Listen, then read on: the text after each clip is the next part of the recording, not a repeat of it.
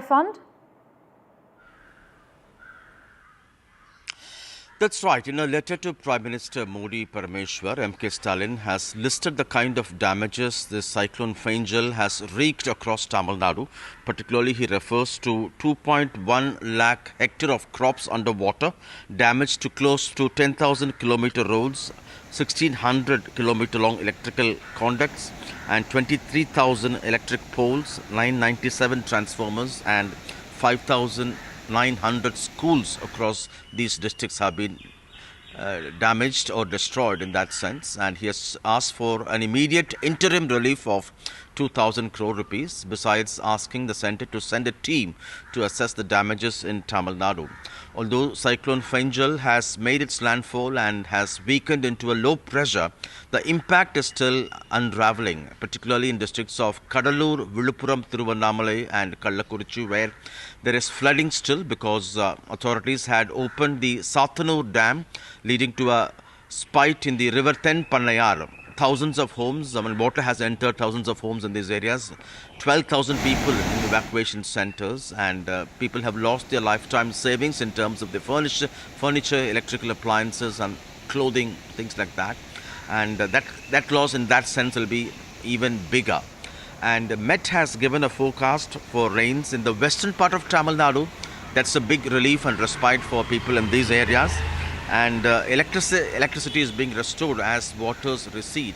Some complaints also that authorities did not give prior notice about this 1.67 lakh cubic feet of water being released, but administration denies, saying that even a week ago, people living along the banks of this river have been advised and warned not to be there and to be very careful about possible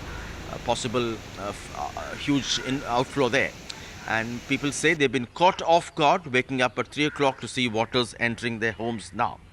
And in terms of the other challenges, of course, would be to restore power supply, to relay the roads, and for which the state government expects the central government to give its share of aid. And Prime Minister Modi, we understand, has assured all possible help at the moment. Thanks so much, as always, Sam, for joining us with the latest from Ground Zero. With that, let's turn our attention now to Maharashtra, where suspense over the new Chief Minister is likely to end soon, as the BJP is scheduled to elect its Legislative Party leader in the Legislative Party meeting either today or on Wednesday.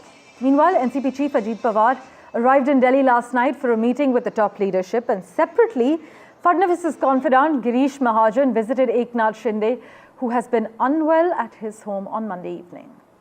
Even as the BJP and Sena say that it was a courtesy call and that Mr. Mahajan had gone there to inquire about Eknath Shinde's health, speculation is rife that Mr. Mahajan had gone to Mr. Shinde with a message about power sharing. Girish Mahajan has actually spoken on record as well. Listen in. Right, we will get that reaction lined up for you in just a moment. Meanwhile, a meeting among Mahayuti leaders, which got pushed a few times, is also slated to take place soon. Anuj Raite tracking the latest developments for us. He joins us from Mumbai at the moment.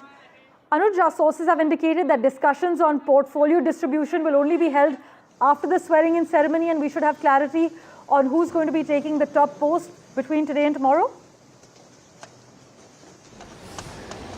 In an ideal situation, the Bharatiya Janata Party would have really liked to get more clarity by the 3rd of December, just 2 days before the scheduled oath-taking ceremony. But that is not the case. And a major reason for that is the surprise visit of Eknath Shinde to his hometown. And even after that, even yesterday we saw that he wasn't available for any public meetings. And we are learning today that he will mostly be in Thane and will be attending some programs through online means and wouldn't really be partaking into any meetings, as far as the government formation or portfolio distribution is concerned. While the developments might be very slow as far as Shinde Sena is concerned, or especially Eknath Shinde is concerned, the Bharatiya Janata Party is now trying to pull up its socks to, schedule its meeting for electing its leader of Legislative Assembly soon. The two caretakers, the two observers rather, will be here in the state, Nirmala Sitharaman and Vijay Rupani, and then they will helm the meeting tomorrow, which is scheduled to take place at 11 a.m. Now there is a third player in this, and that is Ajit Pawar, who is in Delhi. He's been in Delhi since yesterday to meet Amit Shah, but he's yet to meet Amit Shah, as Amit Shah is in Chandigarh, and that is where we can expect him to lobby for his own candidates to be given at least as an equal number of ministerial berths as Eknath Shinde's candidates, and that will be interesting because you see the cabinet distribution. There are 43 cabinet seats here in Maharashtra, and cabinet distribution would solely be on the basis of strike rate, is what was being said earlier. And now if that is the case, then strike rate of Eknath Shinde and Ajit Pawar isn't very different. So what will be the difference between Eknath Shinde's Shiv Sena and Ajit Pawar's NCP when it comes to important portfolios and also to the number of cabinet berths will be instrumental to see, and that is why we are seeing Ajit Pawar giving it an extra push by visiting Delhi and talking to Home Minister Amit Shah personally.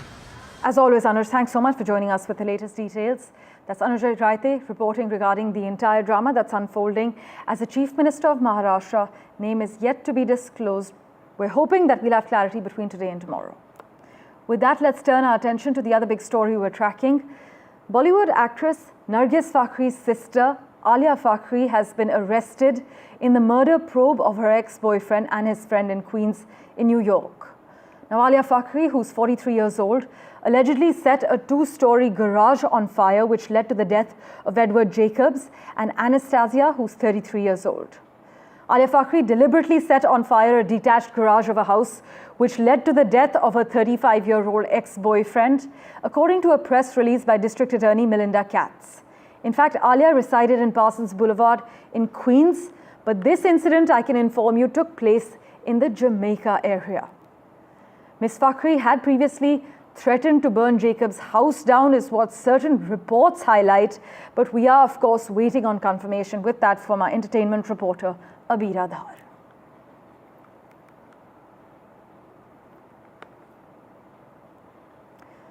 With that, let's turn our attention now to the modern spin to Kashmir's tourism experience. Well, Uber has launched India's first ever water transport service, offering tourists the comfort of pre-booking Shikara rides on Dal Lake in Srinagar through its app.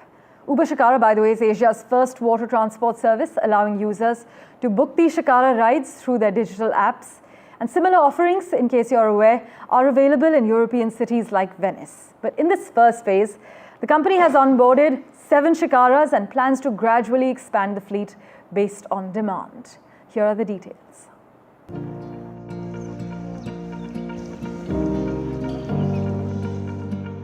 A ride on the Shikara at Dal Lake is now just a click away. Kashmir's traditional boats are now linked with technology. As Uber launches its Shikara service at Kashmir's iconic lake. A Shikara cruise is a dream for every tourist visiting Kashmir. Now they can pre-book a ride directly from Uber app. Uber, it's all about providing mobility with convenience and making it effortless for people to sort of book a ride to go from one place to another. We are using the same magical experience for tourists to now book Shikara in Srinagar. No trip is complete without a Shikara ride at Dal Lake for anybody coming from India or around the world. So we're just very excited to bring this initiative to Srinagar. It's going to help tourists to pre-book their rides. It will ensure they don't have to come here and haggle with boat owners. They know exactly the amount of money they're going to pay for the ride, the duration of the ride. Shikara at Dal Lake is a postcard of tourism in Kashmir.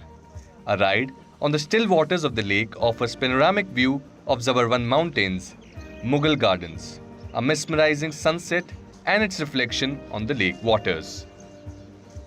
ये तो यहाँ कश्मीर को बहुत फायदा है जो हमारे शिकारा वालों को घोड़े वालों को हम हर एक को इससे बहुत फायदा है और यहाँ से जितना भी आएगा पूरा मुल्क में पूरा वर्ल्ड में जाएगा ये हमारा न्यूज़ ये अच्छा कदम है कि कश्मीर में ये रहेगा इसको शिकारा वालों को भी फायदा है जितने भी है टैक्सी है और दूसरे कोई पूरा होटल है हाउस बोट है सबको फायदा ही फायदा है A massive influx of tourists over the last few years has given a boost to tourism in Kashmir. Over 2 crore tourists, including religious pilgrims, have visited Jammu and Kashmir in the last 1 year alone. The latest move gives a modern touch to Kashmir's tourist experience. With Nazir Masoodi, Bureau Report, NDTV. As always, news and updates continue right here on NDTV. We're slipping into a very quick break for now.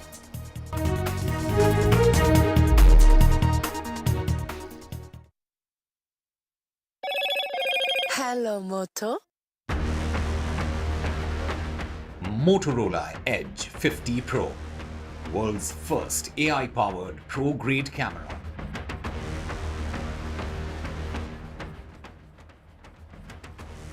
Akal Takth has sentenced the former Punjab Deputy Chief Minister to cleaning duty in the kitchen and bathrooms of several gurdwaras, including Amritsar's Golden Temple, for favouring Dera Sacha Sauda Chief Gurmeet Ram Rahim in the 2015 sacrilege of Guru Granth Sahib.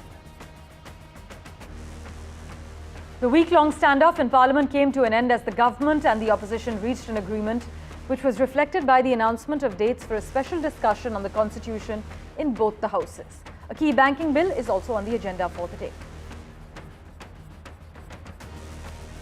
7 have unfortunately lost their lives in a landslide in Tamil Nadu. The Stalin government meanwhile tells the centre to release 2,000 crore rupees from the NDRF fund.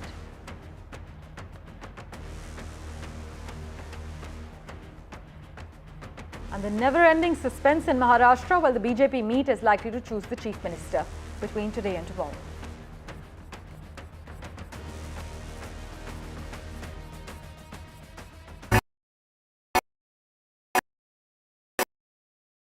Introducing Vice 4K UHD Smart TV. Quantum Luminate gives more than 1 billion colors. Upscale your content resolution up to 4K. Enjoy your games with auto low latency mode. Watch your favorite movie with voice command.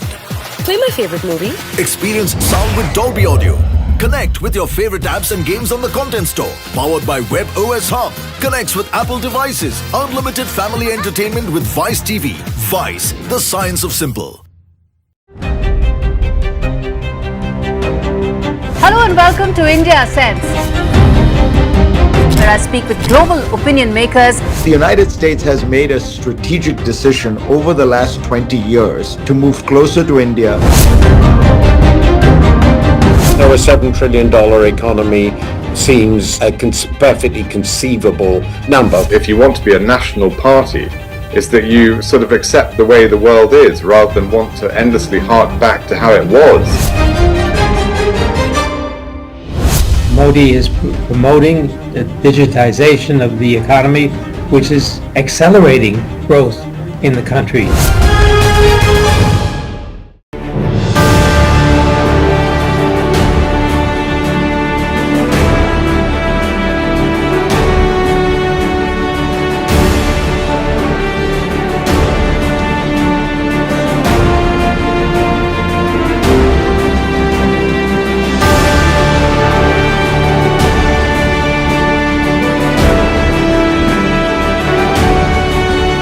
RP Sanjeev Goenka Group presents NDTV Indian of the Year, powered by Raymond, co-powered by Gallant.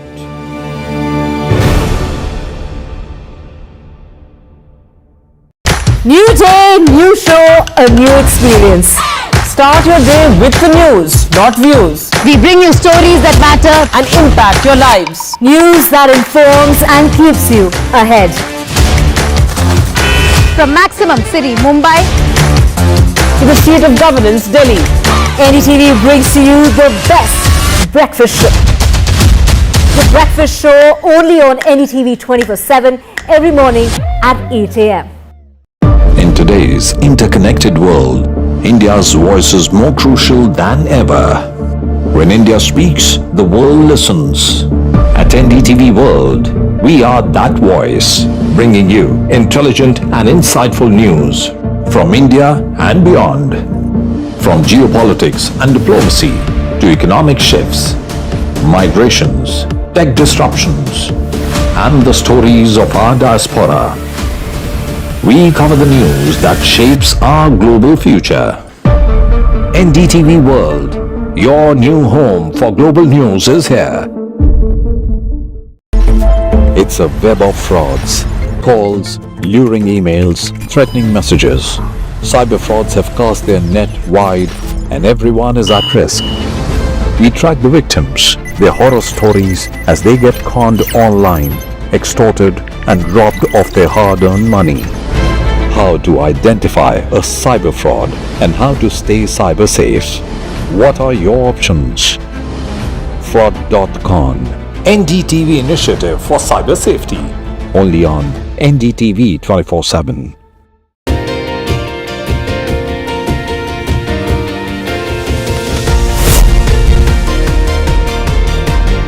Becoming a member of jury of NDTV was a totally different challenge altogether. When you recognize contribution to society, these stories are... Hello, Moto. Motorola Edge 50 Pro, world's first AI-powered pro-grade camera.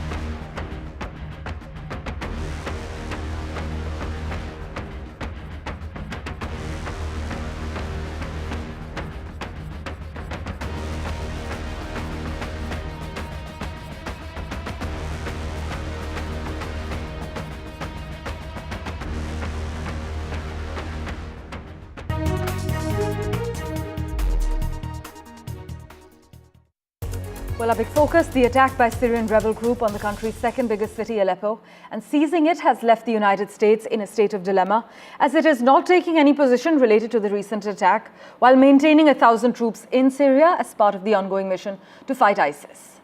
Now, making the position difficult for the US was National Security Advisor Jake Sullivan's statement to CNN, where he said that the rebel forces attacking the Syrian regime are designated as terrorist organizations by the United States.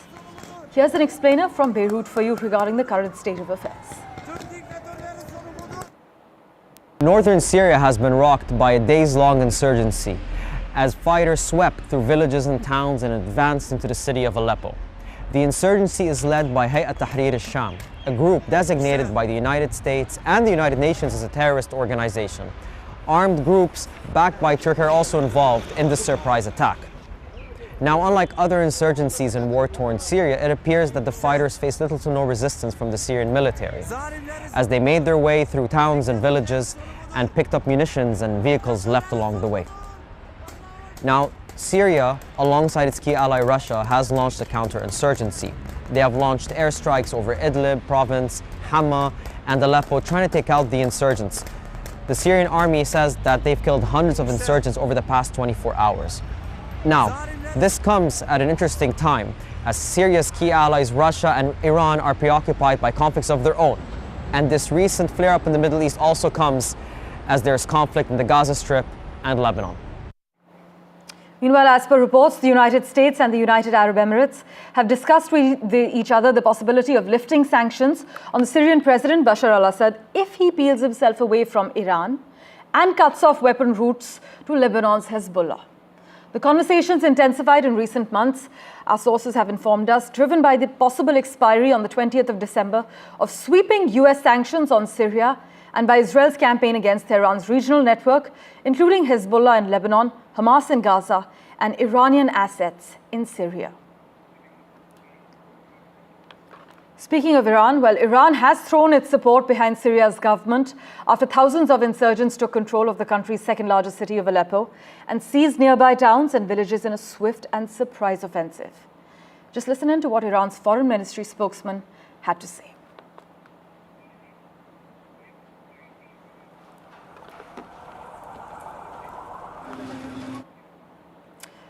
Right, while we outline that reaction for you, let's also get you an update. As far as Lebanon is concerned, the Israeli Defense Forces have said that it is striking targets in southern Lebanon after Hezbollah officials said earlier they fired on an Israeli target. Hezbollah officials said that they had fired on an Israeli target in southern Lebanon, accusing Israel of repeated violations of the ceasefire agreement. In fact, the IDF said Hezbollah launched 2 projectiles towards the area of Hardov There were no injuries, with the projectiles falling in open space, is what the IDF maintains. In other news, United States President-elect Donald Trump has promised there will be hell to pay if captives held in Gaza during Israel's ongoing war are not released by the time he takes office, which is the 20th of Jan. The statement was Trump's most forceful on the deadlocked efforts to bring an end to the war since the November 5th US elections, and also comes amid reports that he is pushing for a ceasefire to be reached before his second term begins.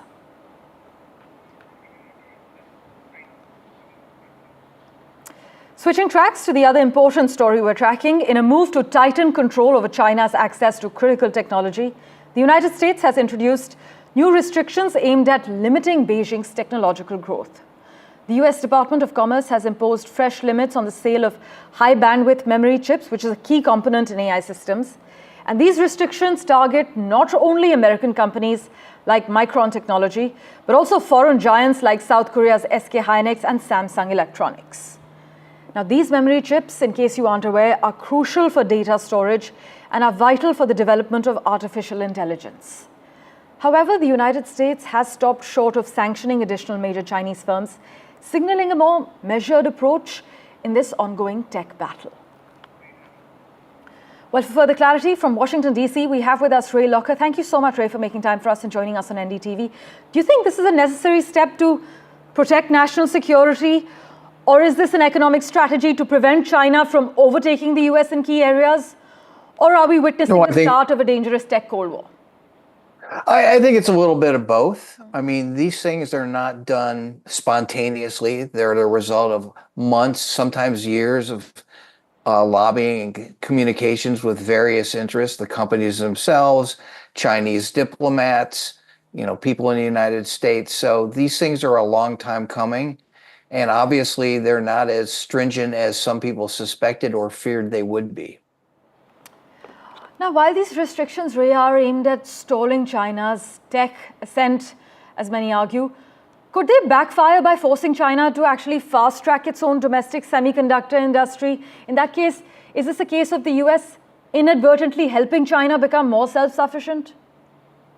I mean, there are always unintended consequences of steps like this, and you're not really sure what's going to happen. If the Chinese do have the capability to go on their own without benefiting from these other companies that are supplying them now, and they do it and are able to seize a market that's important to them, then yes, that's exactly what could happen.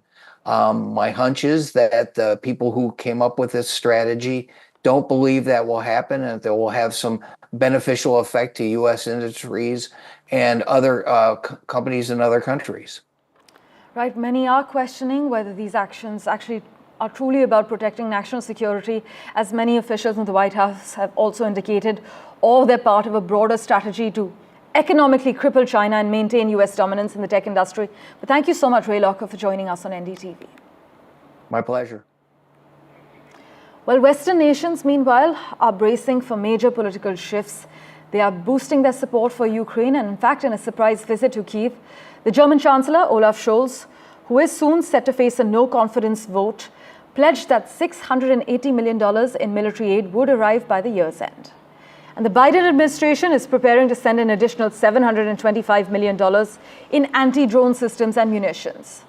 Now, speculation is mounting over what Donald Trump's return to the White House will mean for the war.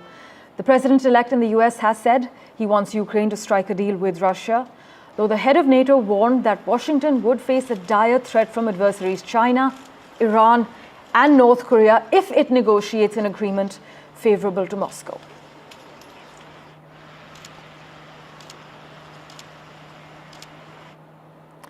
Meanwhile, the Speaker of Russia's upper legislative house has said that she expects Russian-Ukrainian peace talks to happen next year. And Russia is reportedly open to discussing a Ukraine ceasefire deal with Donald Trump, but rules out making any major territorial concessions and insists Kyiv abandon ambitions to join NATO. Russia continues to demand, and I quote, demilitarization and denazification of Ukraine, and in previous peace negotiations said that Kyiv's military should actually be reduced to 50,000. Let's turn our attention now to Spain, Well, Spain will allow workers up to 4 days of paid leave to help them avoid traveling during climate emergencies.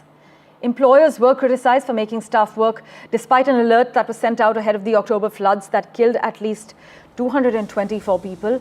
And these new measures in Spain dictate that when the government announces an emergency, workers must refrain from going to work.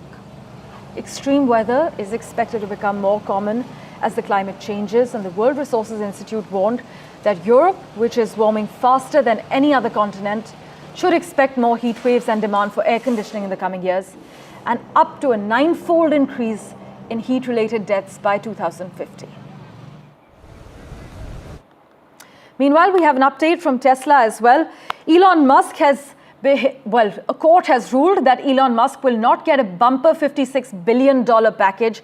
Tesla has lost the bid to restore Elon Musk's record pay, and a court in Delaware has ruled, despite the shareholders giving a green light to this bumper pay package, that Elon Musk will not be cashing in on the $56 billion. And in other news, the Gaganyaan mission, our country's maiden crewed spaceflight program, is expected to be launched by the end of 2026, with the rocket's first uncrewed test flight likely to be held early next year. This is what the Indian Space Research Organization has said. Listen in. On 4th December, this is a launch of PSLV. It's called PSLV C-59. It's launching a satellite called Proba 3. This satellite is from European Space Agency on contract with NSIL. It's a satellite for studying sun, built by ESA, and PSLV launches it to a very special orbit called a very highly elliptical orbit, 600 km in its closest point to Earth, and 60,000 km away point. So such a highly eccentric orbit it is launched. The rocket for Gaganyaan is completely human rated and is ready. The first rocket assembly is going on right now at Satish Dhawan Space Center. We also have another 3 launches to happen before that. And once all 3 launches are successful, we will have the crewed mission. And all astronauts are ready. Next 2026 end is our target for launching. The government has given approval for Chandrayaan 4. Chandrayaan 4 will go again to the same point, the South Pole. And we will look at how we can go there, take some specimen or drill and take out some samples, come back to Earth and deliver it. To go to Moon and come back, we need to make 2 launches. 1 launch today, and after 15 days we need to do another launch. So both satellites will go to space and dock together and become a single satellite and go to Moon and then come back. So this is the first time we are going to do. No one has done like this before. So we hope that we will become the first country to do such a complex maneuver. Meanwhile, a beautiful replica of the moon shaped exactly like the globe of the moon is a big attraction at the ongoing India International Science Festival in Guwahati. My colleague Pallav Bagla takes a close look at the globe made using NASA images. Incidentally, the best images of the moon ever to be taken are by India's Chandrayaan mission. Listen in. This is a very special display of the moon. A moon created using NASA imagery. Each centimeter represents about 5 kilometers of the moon surface. It is said this is a replica of the moon. India's Chandrayaan 3 landed closer to the south pole of the moon at the Shiv Shakti point. This moon has been created using NASA imagery, but the finest images of the moon surface have been taken by the orbiter of Chandrayaan 2. But a great display of the whole globe of the moon at the India International Science Festival in Guwahati. The moon looks wonderful. In Guwahati, Pallav Bagla for NDTV.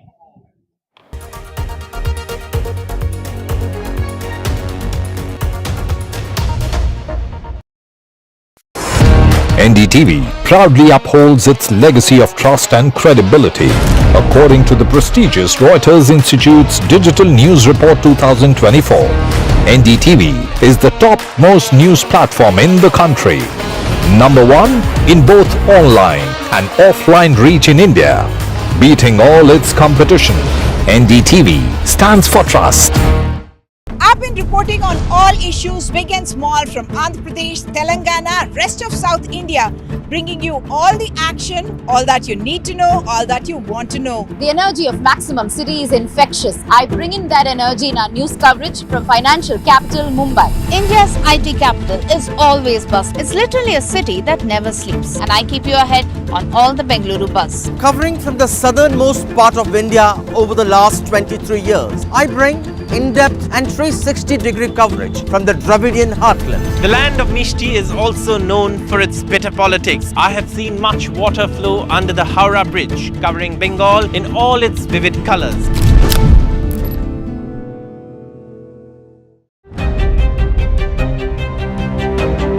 Hello and welcome to India Sense, where I speak with global opinion makers. The United States has made a strategic decision over the last 20 years to move closer to India.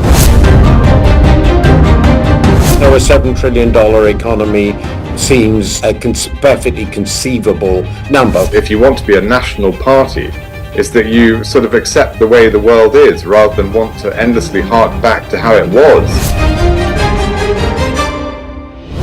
Modi is promoting the digitization of the economy, which is accelerating growth in the country.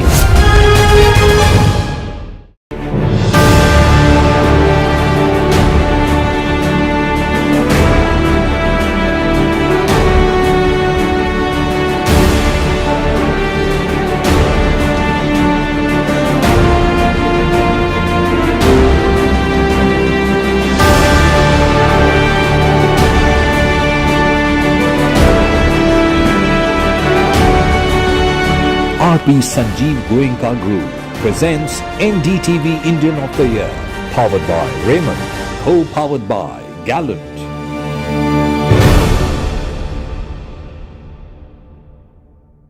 New day, new show, a new experience. Start your day with the news, not views. We bring you stories that matter and impact your lives. News that informs and keeps you ahead.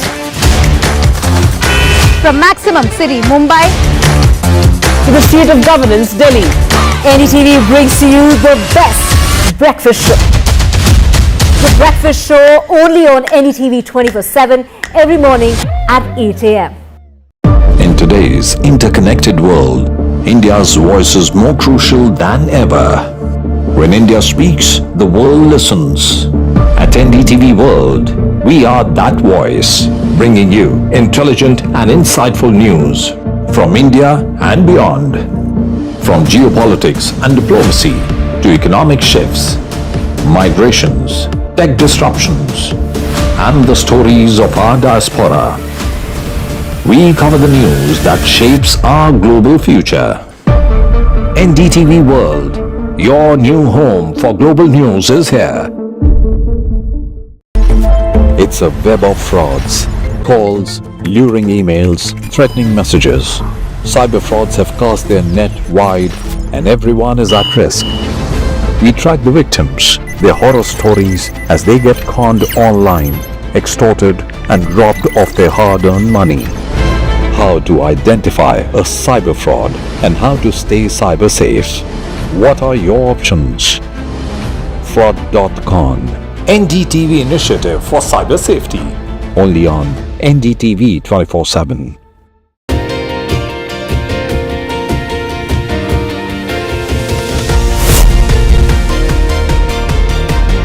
Becoming a member of jury of NDTV was a totally different challenge altogether. When you recognize contribution to society, these stories are inspiration for everyone who views them. The NDTV Indian of the Year is an extremely important initiative.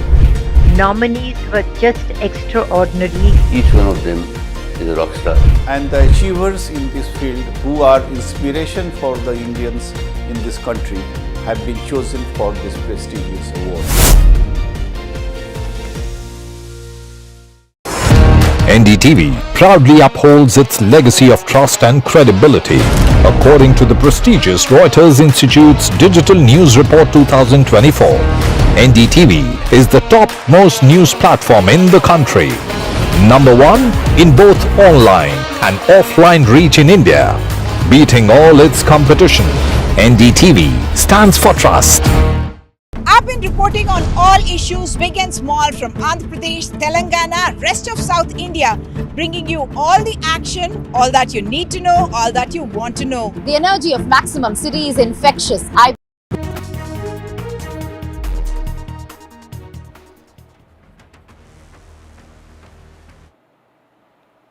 It's day 7 of the Parliament as the Lok Sabha and the Rajya Sabha resumed this morning in the winter session. Let's just also get you that deadlock that has finally broken after a week. Key banking bill is on the agenda. And Sukhbir Badal at the Golden Temple after Akal Takth has, announced his punishment. He will be cleaning the bathrooms at the Golden Temple between 12 o'clock and 1 o'clock this afternoon. He's been punished over sacrilege and is said to be unfit to lead the Sikh community. 7 people have died in a landslide that took place in Tamil Nadu. This has triggered a second landslide, and it is the government that's asking, as far as the state government is concerned, for more funds to be released to the state of Tamil Nadu. They're talking about 2,000 crore NDRF funds to be released to the state, and it's the Prime Minister who has assured Chief Minister Stalin of all kind of necessary help. And in Maharashtra, the suspense continues. It's the BJP that is likely to meet today. The Mahayuti leaders there said to have that meeting in order to choose the Chief Minister.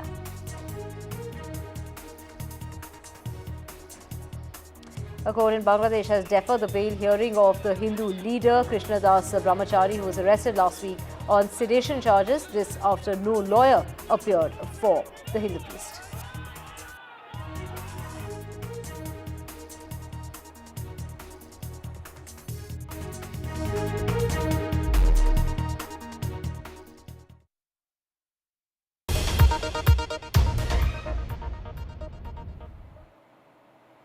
A very good morning. You're watching NDTV 24/7. I'm Divya Vadva. We also have my colleague Vasudha joining us from right outside the Parliament as both houses of the Parliament resume functioning in the ongoing winter session after a week-long standoff between the government and the opposition. That's Vasudha finally ended in an agreement. The stalemate in the Parliament has been broken with the government agreeing on the opposition's demand for a two-day discussion on the Constitution. Absolutely, Divya. Yesterday we saw this major breakthrough between the opposition parties and the Lok Sabha Speaker, basically the government and the Lok Sabha Speaker, basically agreeing to have a discussion on the Constitution of India, something that was demanded by the opposition parties. This discussion will take place on the 13th and 14th of December, and also on the 15th and on the 16th and 17th of December in the Rajya Sabha, the first 2 days in the Lok Sabha. So that was seen as a big breakthrough, and it comes after 6 days of continuous disruptions and adjournments that both houses witnessed, and with no legislative agenda being taken up. And finally today brings a glimmer of hope that some parliamentary agenda will be taken up, some legislative business will go on. In the last 6 days, there hasn't been any important bill that has been taken up. There's only been laying of some papers here and there, but important bills on agenda, including the Banking Laws Amendment Bill, which means, which also intends to make the banking experience easy for depositors, also intends to increase the number of nominees. There's also the Oil Fields Regulation Act, which looks at reforms in the hydrocarbon exploration sector. There's also the Railways Bill Amendment Bill and also the Aviation Bill. So many discussions and deliberations have taken place before these bills have been brought into the Parliament. So clearly those will be introduced. Let me also tell you what is happening in the Parliament right now. My colleague Aishwarya is there, but the Congress MPs are of course protesting. They want a discussion on the Adani on the Adani issue. They want a discussion on the bribery allegations against the Adani group, something that the group has completely dismissed. That protest is happening. Other than that, there are also Congress MPs who have been asking for a discussion on the Cyclone Fangel, has crossed Tamil Nadu, and Tamil Nadu, of course, is facing very heavy rainfall. This is probably, a difficult time for the state, and Prime Minister Narendra Modi understands that. He has actually called Chief Minister of Tamil Nadu, M.K. Stalin, in the morning today, and they've had a long discussion over this. Tamil Nadu is also, state government led by DMK, is also asking for more funds to ensure that the damage caused by this disaster is controlled by the state. So that is happening. Apart from that, the External Affairs Minister, Dr. S. Jaishankar, was supposed to make a statement on India-China talks yesterday. Remember, the disengagement process that began has been implemented in 2 districts, in places in Ladakh. Of course, he was supposed to give an update on that, but because the houses could not function, that important statement could not come through. Today, the Prime Minister and Home Minister will be at an event to launch the new criminal laws. So clearly in the House, of course, all of that will be, the processes, the business agenda will be taken up in the shadow of what is going to happen in Maharashtra, who the new Chief Minister of Maharashtra is going to be. Those deliberations are also happening because Eknath Shinde has been in some ways not been very communicative in the last 2-3 days with respect to what really he is thinking. So that is something that the BJP hopes to resolve. Other than that, there is, of course, legislative agenda, and the Congress called the opposition meeting also started around 10 o'clock today.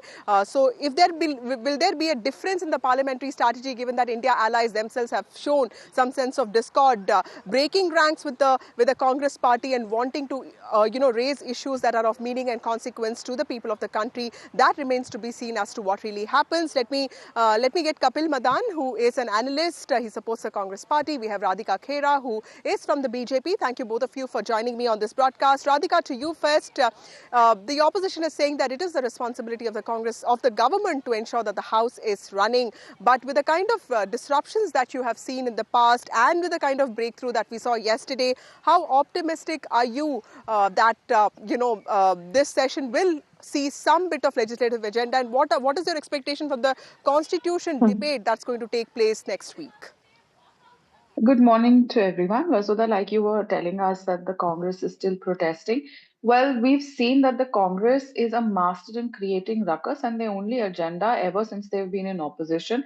This is the 3rd time that they are in opposition at the center, and they have only been creating ruckus and chaos in the parliament. They do not bother about and care about the progress of the country, development of the country. They do not want to talk on issues, and they have always been running away. They have the shoot and scoot policy where they will bring a topic. We saw that in the Rafale issue. They brought up the Rafale issue, then Rahul Gandhi had to go and apologize in court. Pegasus, we saw that. Now they're going after Daniji. Matlab, regularly, they are up to all this kind of chaos, and end result is that they only run away from parliament because they know they are wrong, and they are only bringing up issues to create some drama on media, and they do not have the facts to back them properly. They are just आरोप जो लगाते हैं और उसके बाद shoot and scoot policy. So while we are still hoping that the logjam is solved and resolved, and they behave like a responsible opposition. We even saw the heights that Rahul Gandhi fell to. Remember when the Prime Minister was addressing the first session of the new government, Rahul Gandhi was instructing his MPs to get into the well and create ruckus. Because like I said, their agenda is only to stop everything that talks about development or progress of the country. Their hatred, Rahul Gandhi's hatred for Narendra Modi ji, is so much that he would even end up harming the country just for his hatred. So we again are open to discussions on every issue, but the Congress has to ensure that they stop running away from meaningful debates and their own partners. We've seen how the TMC and other parties have come forward and they said they want parliament to run. We do not support Rahul Gandhi on the issues that he's raising and on the chaos that he intends to create in parliament. His own MBA alliance is not in alliance with him on this issue. Let me get in Kapil Madan here. That there's a very valid point that Radhika raises, and this is the high-handedness or the alleged high-handedness of the Congress party is an allegation that we have seen emerging off and on, even with regard to the kind of seat-sharing arrangements that we saw in Haryana, or for that matter even in Lok Sabha elections of 2024. Kapil, do you think that the Congress party under the Gandhis also need to re-strategize its parliament strategy, because, picking up issues that have a resonance with electorate would actually actually mean more electoral meaning to them, considering that there have been back-to-back defeats that the Congress party itself has faced, both in Haryana and also in the state of Maharashtra. Even in Jammu Kashmir, their performance was not really up to the mark. So, Vasudha, let me say one thing here. What is the role of opposition in any democratic society? The role of the opposition is to take up the issues which are important for the country, the issues which are relevant for the people, which directly affect the people. Now, if you look at how Parliament has functioned in the last 4-5 years, we've seen how, when we had rift with China, there was no discussion in Parliament. And in fact, the opposition was demanding, let's have a discussion on the China issue. But there was no discussion. Recently, now we saw there are talks that both India and China are disengaging their tensions in those areas. Now, we saw similar thing happen when the farmers' protests happened. There was no discussion when farmers' bill was passed. There was no meaningful discussion when those bills were revoked. We saw, Manipur is burning. Manipur is burning for almost, 1.5 years now. There is no meaningful discussion. And in fact, it took considerable time for the ruling dispensation, for the Honorable Prime Minister to, start, speaking on Manipur. And while speaking on Manipur, he mentioned about different states also. Now, my only point is this. It is the role of the opposition, whether you are winning the election or whether you're losing the election. There are, let me tell our viewers that there are about 60% of, the citizens who have voted against the BJP. So those 60% people's voices needs to be heard. They also have the issues who are not aligned with the BJP. Just because BJP in power, you cannot sideline the point of view of the opposition or the issues which the other opposition parties would want to highlight in the course of parliament discussion. That's the role of the opposition. Right. Right. But Radhika, do you also feel with the reduced numbers in the parliament, the BJP also will find it more challenging to ensure that the House runs and also its own legislative agenda gets fulfilled? Because the hallmark of, at least the promised hallmark of Modi 3.0 has been governance, ease of living, ease of business. So clearly, many laws, outdated laws have to be sort of in some ways have to be done away with. Those small penalties have to be done away with. There has to be a lot of reform that has to be brought into the picture, for which you would need the opposition support, not just in terms of numbers, but also in terms of acceptance, dialogue, discussion, to at least present. Let me also get in Neerja here, Neerja Chaudhary, author and senior journalist. I'll come to you, Radhika, in a bit. Neerja, ma'am, how do you see the parliamentary strategy of both BJP and Congress in the winter session? Because clearly the BJP faces a dilemma of ensuring that the House runs, but at the same time, it also wants to give space to the Congress, but opposition, but not too much. While for the opposition, it's a bigger dilemma because they've seen electoral defeats ever since 2024 Lok Sabha elections took place. So clearly, it's a catch-22 situation for both of them. How are you looking at both the fronts navigating this? Look, I think the fact that they're back in the House, debating, discussing is a good thing, because Parliament has to run rather than be stalled, unless it's the rarest of rare cases. But yes, in terms of strategy, the opposition realized that stalling Parliament and walking out day after day ultimately helps the ruling party.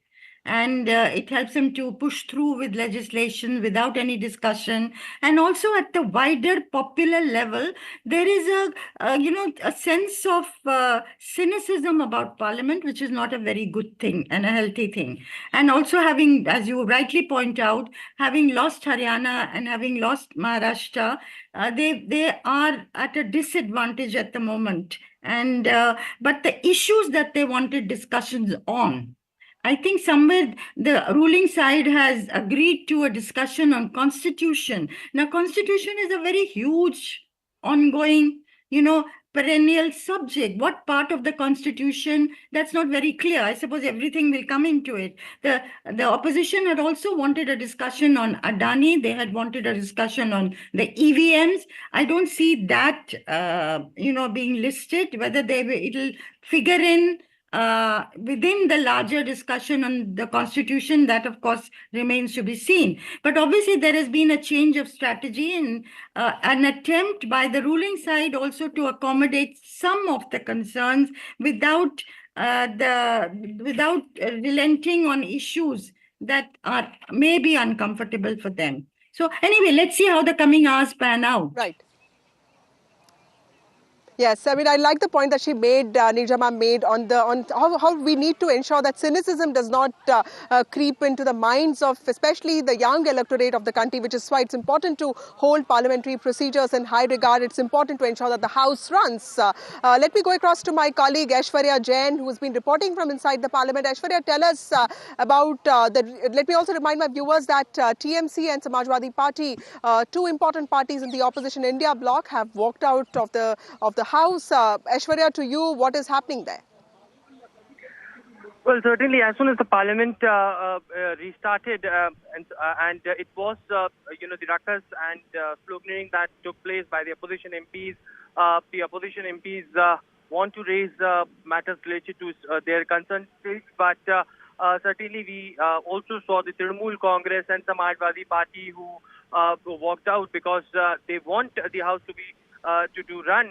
They had come on record and stated that they want to raise several issues, including the Sambhal issue, and also want to discuss the issue of the Bangladesh as far as Trinamool Congress is concerned, and therefore they did not take participation in that particular protest that was led by the Congress party yesterday. Remember, it was Lok Sabha Speaker who agreed to both of these demands of these two political parties, specifically of Samajwadi Party and Trinamool Congress, and therefore the reason they stated that they will not take any participation in the protest, whether be it inside the House or outside the House, because they want House to be House to function. And therefore the reason, perhaps, as soon as the Parliament started, there were several opposition MPs who started creating ruckus, and in a way, we have seen Samajwadi Party and Trinamool Congress walked out from that particular protest, that because they do not want to be a part of that protest as well. So certainly there had been a divide in the opposition camp that we are witnessing currently as far as the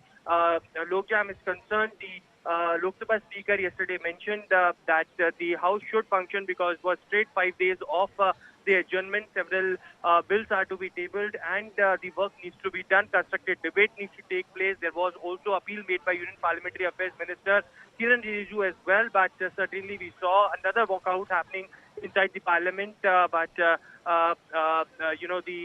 in the Lok Sabha, it is the debate still continues amid of the ruckus that we are witnessing.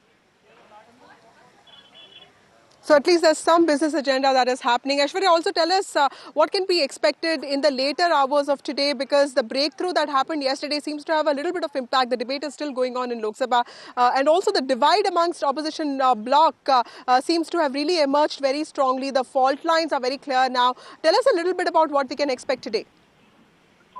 Well, certainly, as far as the opposition is concerned, Trinamool Congress has stated that they are not the electoral partner of the Congress party. Of course, they fight against the Bharatiya Janata Party, and therefore they are the part of the India bloc, but they are not the electoral partner. Is the line that Trinamool Congress had picked up, and they want the House to function, is something that the TMC and both Samajwadi Party had stated very upfrontly. But on the other side, yes, as far as legislative bills are concerned, both in Lok Sabha and Rajya Sabha, important bills are to be tabled. It is Finance Minister Nirmala Sitharaman who will come up with the Banking Amendment Bill.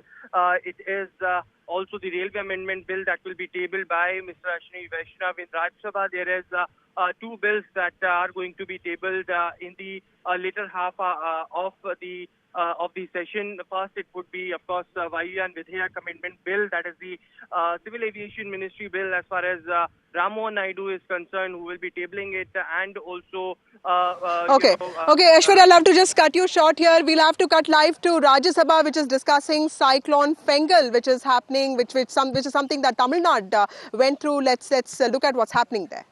Tragically lost their lives due to the cyclone's impact as a mark of compassion and solidarity, sir. Thank you, sir. Sri Vaiko, please, I'll accommodate all. Sri Vaiko came here in 1974. Honorable Chairman, sir, the situation in Tamil Nadu is very serious. Flights suspended, trains disrupted, and normal life in 7 districts in Tamil Nadu were disrupted as Fangel cyclone hit Tamil Nadu and Puducherry. There was heavy and very heavy rainfall in some districts, due to which some areas were flooded and standing crops, thousands of acres of standing crops were damaged. The common people have to undergo untold misery in some districts, especially Kadalur, Viluppuram, Tiruvannamalai, Krishnagiri. There was heavy rainfall.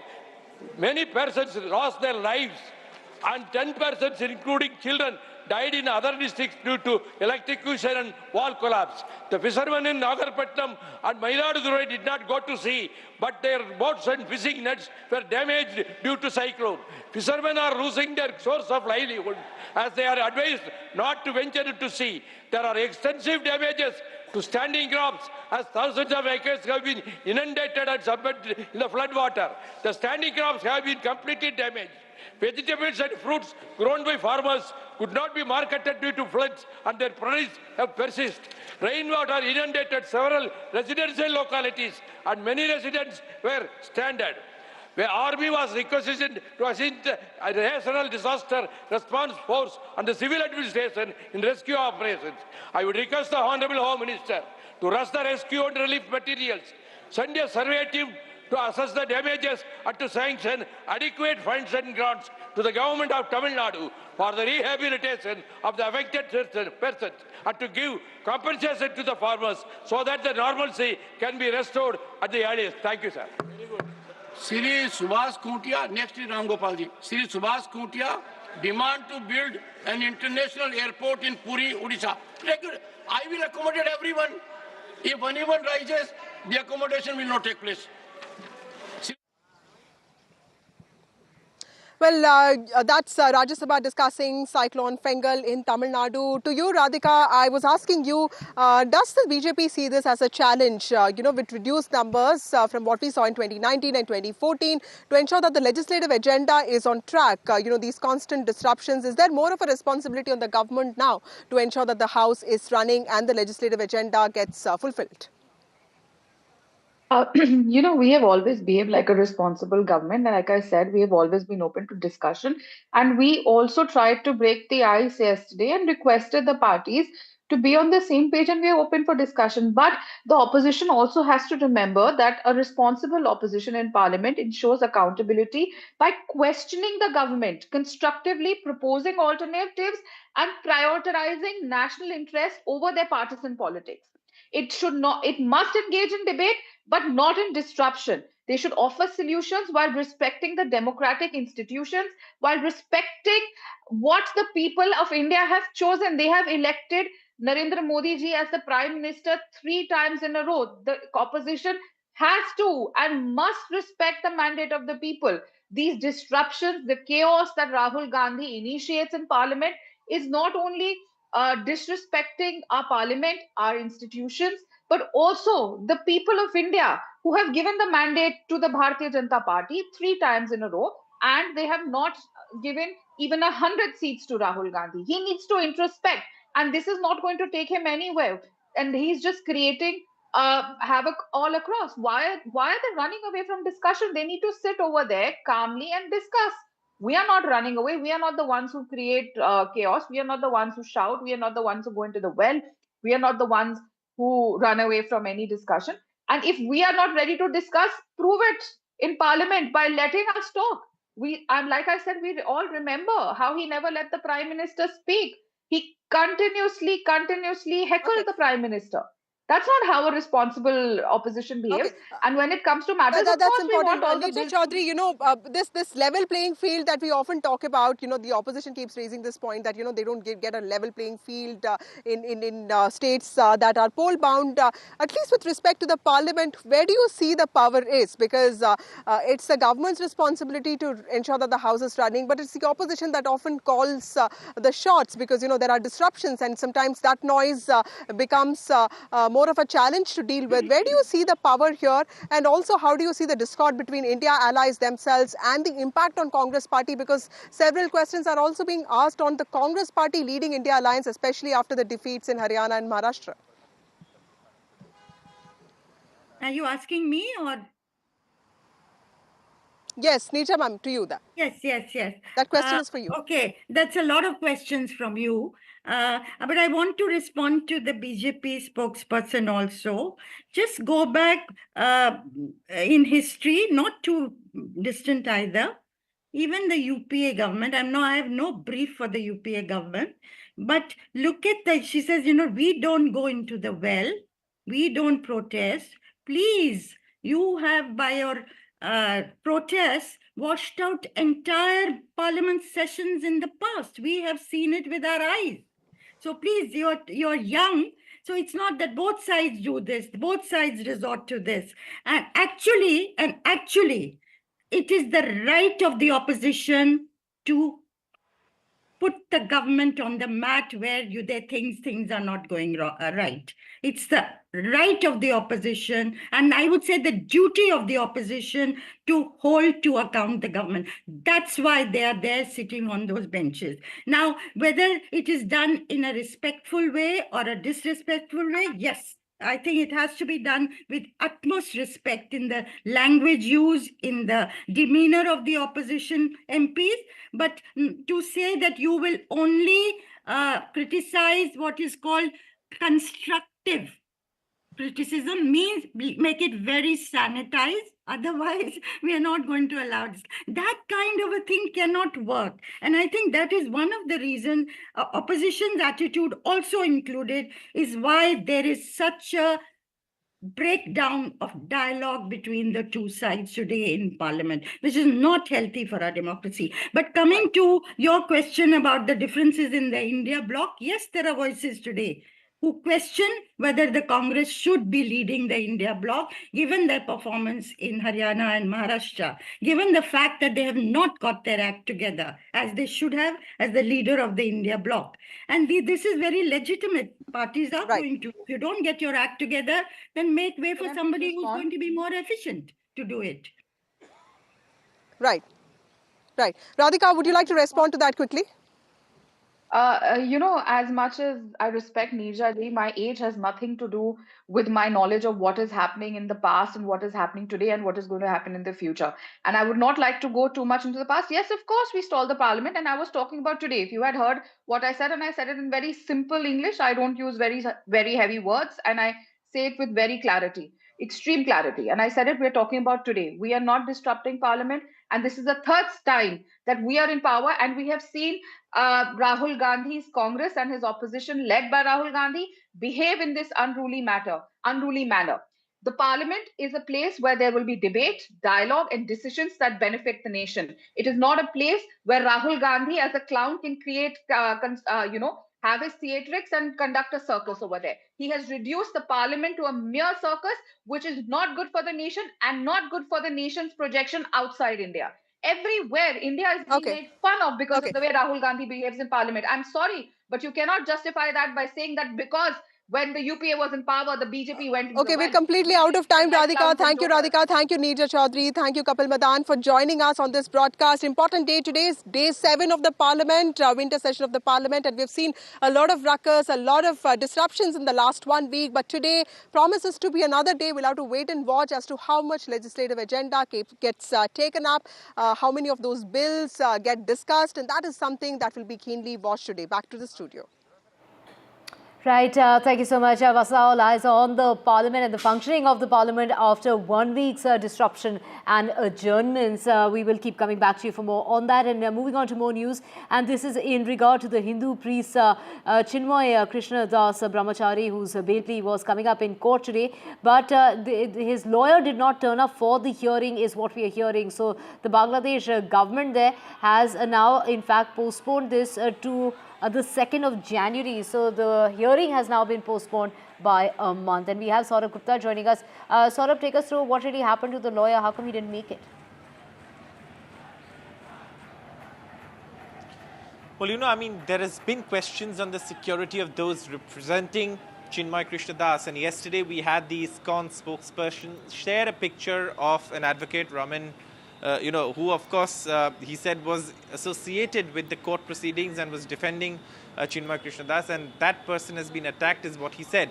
Now, this is serious because due process of law is something that everyone has the right to access. And what we are seeing in Bangladesh is, apart from, the international condemnation of the violence against minorities that we've seen in the past few days, what we are also now seeing is that gaps in the due process. For example, there are threats to minorities. What we are hearing is there are threats to lawyers who are representing Chinmoy Krishna Das, and that could be there's no concrete sort of statement on why, but that could be one of the reasons why no lawyer representing Chinmoy Krishna Das could turn up in court.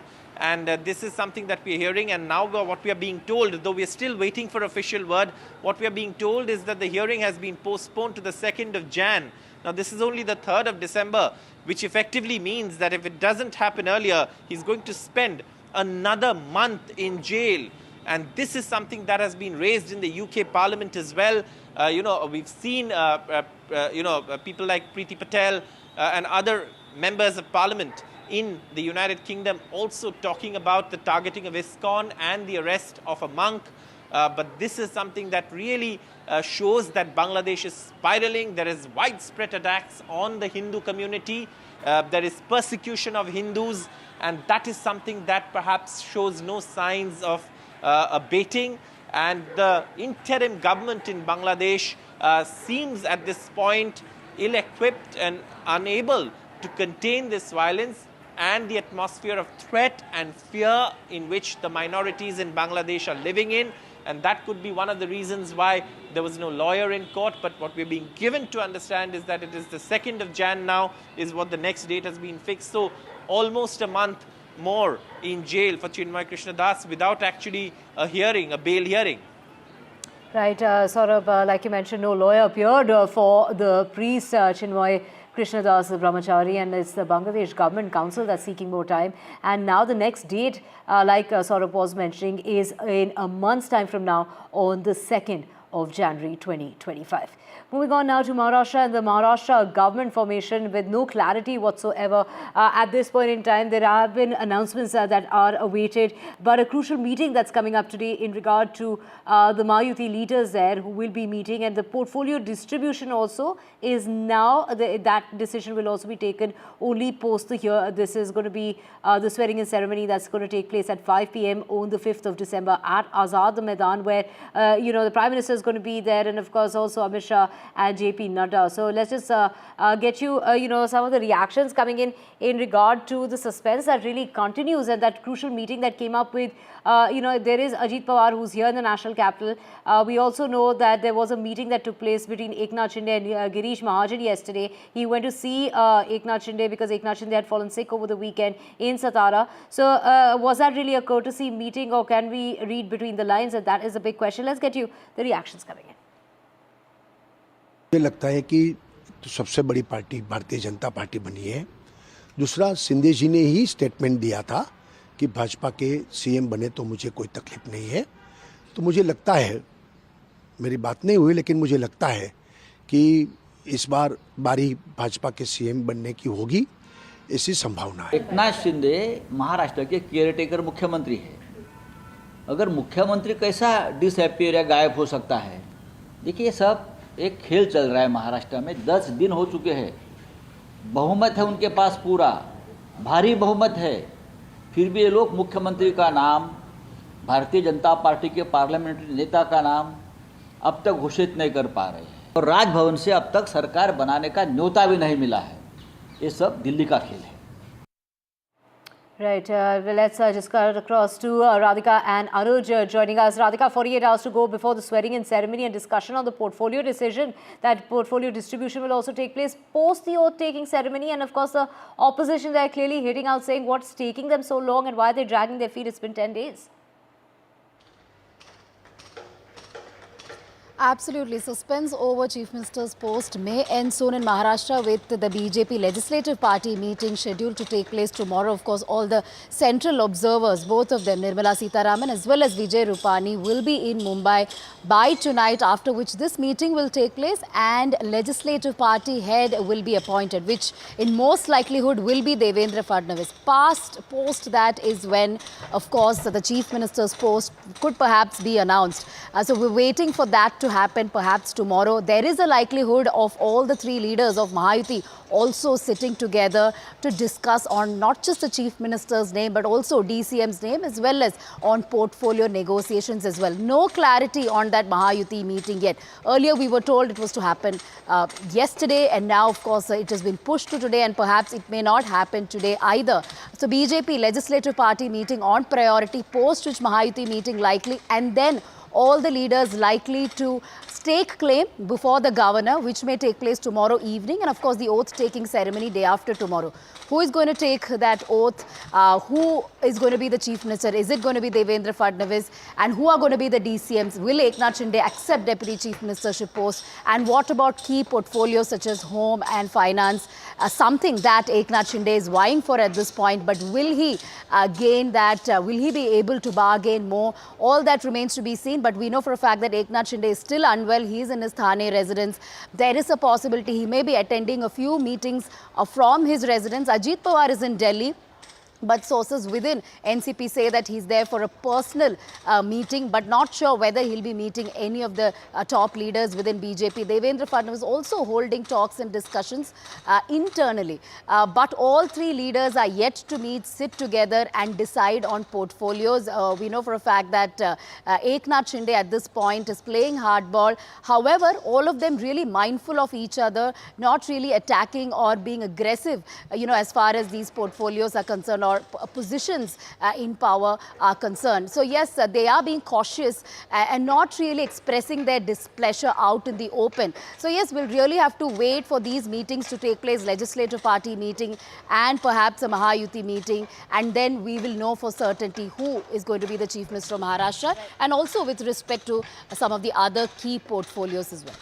Right, we have Anuj with us as well. Anuj, that key meeting that's coming up, but considering that Ajit Pawar is here in the national capital, Eknath Shinde is not well, and there's been so much speculation regarding that meeting between Eknath Shinde and Girish Mahashan. Oh, well, yes, I'm standing outside the Bharatiya Janata Party office here at Nariman Point, and since morning we're seeing that the workers from not just across the city but from across the state, all those who've been very closely associated with this election are making a point to come here. Now, this would be for several reasons, but as you said, an important development that has taken place in the last 24 hours is Ajit Pawar's visit to Delhi. Of course, as sources suggest, he's there to meet the Home Minister Amit Shah, but then the NCP leaders, especially Sunil Tatkare, their MP, has gone on record to say that there has been no such kind of meeting which has been scheduled, at least as of now. Now, we saw that since day one, that is since the 23rd, when the results became very clear, NCP has been very, very straightforward in offering their support to Devendra Fadnavis, not just to the Bharatiya Janata Party, but to Devendra Fadnavis in specific, to become the Chief Minister of the state. And, one looked at it from different angles, because Ajit Pawar's party has been, pushed down to be the tertiary partner here in the Mahayuti alliance. Although he was the Deputy Chief Minister with an important portfolio, that is finance, but it was always considered to be a tertiary party. Now, considering that Eknath Shinde would in all likeliness not be continuing as the Chief Minister, he already has pushed his name, or pulled his name rather, out of the contention list. We can see that it's not just Ajit Pawar but all the other senior leaders from the NCP who have extended their support to to Devendra Fadnavis to become the Chief Minister. Besides that, there are some important leaders in the Ajit Pawar camp of NCP who are trying hard to get some important portfolios.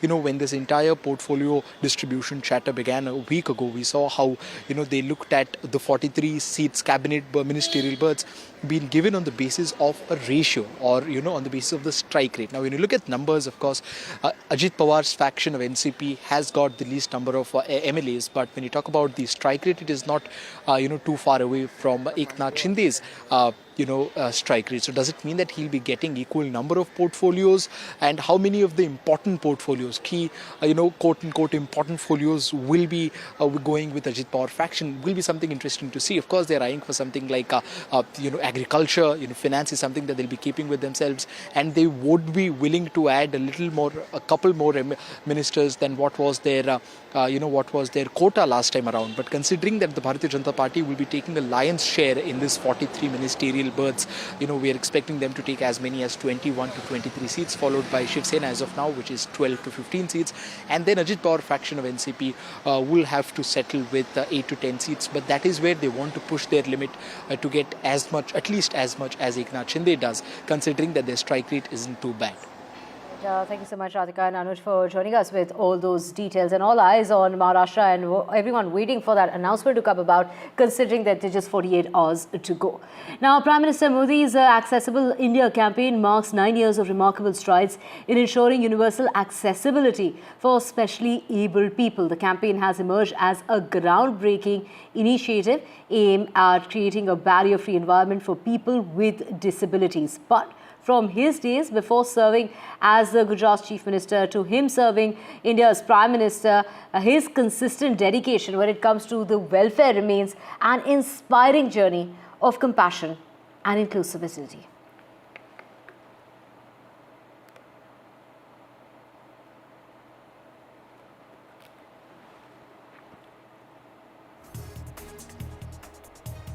And let's just cut across to the Rajya Sabha, where Raghav Chadha is speaking on the perennial issue that Delhi faces regarding the pollution menace. उस पराली को साफ करने के लिए किसान के पास मात्र 10 से 12 दिन होते हैं, क्योंकि अगली फसल बीजनी होती है। अगर 10 से 12 दिन में इस पराली को साफ ना किया जाए तो जो अगली फसल है उसकी यील्ड गिर जाती है। इसीलिए किसान को मजबूरन पराली जलानी पड़ती है। इसके अगर कोई सॉल्यूशंस की हम बात करते हैं, हैप्पी सीडर और पैडी चॉपर जैसी मशीनें, उन मशीनों को चलाने के लिए बहुत ज्यादा पैसा खर्चना पड़ता है। 2 से 3 हजार रुपए प्रति एकड़ किसान की जेब से लगता है।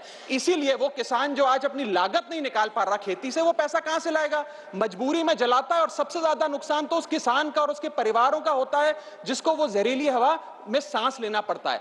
मैं एक समाधान लाया हूं सर, अगर आज हम एक शॉर्ट टर्म सोल्यूशन पंजाब के किसान को और हरियाणा के किसान को भी 2500 रुपए प्रति एकड़ देते हैं इस पराली से निजात पाने के लिए, तो पंजाब का एक भी किसान पराली नहीं जलाएगा। इसमें 2000 रुपए भारत सरकार दे, 500 रुपए पंजाब सरकार देगी, और हम इस पराली की समस्या से एक शॉर्ट टर्म सोल्यूशन पालेंगे। लॉन्ग टर्म सोल्यूशन है क्रॉप डाइवर्सिफिकेशन, यानी कि धान की खेती से हमें कॉटन, मक्की, पल्सेस, ऑयल सीड्स की ओर हमें बढ़ना होगा। हम एआई की तो बहुत बात करते हैं सर, AQI की बात करनी होगी, और जैसे राजनीतिक दल बूथ बूथ पर रणनीति। माननीय सदस्यों, मैंने ऑलरेडी मेंशन किया इस इशू पर। माननीय विक्रमजीत सिंह साहनी, माननीय श्री मानस रंजन मंगराज जी, श्रीमती रंजीत रंजन जी, श्रीमती रजनी अशोक राव पाटिल जी ने एसोसिएट किया है। नाउ माननीय श्री अयोध्या रामी रेड्डी आला, concern over decline in medal tally at Olympic Games. Please. Thank you, Deputy Chairman, sir. This is a very important subject. Despite substantial focus and investment of approximately 500 crore rupees, Right, Raghav Chadha there highlighting the issues and the challenges that are being faced by the farmers year on year. The fact that they have very little choices, and they're very expensive choices at that. And he is coming up with a cheaper solution there in the Rajya Sabha. We'll keep getting you more details about what's really happening in the Parliament. For now, slipping into a very short break.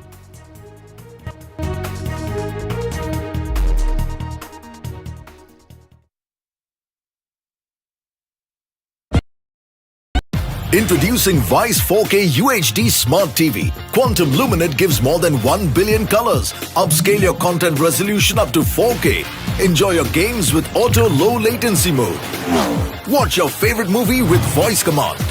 Play my favorite movie. Experience sound with Dolby Audio. Connect with your favorite apps and games on the Content Store. Powered by Web OS Hub. Connects with Apple devices. Unlimited family entertainment with Vice TV. Vice, the science of simple. Hello and welcome to India Sense. where I speak with global opinion makers. The United States has made a strategic decision over the last 20 years to move closer to India. Now, a $7 trillion economy seems a perfectly conceivable number. If you want to be a national party, it's that you sort of accept the way the world is rather than want to endlessly hark back to how it was. Modi is promoting the digitization of the economy, which is accelerating growth in the country.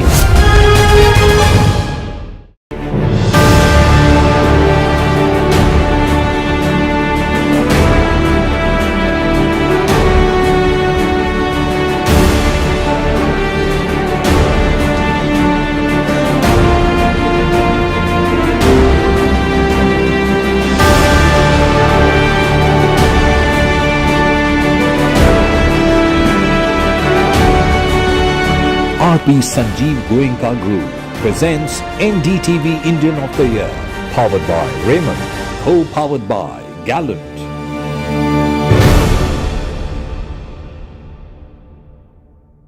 New day, new show, a new experience.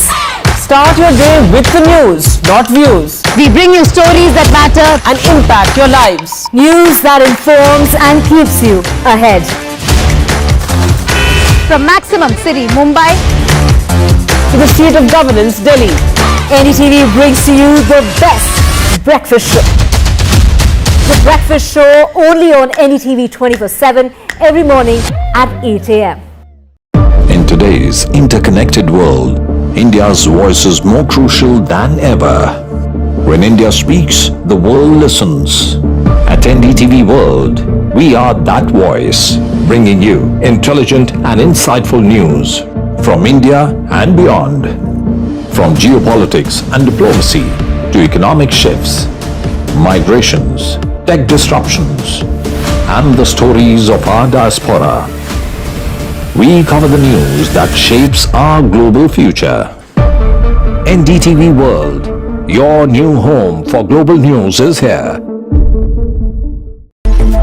It's a web of frauds, calls, luring emails, threatening messages. Cyber frauds have cast their net wide and everyone is at risk. We track the victims, their horror stories as they get conned online, extorted and robbed of their hard-earned money. How to identify a cyber fraud and how to stay cyber safe. What are your options?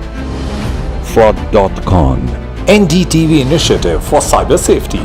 Only on NDTV 24/7.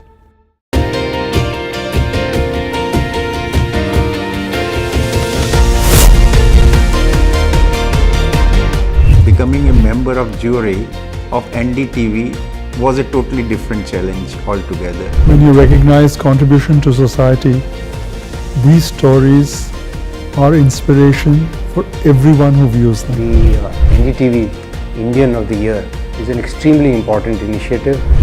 Nominees were just extraordinary. Each one of them is a rock star. And the achievers in this field who are inspiration for the Indians in this country have been chosen for this prestigious award. NDTV proudly upholds its legacy of trust and credibility. According to the prestigious Reuters Institute's Digital News Report 2024, NDTV is the top-most news platform in the country. Number one in both online and offline reach in India. Beating all its competition, NDTV stands for trust. I've been reporting on all issues big and small from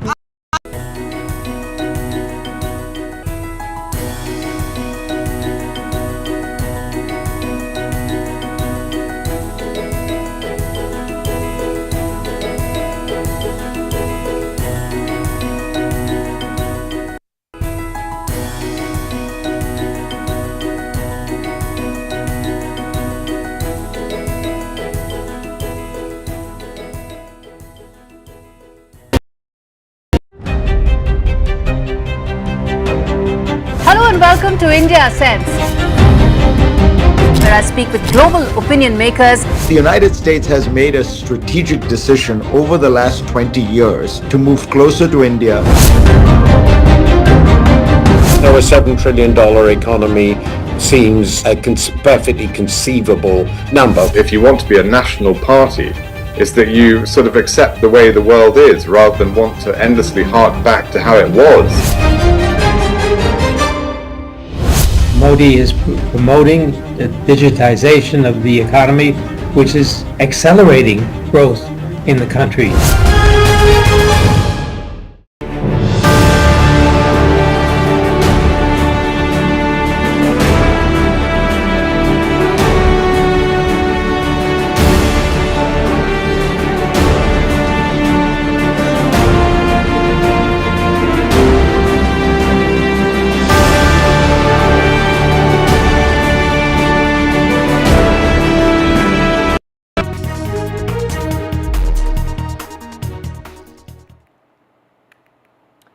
Welcome back. Let's get you the very latest. And as former Punjab Chief Minister Sukhbir Singh Badal, who has started serving the religious punishment given to him by the Akal Takht in a sacrilege case.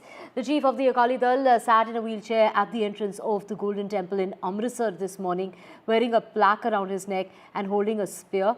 Akal Takht has sentenced the former Punjab Deputy Chief Minister to cleaning duty as far as the kitchen and bathrooms of several gurdwaras, including Amritsar's Golden Temple. So there you can see visuals on your screen of the seva that he's about to perform from 12 o'clock in the afternoon to 1, and then he will also be serving langar. This is for favouring Dera Sacha Sauda Chief Gurmeet Ram Rahim in the 2015 sacrilege of the Guru Granth Sahib. His father, the late Prakash Singh Badal, the former Chief Minister of Punjab, has been stripped of the pride of the Sikh community honour bestowed on him in 2011 for service to the community.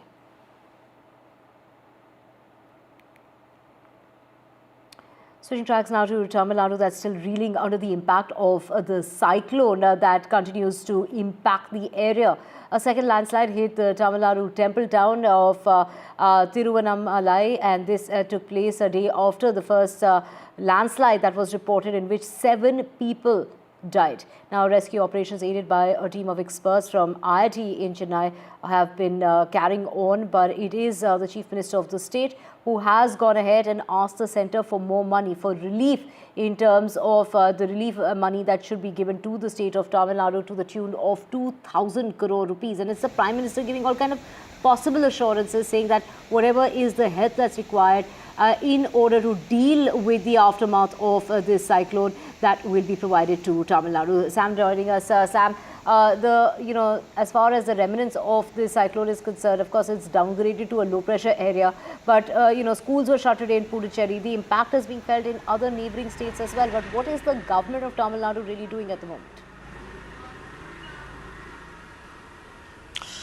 At the moment, the revenue authorities, along with NDRF, SDRF, fire and rescue personnel, all are working together to get this affected communities out of the misery, Divya, in terms of pumping waters, in terms of restoring electricity, in terms of helping those in the evacuation centers. And Chief Minister M.K. Stalin has asked for a 2,000 crore interim relief from central government. Prime Minister Modi also spoke to M.K. Stalin, assuring all possible help.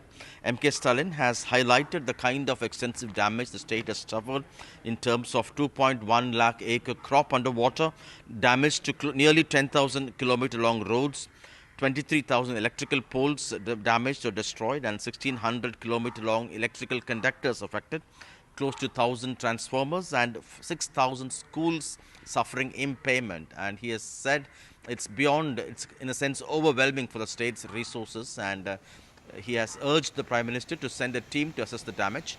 In terms of the ground situation in Viluppuram, Kadalur and Tiruvannamalai, the flooding continues as the discharge in the Tenpannaya river continues with a heavy outflow from the Sathanur Dam, and people are hoping that the government will be able to help them with some kind of relief, since they've lost, thousands of people have lost their lifetime savings and earnings in terms of damage to their property.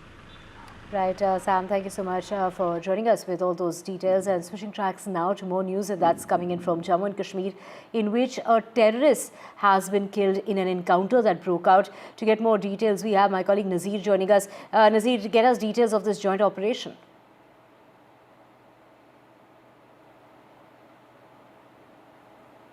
So, a terrorist has been killed after an encounter that broke out in Jammu and Kashmir. This was a joint operation of the J&K police as well as the Central Reserve Police Force, the CRPF, that initiated this search operation based on intelligent inputs that was received. So, this was a joint operation that has resulted in the death of one terrorist in joint operations that took place late on Monday night in Jammu and Kashmir.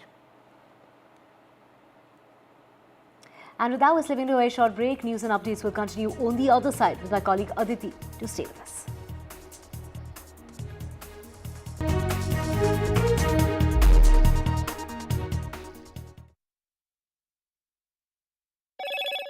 Hello, Moto.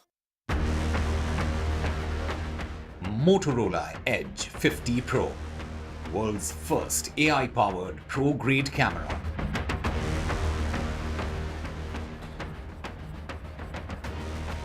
It's day 7 of the Parliament and the deadlock that breaks after a week of disruption and adjournments. Key banking bill coming up. That's on the agenda as far as day 7 of the winter session of the Parliament is concerned.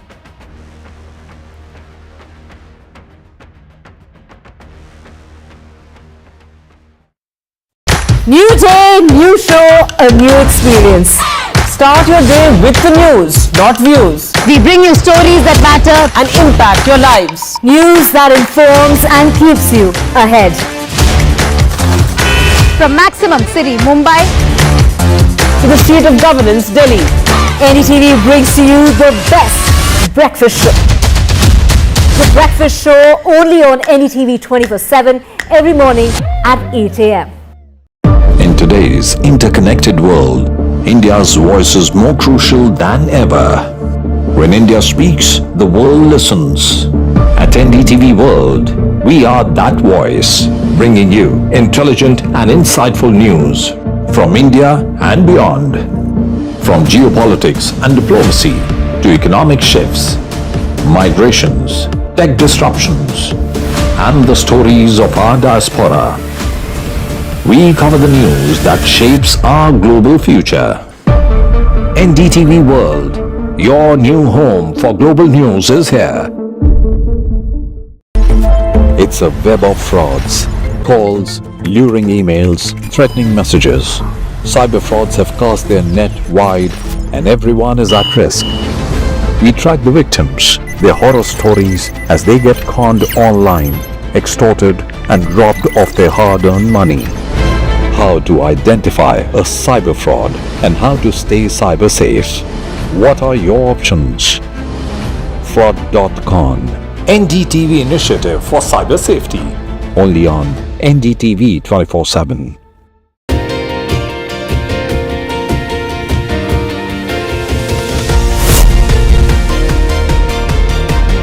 Becoming a member of jury of NDTV was a totally different challenge altogether. When you recognize contribution to society, these stories are inspiration for everyone who views them. The NDTV Indian of the Year is an extremely important initiative.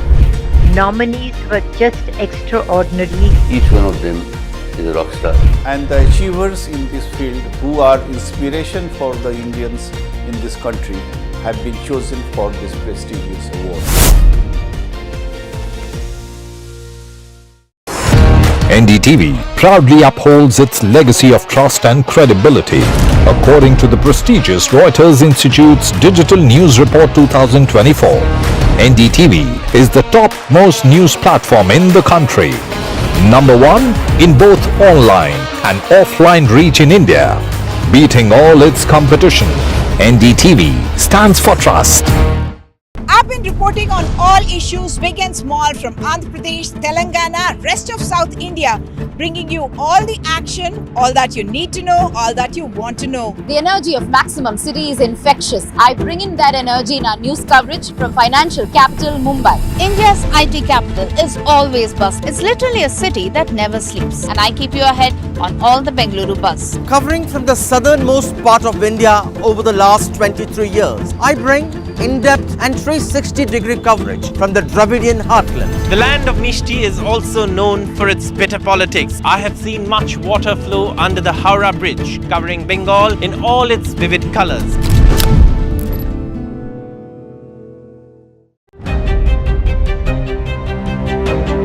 Hello and welcome to India Sense, where I speak with global opinion makers. The United States has made a strategic decision over the last 20 years to move closer to India. Now a $7 trillion economy seems a perfectly conceivable number. If you want to be a national party, it's that you sort of accept the way the world is rather than want to endlessly hark back to how it was.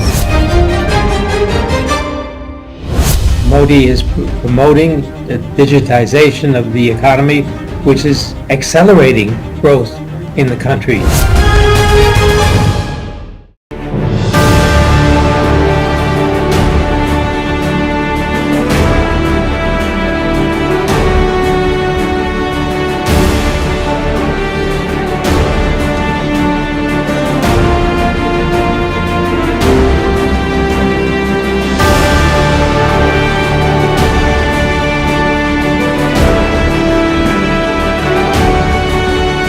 RP Sanjeev Goenka Group presents NDTV Indian of the Year, powered by Raymond, co-powered by Gallant.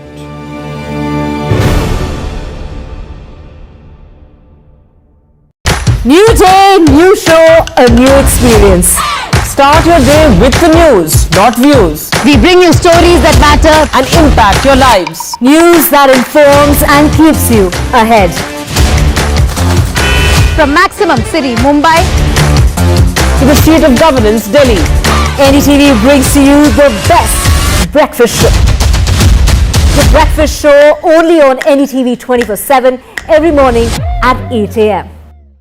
In today's interconnected world, India's voice is more crucial than ever. When India speaks, the world listens.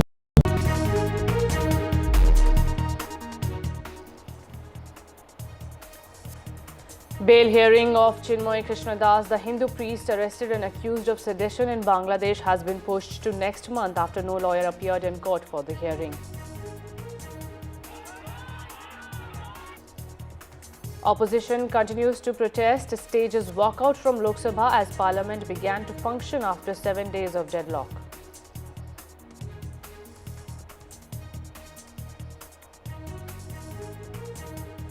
In Rajya Sabha, DMK MPs demand centre's intervention to handle Cyclone Fangel's destruction. At least 7 people died due to landslides triggered by cyclone. As per sources, PM Modi speaks to CM Stalin, assures all help.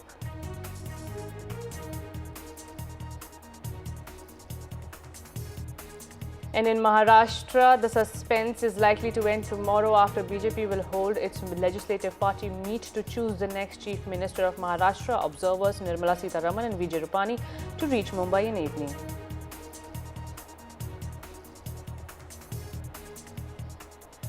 Former Punjab Chief Minister Sukhbir Singh Badal has started serving the religious punishment given to him by the highest temporal body of Sikhs in a sacrilege case. Badal has been sentenced to perform as Sevadar at several Gurudwaras.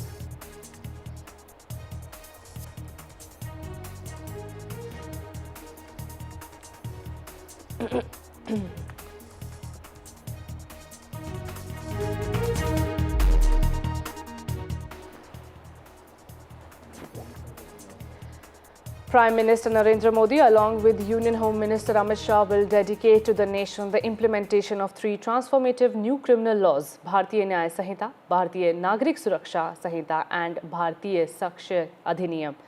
Prime Minister Narendra Modi will witness the practical application of 3 laws, demonstrating how they are already reshaping the criminal justice landscape.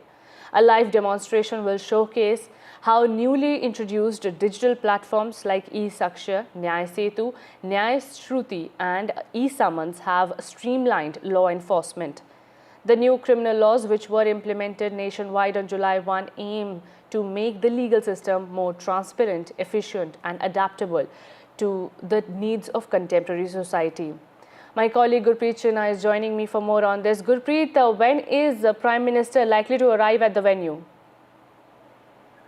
Well, the Prime Minister is likely to reach the venue within a few minutes, and this program, which has been specifically focused on this new criminal laws, which has already been implemented from nationwide from July onwards. Now we have seen in Chandigarh, the Prime Minister is likely to come and reach and hear the practical implementation of these new criminal law will be happen. The main theme of this program is Secure Society, Developed India. That is what we have learned, how they are going to implement these new laws, and there will be the practical demonstration which will be happening from the police side, how the police is going to attend the spot and how they are going to collect the evidence, and the CFSL officials, they are going to get all the data from there. The idea is to tell the people of the country that how these new laws will be helpful for getting the justice, and from the punishments to the justice, how these practical evidence will be taken care and how the cases will be able to get on the speedy and fast pace so that there will be a proper justice. Anytime the Prime Minister will be reaching here, because the program is likely to be started at about 12 afternoon, and after that the Prime Minister is going to see all the practical demonstrations which are going to happen from the police side, from the CFSL side, from the crime side, and from the court side also, how the things and the new laws which has been implemented, how they are going to helpful for this judicial system and how it will be helpful for getting the justice through these new criminal laws. Back to studio. Absolutely. Gurpreet, you have been on the ground working closely with the police, and also you have been speaking to the people after the implementation of the new criminal laws. As opposition stated that these will only jeopardize the security system in the country and will not help the people. How has the reaction been so far?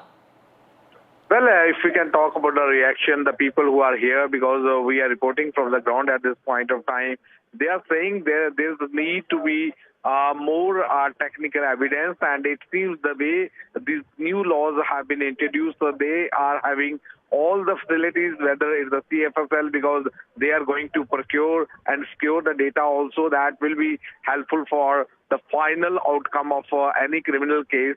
So now at this point of time here, if we can talk about from the public side, they say the way the Prime Minister is going to show all the practical demonstration while holding this program in Chandigarh, it will definitely give another reason to the police officers also, to the people also, that how the crime spots will be attended, how the data will be secured, because in the previous laws it has been seen some of the times the evidence was not up to the mark and the cases had fallen flat when it goes to the judicial system. Now it seems that with the cyber security, with the technical evidence, with the help of the CFSL, these all evidence will be secured properly so that the proper justice will be delivered. So once there will be a practical demonstration, after that the things and the vision of this criminal law will be more clear to the public as well as the police officer. And if you can talk about this program, we have seen most of the top police officers, they have already been involved,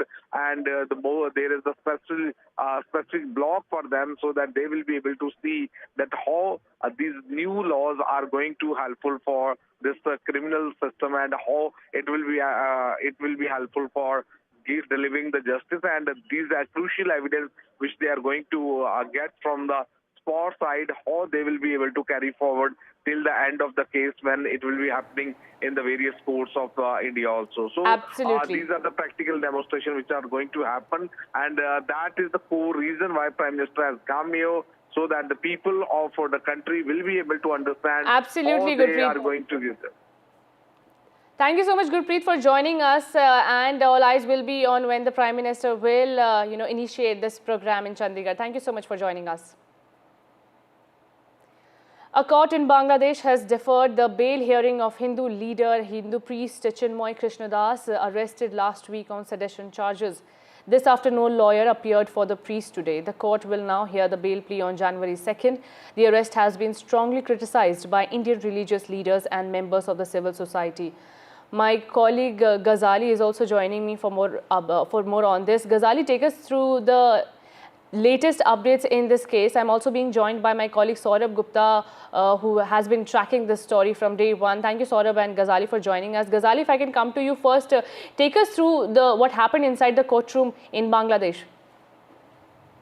See, as per the available information, there was no lawyer who was available to argue for Mr. Chinmoy Das' bail hearing, and that is why the public prosecutor sort of asked for more time, and the court has fixed the new date as 2nd January for the bail hearing. Until then, we are being told that perhaps Mr. Chinmoy Das will have to spend time in jail. And why this is happening, we know that on the day of his arrest, he was taken to the court, and while he was being taken out of the court, his supporters, as per the Bangladeshi media, raised slogans, and the police had to use force. And in that entire commotion, one assistant public prosecutor was killed.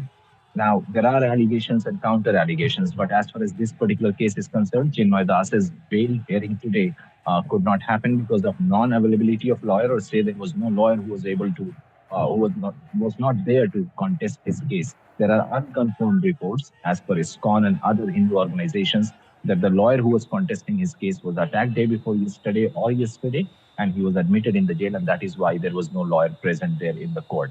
Now, the next hearing is on 2nd January. It's almost a month away. And in the next month only, Mr. Chinmoy Das' bail plea will be heard by the court. Right. A caution has also been, issued in Kolkata, where ISKCON priest has appealed to people in Bangladesh. My colleague Saurabh Gupta is joining me. Saurabh, take us through the caution that has been issued by priests in India. I mean, the situation in Bangladesh is such that being careful is one of the prerequisites to being safe, and therefore what we've seen is that ISKCON, which is also being targeted, has been labelled as a fundamentalist organization by the Bangladesh government in court, is also fighting a legal battle. And in all of this, we also see Chinmoy Krishna Das, the fact that there is an unavailability of a lawyer, that lawyer could not appear for him, shows the situation, shows the atmosphere of fear, is what ISKCON officials are saying, that there is an atmosphere of fear, that there are people who are being intimidated and threatened, and there are people who are saying that, the gentleman who was attacked in Bangladesh is not his advocate on record, or on record is not a lawyer, but this was a man who was his legal counsel. So, there are multiple claims, there are multiple layers to this, but obviously there are also completely discernible facts, which is one, that there is a persecution of Hindus happening in Bangladesh. Two, there are people who are being threatened, and three, updates, and thank you, Ghazali, for joining us. We are quickly shifting our focus to Parliament, where Samajwadi Party Chief Akhilesh Yadav is speaking and addressing the Parliament over Sambhal issue. Listen in. 22/11/2024 Friday को जुमे की नमाज के लिए लोग नमाज अदा करने के लिए जामा मस्जिद पहुंचे, लेकिन पुलिस प्रशासन ने बैरिकेड लगा दिया ताकि लोग नमाज न पढ़ सकें। उसके बाद भी लोगों ने संयम बरतते हुए नमाज अदा की और किसी प्रकार का विरोध प्रदर्शन नहीं किया। 29/11/2024 को कोर्ट की अगली तारीख तय थी। शाही जामा मस्जिद की कमेटी और मुस्लिम समाज के सभी लोग कोर्ट में केस की पैरवी के लिए तैयारी कर रहे थे, परंतु दिनांक 23/11/2024 की रात पुलिस प्रशासन द्वारा कहा गया 24/11/2024 यानी अगले दिन सुबह को दोबारा सर्वे किया जाएगा। शाही जामा मस्जिद कमेटी और अधिवक्ता ने कहा कि इस सर्वे तो मुकम्मल हो चुका है, अब दूसरे सर्वे की क्या आवश्यकता है। कोर्ट के आदेश का हमने पालन कर दिया, अगर दूसरे सर्वे कराना है तो दोबारा आदेश करवाएं, कोर्ट के आदेश के बाद हम दोबारा सर्वे करा देंगे। लेकिन जिलाधिकारी संभल और पुलिस अधीक्षक संभल ने कोई सुनवाई नहीं की और तानाशाही दिखाते हुए सुबह के वक्त से पहले शाही जामा मस्जिद आ गए। शाही जामा मस्जिद कमेटी और मुस्लिम समाज के लोगों ने फिर भी धैर्य रखा और दोबारा सर्वे के लिए अंदर ले गए। सर्वे के दौरान करीब 1.5 घंटा बाद जब जनता को सूचना मिली तो वो इकट्ठा होना शुरू हो गए। लोगों ने सर्वे का कारण जानना चाहा तो सर्किल ऑफिसर ने उनके साथ गाली गलौज की और लाठीचार्ज करवाकर बुरी तरह जख्मी कर दिया। इसका विरोध करते हुए चंद लोगों ने पत्थर चलाए, जिसके बदले में पुलिस के सिपाही से लेकर के अधिकारियों तक ने अपने सरकारी और प्राइवेट हथियारों से गोलियां चलाई, जिसका वीडियो रिकॉर्डिंग है, जिसके एवज में दर्जन लोग गोलियों से घायल हो गए हैं। 5 मासूमों जो कि अपने घर से सामान लेने के निकले थे, उनकी मृत्यु हो गई। संभल का माहौल बिगाड़ने में संभल का माहौल बिगाड़ने में याचिका दायर करने वाले लोगों के साथ पुलिस और प्रशासन के लोग जिम्मेदार हैं। इनको निलंबित किया जाना चाहिए और हत्या का मुकदमा चलाया जाना चाहिए, जिससे कि लोगों को इंसाफ मिल सके और आने वाले समय में कोई इस प्रकार की संविधान के खिलाफ और गैर कानूनी घटना को अंजाम न दिया जा सके। अध्यक्ष महोदय, ये लड़ाई दिल्ली और लखनऊ की है। नो प्लीज कभी दिल्ली पहुंचे थे जिस रास्ते, वही लखनऊ वाले उसी रास्ते पहुंचना चाहते हैं। रमन सिंह जी 2 मिनट बोल रहे, आप 1 मिनट बोल रहे हैं। हो गया विषय आपका अखिलेश जी विषय हो गया आपका। अखिलेश जी विषय हो गया आपका।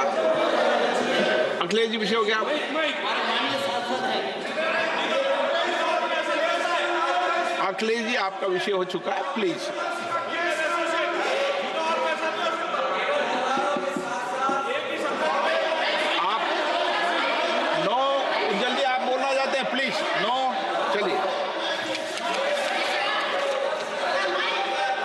हो गया उनका विषय, उन्होंने पूरा विषय रख दिया। उज्जवल निगम जी,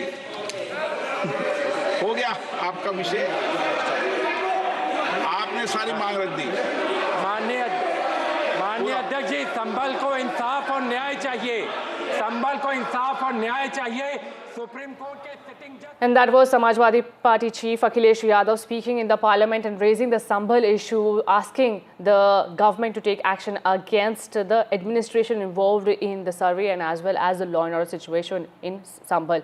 My colleague Aishwarya is also joining me. Aishwarya, after 7 days, the Parliament is finally working and the opposition is raising questions over what happened in Sambhal.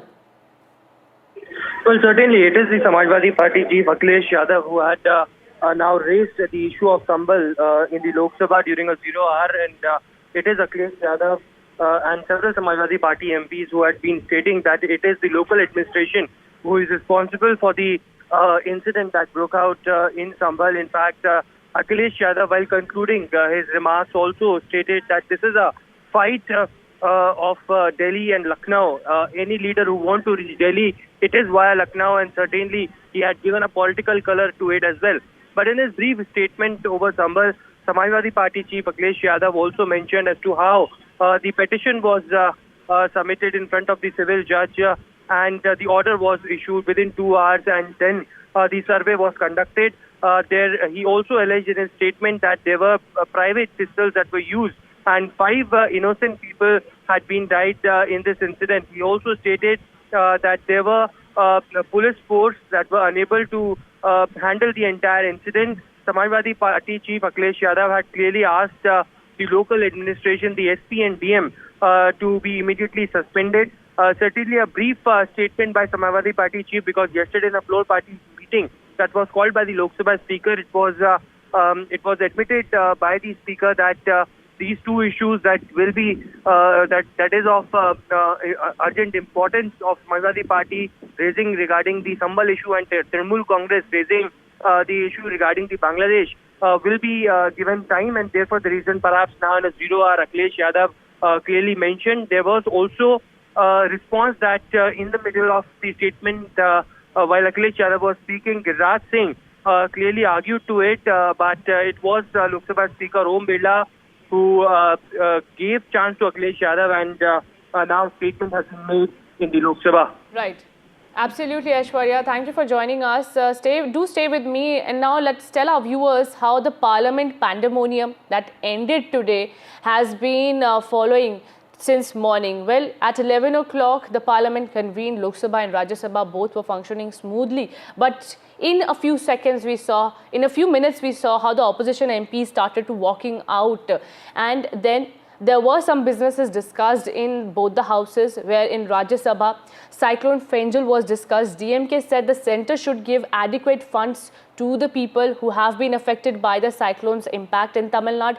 Meanwhile, Aam Aadmi Party raised the issue of pollution and said that it is not right to blame farmers for pollution. This was AAP MP in Rajya Sabha. Meanwhile, in Lok Sabha also, the discussions were held. Now we heard how several opposition leaders are also raising various demands, and the question hour is also taking place with the 0 hour.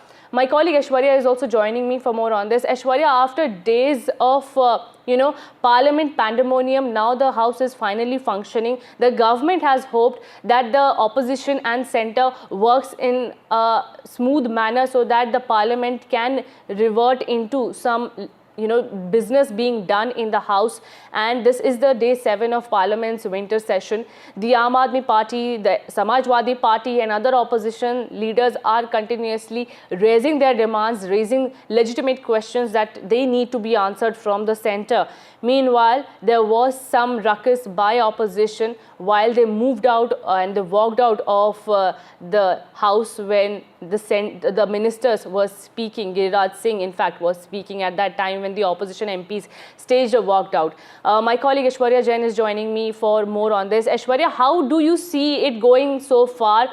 From 11 a.m. till now, a little bit, opposition MPs did stage a walkout, but then now the Parliament is again back on track. Both the houses are functioning properly. Do you see a headway in talks that were held yesterday? Well, certainly the consensus was made between the opposition MPs and the Treasury benches MPs as well regarding several issues that were raised during the floor party leader meeting when Lok Sabha Speaker called, and it was these two important issues raised by Samajwadi Party and TMC that the Lok Sabha Speaker had given permission to speak on. But on the other side, it is, it was also a demand that was accepted by the Speaker over the Constitution debate that the dates have now been finalized. So all after that, we have seen the Lok Jam happening for straight 6 days of the Parliament. But now what we are witnessing both in the Lok Sabha and Rajya Sabha, there are some work that are being done. Of course, the government is in a view that there are some important bills that are related to the public interest, and therefore the reason perhaps it needs to be passed and a discussion needs to happen on that as well. And therefore the reason perhaps now there were several issues that the opposition doesn't want to take part in, therefore a walkout was staged, but they came back because now consensus had been made between the opposition and the Treasury benches as well that House should function. Of course, Trinamool Congress and Samajwadi Party did not participate in that particular protest that was staged outside the Parliament and inside the Parliament as well. And they were not the part, but certainly we are witnessing currently some functioning of the Parliament after almost 6 days of the winter session that was completely washed out. Absolutely, Aishwarya. Thank you so much for giving us an overview of how the Parliament is finally functioning after days of deadlock. Now, as Delhi NCR chokes on poor air, the discussion was also held in Rajya Sabha. Well, AAP MP Raghav Chadha raised this issue in the Rajya Sabha, asking the centre to not completely put the blame and shift the onus on farmers. He said stubble burning is not the main reason why there is a lot of pollution in the Delhi NCR. He also said that crop diversification is the only long-term solution, and hence the government should take necessary steps towards curbing such things. Now, the BJP said can use technology to turn stubble into manure. So there was a number of measures that were discussed inside the Rajya Sabha. Let's listen into what Raghav Chadha had particularly raised in the House.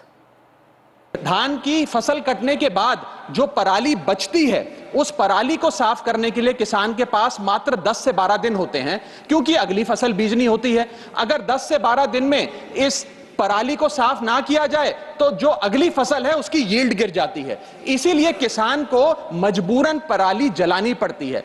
मैं एक समाधान लाया हूं sir, अगर आज हम एक short term solution Punjab के किसान को और हरियाणा के किसान को भी 2500 रुपए प्रति एकड़ देते हैं, इस पराली से निजात पाने के लिए, तो पंजाब का एक भी किसान पराली नहीं जलाएगा। इसमें 2000 रुपए भारत सरकार दे, 500 रुपए पंजाब सरकार देगी और हम इस पराली की समस्या से एक शॉर्ट टर्म सोल्यूशन पालेंगे। लॉन्ग टर्म सोल्यूशन है क्रॉप डाइवर्सिफिकेशन, यानी कि धान की खेती से हमें कॉटन, मक्की, पल्सेस, ऑयल सीड्स की ओर हमें बढ़ना होगा। हम एआई की तो बहुत बात करते हैं सर, AQI की बात करनी होगी।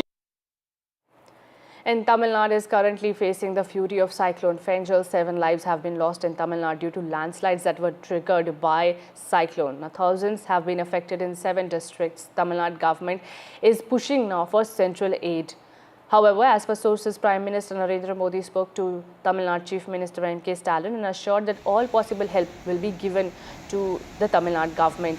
Now, DMK is seeking release of rupees 2,000 crore NDRF fund to help the survivors and the victims of this cyclone in the cyclone affected areas. Prime Minister Narendra Modi has also taken stock of the situation of what's happening in Tamil Nadu. The Tamil Nadu Chief Minister M.K. Stalin has apprised Prime Minister about the current situation. Meanwhile, MDMK has also raised the flood relief fund need of the hour and stated that relief should be given as soon as possible.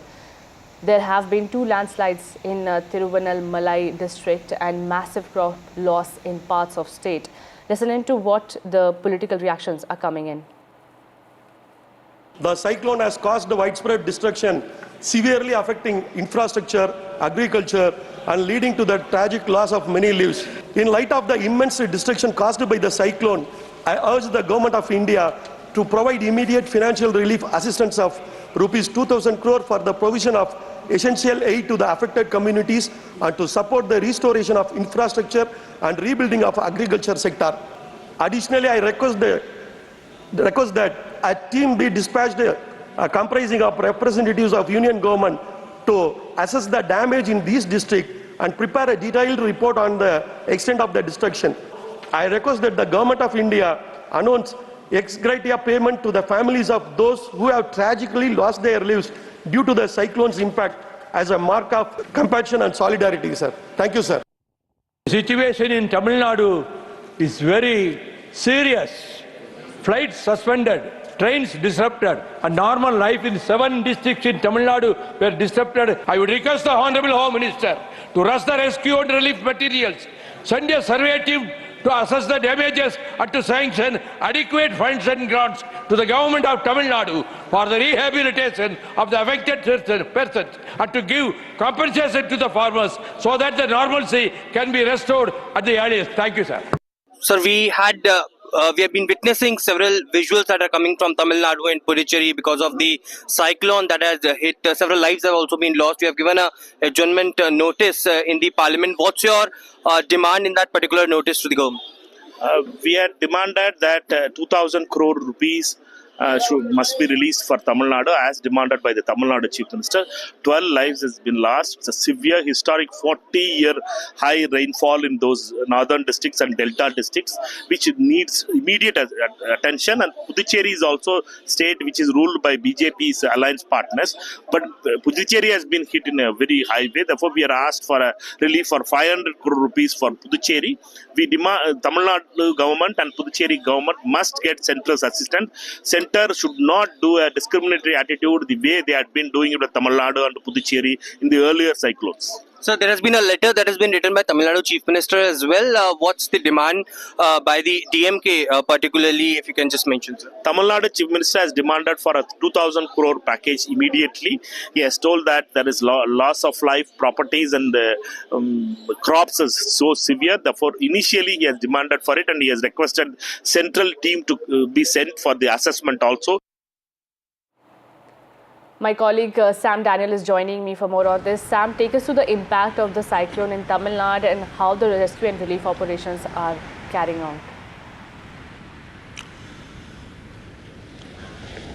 Well, 3 districts including Kadalur, Viluppuram and Kallakurichi and Tiruvannamalai have borne the brunt of Cyclone Fangel, which stayed put before, after and during the landfall, triggering extremely heavy rainfall. Even 2 days after the landfall, these areas continue to remain flooded.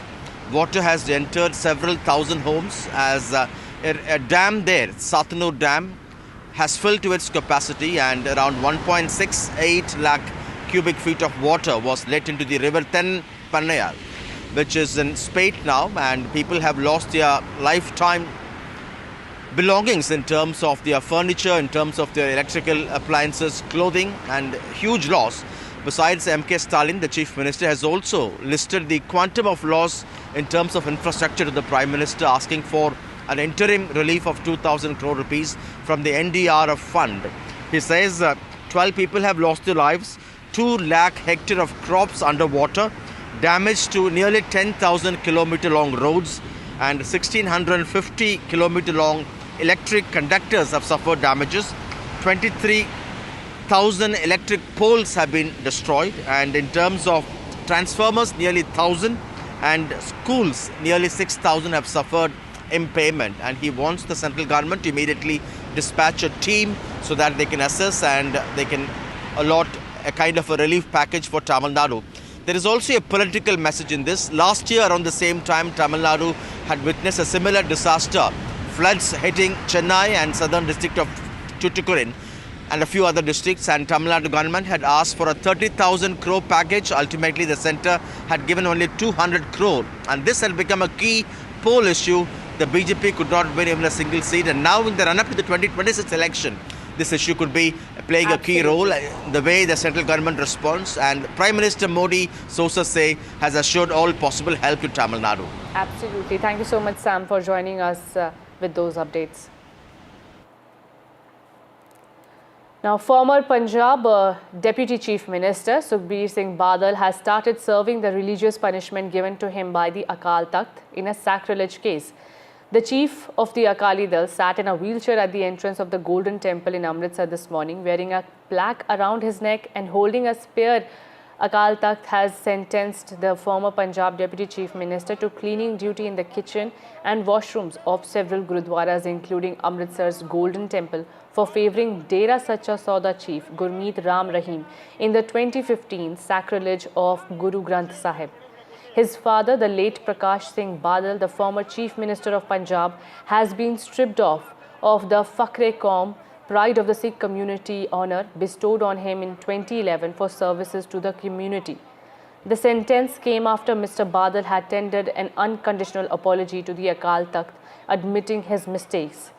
And now, following that, he is serving the punishment that was sentenced to him by the Akal Takht. Former Punjab Deputy Chief Minister Sukhbir Singh Badal is at Golden Temple, where he is serving the punishment. My colleague Gurpreet Chinna is also joining me for more on this. Gurpreet, I mean, this is for the first time that I'm seeing a punishment of such sort being served by a political leader. Well, of course, we have seen yesterday 5 priests of Akal Takht Sahib. They have already announced this punishment, and this punishment has been given to the former Deputy Chief Minister of Punjab, Sukhbir Singh Badal, because there was a serious allegations against the government when they were ruling in the state of Punjab, and specifically there was the allegation against the Shiromani Akali Dal that when they were ruling in the state at that time, they had given pardon to the Dera Chief Gurmeet Ram Rahim, and that was not accepted by the Sikh community. And they had given pardon to Dera Chief, but they had also given an advertisement that we have seen a lot of questions are being raised over their government. But finally, that matter had come to the highest temple of Shri Akal Takht Sahib, where this verdict has been announced, and now we have seen today he has been serving that religious punishment which has been given because they were not able to come up to the expectation of the Sikh community when they were ruling, and specifically in the secular cases, they were not able to provide them justice and the steps which were expected by the Sikh community from Akali Dal that had not been taken when they were in power. So that is one of the reasons why this religious punishment has been given to the former Deputy Chief Minister, and today we have seen these pictures are showing that he is serving that punishment which has been given and announced by Akal Takht Sahib. Back to studio. Absolutely, Gurpreet. Thank you so much for joining us and giving those details. Now, as preparations are underway for the Maharashtra government formation, there is still no clarity on who will be the chief minister yet. Mahayuti has put up a united front so far, where there were speculations that Eknath Shinde is upset with the alliance. The leader has come out and said that there is no difference of opinion in the Mahayuti alliance. All three alliance leaders were also seen at Azad Maidan. Now, a Shiv Sena MLA has come out and said that there can be a decision on Eknath Shinde in cabinet by tomorrow. Listen in.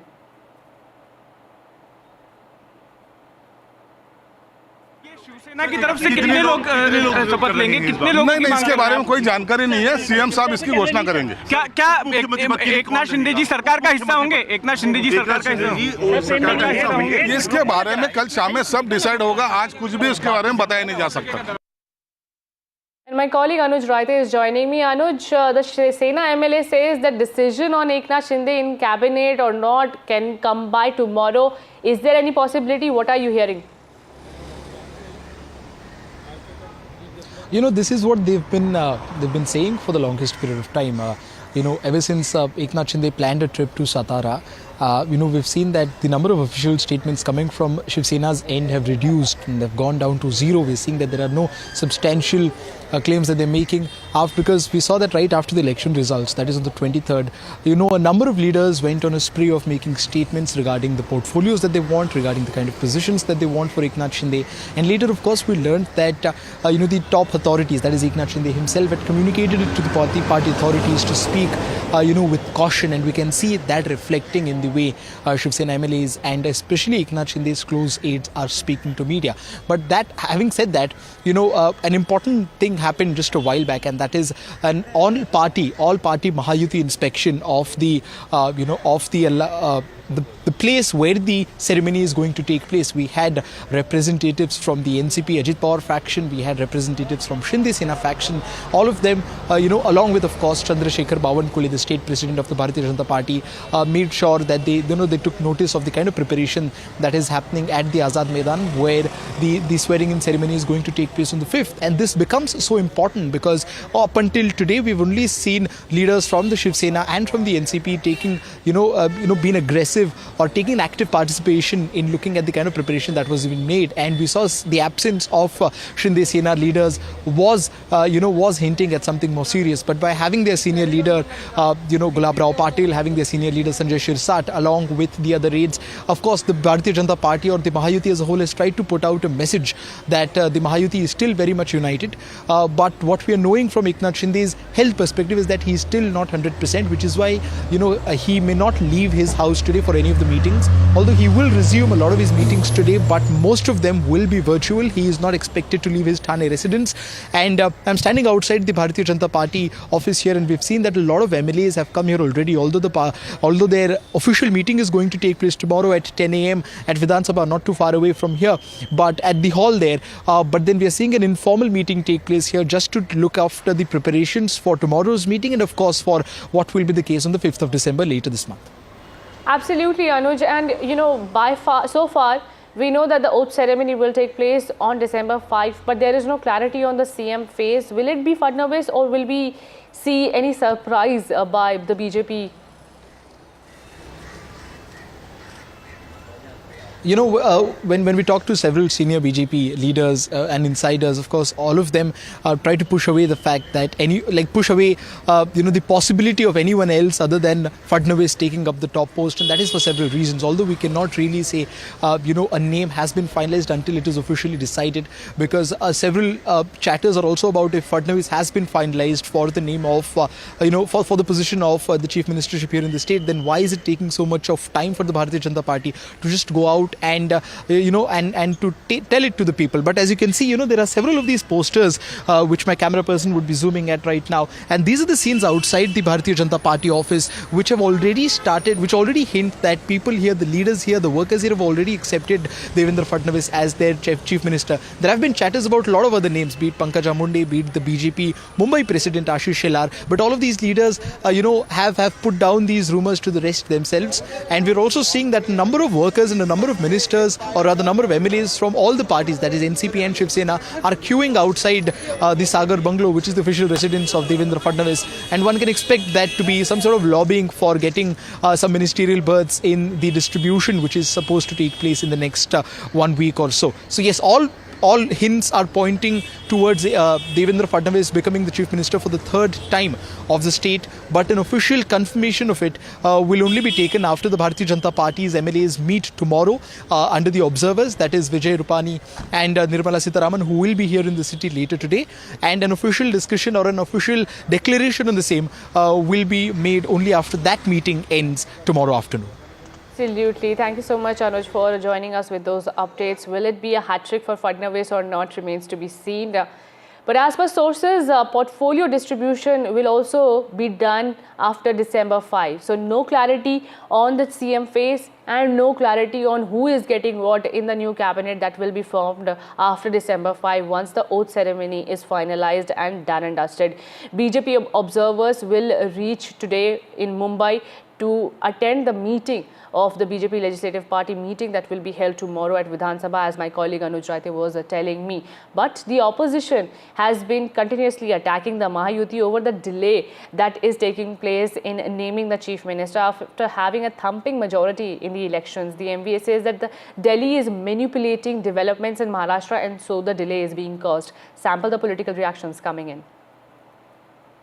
मुझे लगता है कि सबसे बड़ी party Bharatiya Janata party बनी है। दूसरा, शिंदे जी ने ही स्टेटमेंट दिया था कि भाजपा के सीएम बने तो मुझे कोई तकलीफ नहीं है। तो मुझे लगता है, मेरी बात नहीं हुई लेकिन मुझे लगता है कि इस बार बारी भाजपा के सीएम बनने की होगी, ऐसी संभावना है। एकनाथ शिंदे महाराष्ट्र के केयरटेकर मुख्यमंत्री है। अगर मुख्यमंत्री कैसा डिसअपियर या गायब हो सकता है? देखिए, सब एक खेल चल रहा है महाराष्ट्र में। 10 दिन हो चुके हैं, बहुमत है उनके पास, पूरा भारी बहुमत है, फिर भी ये लोग मुख्यमंत्री का नाम, भारतीय जनता पार्टी के पार्लियामेंट्री नेता का नाम अब तक घोषित नहीं कर पा रहे हैं और राजभवन से अब तक सरकार बनाने का न्योता भी नहीं मिला है। ये सब दिल्ली का खेल है।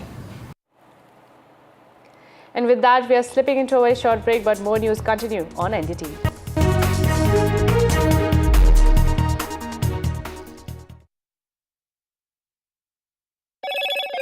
Hello, Moto.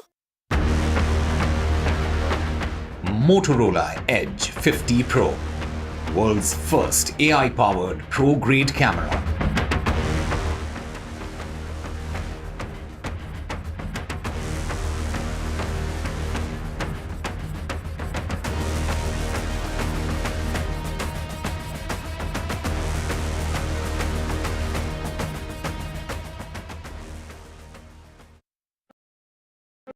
Introducing Vice 4K UHD Smart TV. Quantum Luminate gives more than 1 billion colors. Upscale your content resolution up to 4K. Enjoy your games with auto low latency mode. Watch your favorite movie with voice command. Play my favorite movie. Experience sound with Dolby Audio.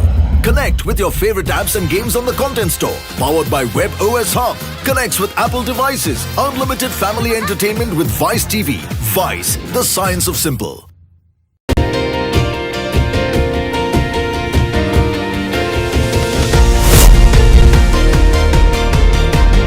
Becoming a member of jury of NDTV was a totally different challenge altogether. When you recognize contribution to society, these stories are inspiration for everyone who views them. The NDTV Indian of the Year is an extremely important initiative. Nominees were just extraordinary. Each one of them is a rock star. And the achievers in this field who are inspiration for the Indians in this country have been chosen for this prestigious award. NDTV proudly upholds its legacy of trust and credibility. According to the prestigious Reuters Institute's Digital News Report 2024, NDTV is the top-most news platform in the country. Number 1 in both online and offline reach in India. Beating all its competition, NDTV stands for trust. have been reporting on all issues big and small from Andhra Pradesh, Telangana, rest of South India, bringing you all the action, all that you need to know, all that you want to know. The energy of Maximum City is infectious. I bring in that energy in our news coverage from financial capital Mumbai. India's IT capital is always buzz. It's literally a city that never sleeps. And I keep you ahead on all the Bengaluru buzz. Covering from the southernmost part of India over the last 23 years, I bring in-depth and 360-degree coverage from the Dravidian heartland. The land of Mishti is also known for its bitter politics. I have seen much water flow under the Howrah Bridge, covering Bengal in all its vivid colors.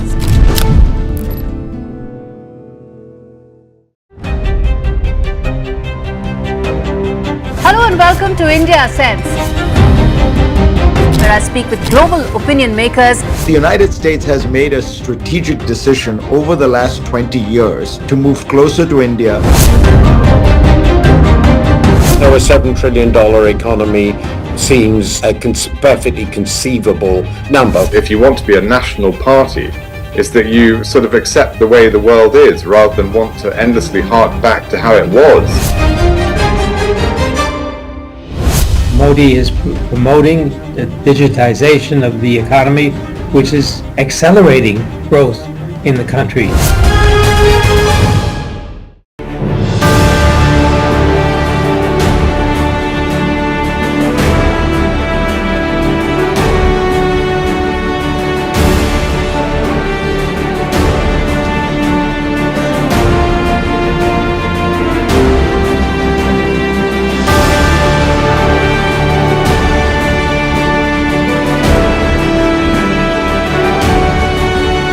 RP Sanjeev Goenka Group presents NDTV Indian of the Year, powered by Raymond, co-powered by Gallant.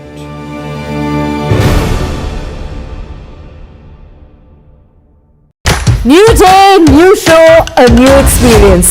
Start your day with the news, not views. We bring you stories that matter and impact your lives. News that informs and keeps you ahead.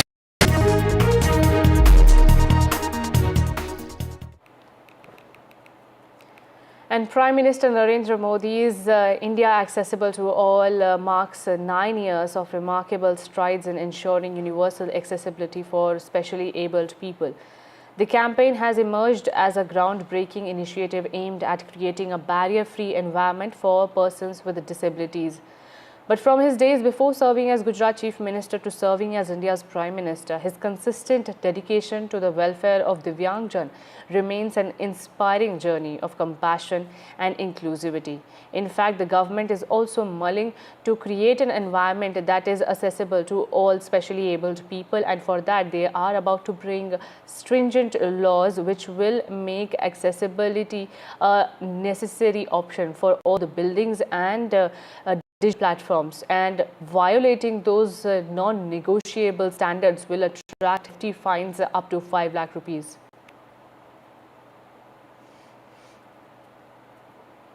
And now in Agartala, the security breach at Bangladesh mission action follows in the case. 7 people have been identified for security breach. Protesters barged into mission, remember. Now 3 police officials have been suspended. Tripura government has ordered probe in, after which 3 cops have been suspended over Bangladesh mission protest. Protesters barged into Bangladesh mission, pulled down their flag, and India said that it deeply regrets what happened in the Bangladesh mission. My colleague Ratnadeep is also joining me for more on this. Ratnadeep, take us through the action that has been taken by Tripura. Well, this incident had taken place last evening when this massive protest took place by several Hindu groups outside the Agartala-based Bangladesh Assistant High Commission office. Remember, Tripura shares borders with Bangladesh, and after this protest took place there, a group actually went inside to submit a memorandum when another group of unruly protesters, they actually breached the security, the security cordon which was there. They went inside, they pulled down the national flag. In fact, the Bangladesh government reacted very sharply with strong word, and center also actually condoled this incident, and after that the Tripura police stepped into action. Last night, looking at the video footages, they have identified 7 people. 7 people have been detained. They would be in due course of time arrested. That's what we are hearing from Tripura police sources. Also 3 police officers of of sub-inspector rank who were deployed there to look after the security in terms of the security of the Assistant High Commission when the protest was going on. They have been suspended for negligence in duty. One DSP, Deputy Superintendent of Police ranked official, has been withdrawn from duty. Probe has been ordered. In fact, senior officials of state government and state police have met the officials of the Bangladesh Assistant High Commission in Agartala, and they have held meetings in terms of the security beef up which have taken place there after this incident took place. In fact, not only at Agartala but the Bangladesh mission in Guwahati has been provided with more security. So is the mission in Kolkata. So this comes at a time when there are protests happening in different parts of Northeast India, particularly in Assam and in Tripura, on the Bangladesh issue, triggered by the arrest of several monks from the ISKCON in Bangladesh, and yesterday's incident in Agartala is something that the state government has now ordered a probe. Absolutely, and India said that it is deeply regrettable what happened when the protesters barged into it, and it also highlights the seriousness of the Indian governments while cracking a whip on the protesters. Meanwhile, what is happening in Bangladesh, Ratnadeep, you must be following what's happening in Bangladesh as well, where Hindus are being targeted and killed and violence is taking place, but we are lacking a sense of accountability from the government.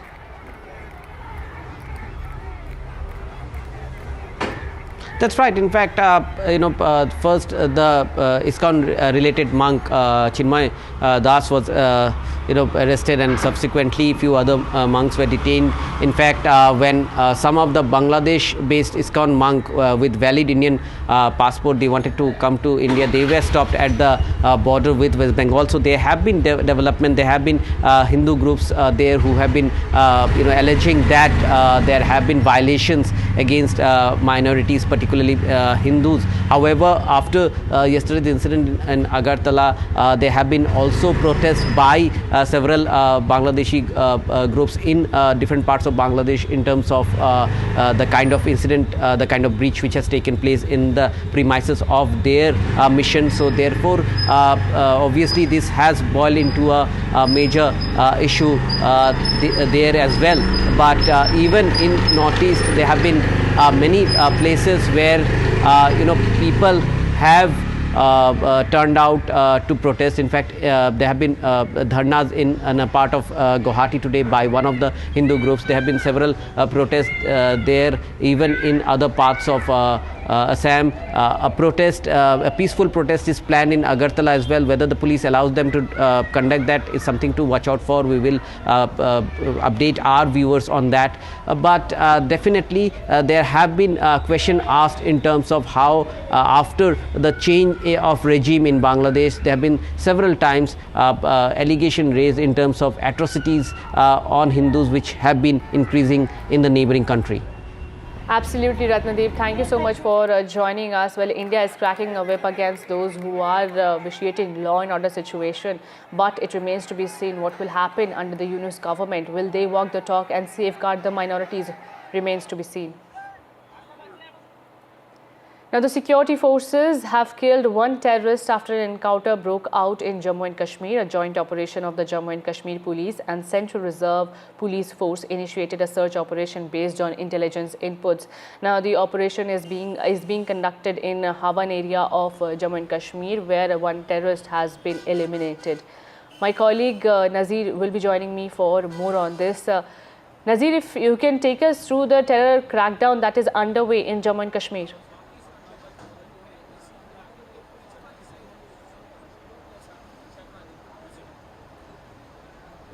In the outskirts of Srinagar, one militant is believed to be killed, but so far officially police have not confirmed it, and they are still ascertaining the details. There are many speculation who this militant would be. There were also reports if he was involved in recent attacks or the incidents in Jammu and Kashmir, where we saw certain attacks and terror incidents. And nevertheless, this is an operation which the police has said was intelligence-based operation that was launched following a specific information that militants are hiding in this area. So a joint operation was launched and one militant is believed to be killed, but we are waiting for official confirmation about the identity and who the militant is who may have been killed in this assault. Absolutely. Nazir, thank you so much for joining us with those details. Now, Bollywood actress Nargis Fakhri's sister Alia Fakhri has been arrested in the murder probe of her ex-boyfriend and his friend in Queens in New York. Alia Fakhri, 43, allegedly set a two-story garage on fire, which led to the death of Edward Jacobs and Anastasia.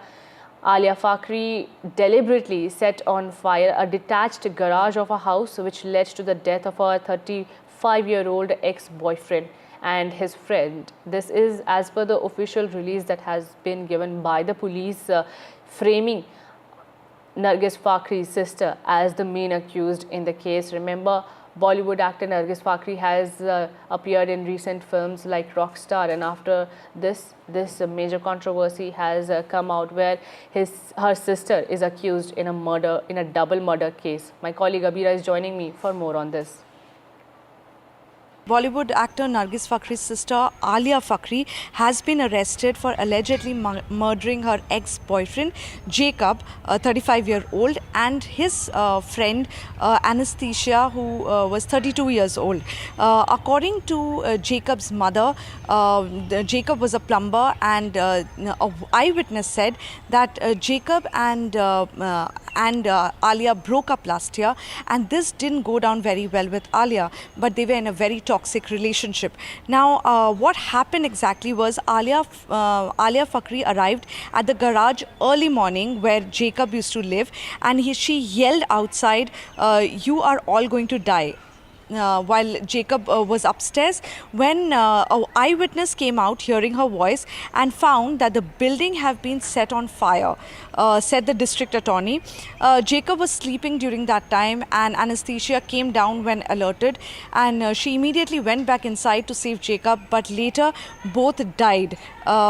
Jacob and Anastasia died from smoke inhalation and thermal injuries. Now, Alia has been charged with 4 counts of murder in first degree and 4 counts of murder in second degree. She has also been accused of arson by grand jury. She faces a maximum of life in prison if convicted of the top charges. Let me take you through what Jacob's mother, Alia's mother had to say. That is Nargis Fakhri's mother. Their mother said that she couldn't believe that Alia Fakhri can do something like this, especially a murder. She said that Alia was a person who cared for and tried to help everyone. She also revealed that Alia had struggled with opioid addiction while after a dental mishap, which she believes may have led to a behavior like this. And with that, we are slipping into a very short break, but don't go anywhere. My colleague Divya Wadhwa joins you next.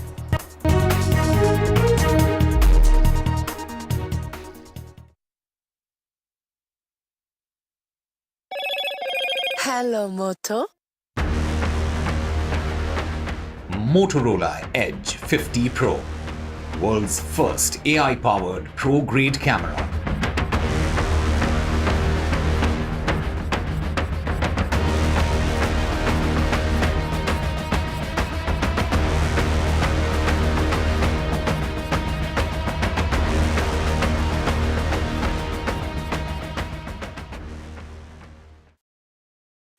In today's interconnected world, India's voice is more crucial than ever. When India speaks, the world listens. At NDTV World, we are that voice, bringing you intelligent and insightful news from India and beyond. From geopolitics and diplomacy to economic shifts, migrations, tech disruptions, and the stories of our diaspora. We cover the news that shapes our global future. NDTV World, your new home for global news is here. It's a web of frauds, calls, luring emails, threatening messages. Cyber frauds have cast their net wide and everyone is at risk. We track the victims, their horror stories as they get conned online, extorted and robbed of their hard-earned money.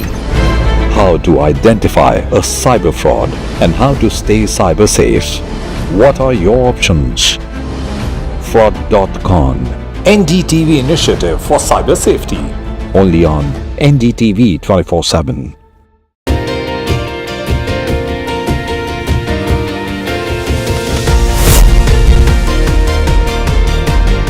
Becoming a member of jury of NDTV was a totally different challenge altogether. When you recognize contribution to society, these stories are inspiration for everyone who views them. The NDTV Indian of the Year is an extremely important initiative.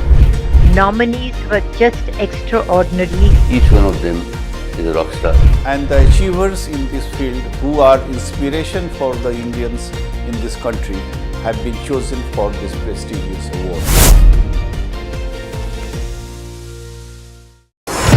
NDTV proudly upholds its legacy of trust and credibility. According to the prestigious Reuters Institute's Digital News Report 2024, NDTV is the top-most news platform in the country. Number 1 in both online and offline reach in India. Beating all its competition, NDTV stands for trust. I've been reporting on all issues big and small from Andhra Pradesh, Telangana, rest of South India, bringing you all the action, all that you need to know, all that you want to know. The energy of maximum city is infectious. I bring in that energy in our news coverage from financial capital Mumbai. India's IT capital is always buzz. It's literally a city that never sleeps. And I keep you ahead on all the Bengaluru buzz. Covering from the southernmost part of India over the last 23 years, I bring in-depth and 360-degree coverage from the Dravidian heartland. The land of Mishti is also known for its bitter politics. I have seen much water flow under the Howrah Bridge, covering Bengal in all its vivid colors.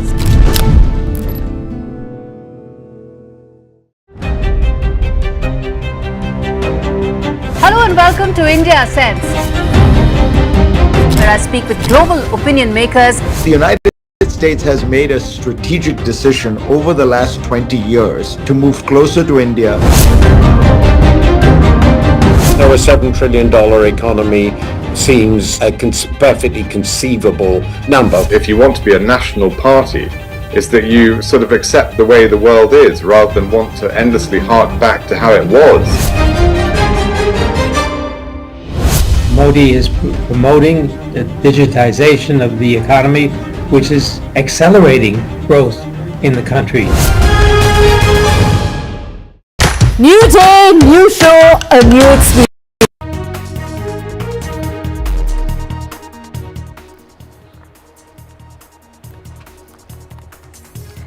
In the Lok Sabha face-off as far as the Sambhal violence is concerned, Akhilesh Yadav there alleging a conspiracy, saying that the cops fired on the innocents.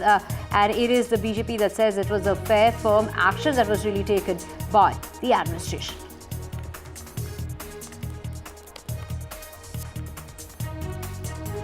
And in Maharashtra, the suspense continues, and it's Eknath Shinde, from sources that we're hearing, is that he continues to play hardball, and which is why the decision seems to be getting delayed.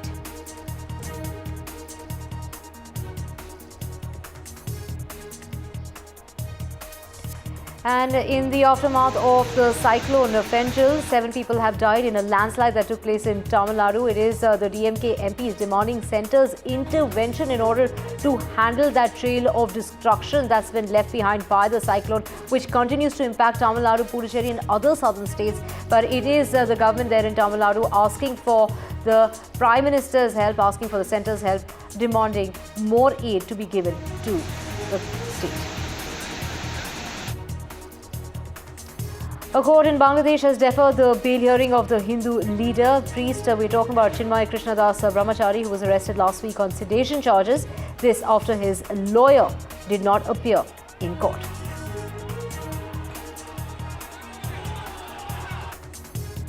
In Tripura, 3 policemen have been suspended over the protest as far as the Bangladesh mission protest is concerned, with the Ministry of External Affairs there cracking its whip and the state government going ahead and suspending 3 cops.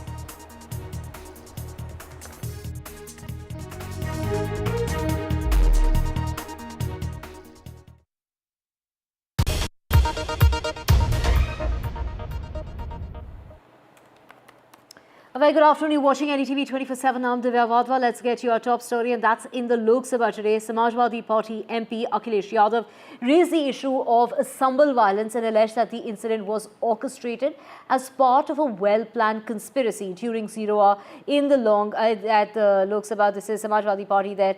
The chief of the Samajwadi Party, Akhilesh Yadav, raising the recent violence in Sambhal, accusing the BJP of a well-planned conspiracy. Those are the allegations that are being made in order to shoot down the harmony, is what Akhilesh Yadav has hinted at in the Lok Sabha today. The MP alleged that the Sambhal mosque survey and the violence that has erupted was orchestrated in order to divert the attention from the irregularities during the Uttar Pradesh by-polls, claiming that the police opened fire on the protesters who were innocent. संभल जो इसलिए जाना जाता था कि भाईचारे के साथ वहाँ रहते हैं लोग, वहाँ अभी से नहीं, सदियों पुराना भाईचारा हजारों साल से इसी तरह रहते आए हैं।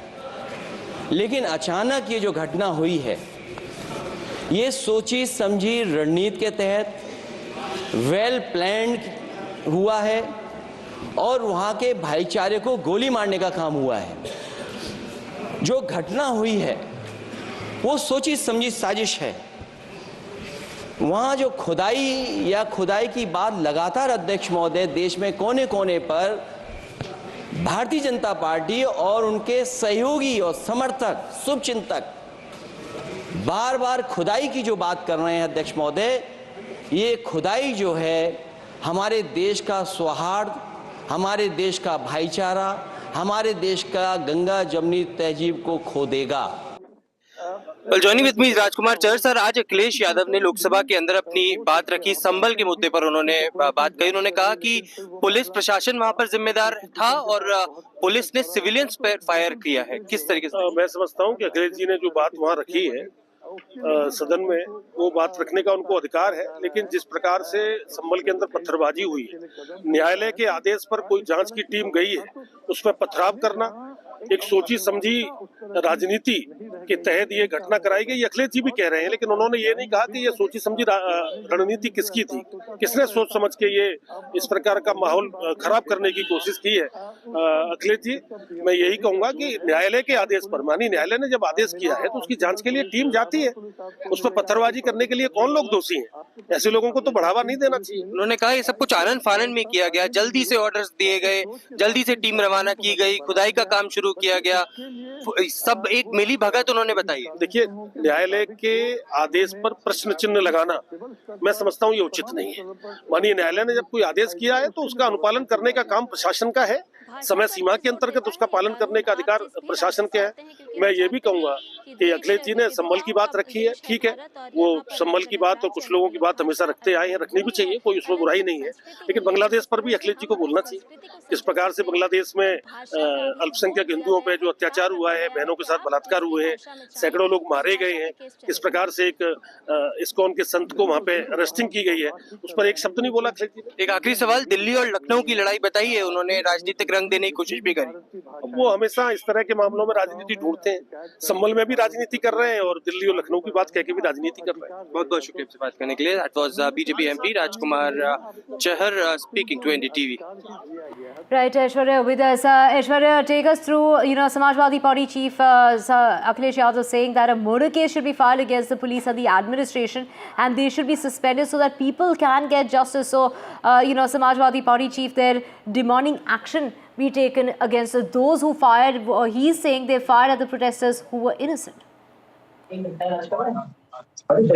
time again we have seen that how Samajwadi Party leaders and also now the Samajwadi Party chief Akhilesh Yadav had questioned the local administration over there in Sambhal. They had questioned the integrity of the SP and DM as well, and their Sambhal MP Zia Urberg had earlier demanded that the DM and SP should be suspended. Of course, it was the Lok Sabha Speaker yesterday who had allowed Samajwadi Party to speak on the Sambhal issue during the 0 hour, and the time was given to Akhilesh Yadav, in which he raised the issue of Sambhal, some big remarks that he made during his statement, alleging that it was the conspiracy hedged by the local administration.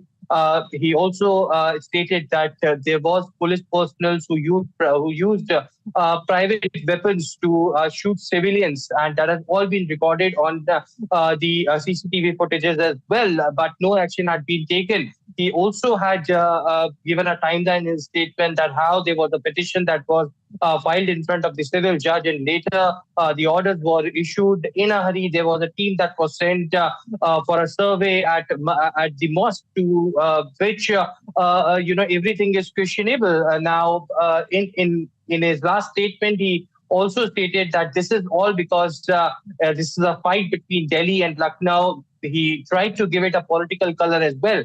The Bharatiya Janata Party had strongly objected to what Akhilesh Yadav had mentioned. In fact, the BJP went on to say that why not Akhilesh Yadav is speaking on the violence of the Bangladeshi Hindus, and who is he to question the judiciary? It is just these administrative people who are obeying the judicial orders, the orders that were given by the court, and it has nothing to do wrong with it. Akhilesh Yadav is just giving it political color, and nothing concrete is something Akhilesh Yadav had mentioned. So huge war of words had erupted between the Bharatiya Janata Party and Samajwadi Party in the Lok Sabha as well on the Sambhal issue that is going for so long. But the appeal to common man made by the UP government is that they should maintain peace and harmony amid the entire incident that broke out, which took 5 lives away because of this incident. Right. Well, Aishwarya, just stay with us for our next story as well. And this is in regard to Raghav Chadha that raised the issue of the pollution problem here in the national capital, saying it's not just Delhi's problem, but it's a problem of all of North India. He's also raised the plight of the farmers, saying that they have very little option when it comes to stubble burning, and that it's a very expensive proposition, which is why he said that he's coming up with this short-term measure, something that he's suggesting to the centre to provide 2,000 rupees to the farmer, while the state government of Punjab will provide 500 rupees. Listen in. धान की फसल कटने के बाद जो पराली बचती है, उस पराली को साफ करने के लिए किसान के पास मात्र 10 से 12 दिन होते हैं, क्योंकि अगली फसल बीजनी होती है। अगर 10 से 12 दिन में इस पराली को साफ ना किया जाए तो जो अगली फसल है उसकी यील्ड गिर जाती है। इसीलिए किसान को मजबूरन पराली जलानी पड़ती है। मैं एक समाधान लाया हूं सर, अगर आज हम एक शॉर्ट टर्म सोल्यूशन पंजाब के किसान को या और हरियाणा के किसान को भी 2,500 रुपए प्रति एकड़ देते हैं इस पराली से निजात पाने के लिए, तो पंजाब का एक भी किसान पराली नहीं जलाएगा। इसमें 2,000 रुपए भारत सरकार दे, 500 रुपए पंजाब सरकार देगी, और हम इस पराली की समस्या से एक शॉर्ट टर्म सोल्यूशन पालेंगे। लॉन्ग टर्म सोल्यूशन है क्रॉप डाइवर्सिफिकेशन, यानी कि धान की खेती से हमें कॉटन, मक्की, पल्सेस, ऑयल सीड्स की ओर हमें बढ़ना होगा। हम एआई की तो बहुत बात करते हैं सर, एक्यूआई की बात करनी होगी। पराली के निदान के लिए एक समस्या है, इसको करने के लिए कि अल्टरनेटिव क्रॉप, हमारे प्रधानमंत्री जी ने जो मिलेट्स की बताई, आज मिलेट्स जो है हमारा मिलेट विश्व में जा रहा है, इसका प्रयोग हो रहा है, स्वास्थ्य के लिए है। तो धान की जगह अब हम लोग धान भी हम लगाएं, लेकिन साथ साथ अगर हम मिलेट्स लगाते हैं तो धान का रकबा कम होगा, पराली कम होगी और उसके बाद उसका सदुपयोग हो जाएगा। महोदय, पराली का एक बहुत बड़ा प्रयोग हमारे देश में ही हो रहा है, उड़ीसा में, तमिलनाडु में, बंगाल में, जहां इससे मशरूम पैदा किया जाता है। ये मशरूम गर्मी में पैदा होता है 35 से 40 डिग्री में, इसको पैडी मशरूम कहते हैं। इसकी शुरुआत हमारे यहाँ 1940 में हुई थी और विश्व में इसका काफ़ी प्रयोग पैडी मशरूम के रूप में हो रहा है। हमारे देश में ही बंगाल में, आसाम में, उड़ीसा में, आंध्र प्रदेश में, तमिलनाडु में इसको हम पैडी मशरूम के उत्पादन के लिए किसानों को हम प्रोत्साहित कर सकते हैं। Aishwarya, Raghav Chadha was heard saying that the farmers are forced to burn stubble. They have very little option and that they need to be given a compensation, and that should be a measure that should be taken by the centre as well as the state government. Well, certainly, Aam Aadmi Party MP Raghav Chadha stated that pollution is just not Delhi's problem, but it is the entire North India's problem. He has stated that in an IIT study, there is that is about stubble burning, which is only one of the many factors causing pollution. But every November or December in this part of the year, the farmers are blamed to be blamed for stubble burning.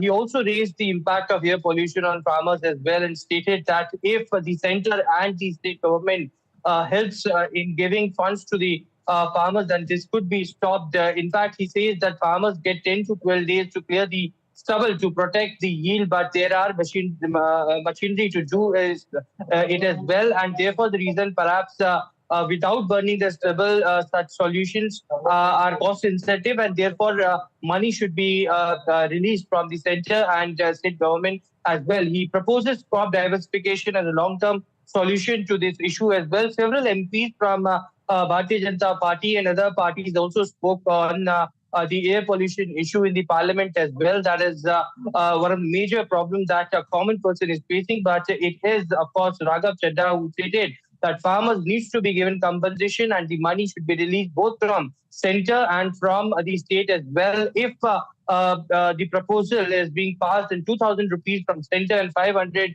rupees from the state government can help farmers to use machinery so that the farmers will not be blamed anymore for the stubble burning. Right, Aishwarya, of course, these small-term measures that Raghav Chadha is speaking of, saying that, if you compensate the farmer, then he wouldn't have to burn the stubble, and which is really, something that adds to the pollution problem that Delhi faces. And he's obviously, like you mentioned, talking about that it's not just a Delhi problem, but a North India problem. He's also gone on to quote the IIT study, where it's saying that, it is the stubble burning, which is only one of the many factors that contributes to the pollution problem that one faces year on year. Well, certainly, and it is, of course, the demand of release of funds from the centre. It's a cooperation that Aam Aadmi Party MP thought from the centre and state as well, so that technology can be used, machinery could be used to provide, to be provided to the farmers, so that the stubble burning issue can be resolved. There are several other MPs who have given suggestions like the millets to be also, to be farmed, and that can reduce the stubble. As far as the farming is concerned, there are new initiative that should be launched by the central government as well. The agriculture ministry should work towards it. And, it is, of course, the IIT study that he also quoted for. But whether this demand will be accepted by the centre or not is something that remains to be seen. As he mentioned, that this is just not Delhi's problem, but entire North India problem of the pollution that every person faces, and therefore the reason perhaps some concrete action needs to be taken. What is the centre doing is the bigger question of the Aam Aadmi Party as MP as well. Whether there would be a concrete reply that will come from the Agriculture Ministry, from Shivraj Singh Chauhan in the upcoming days, is something that we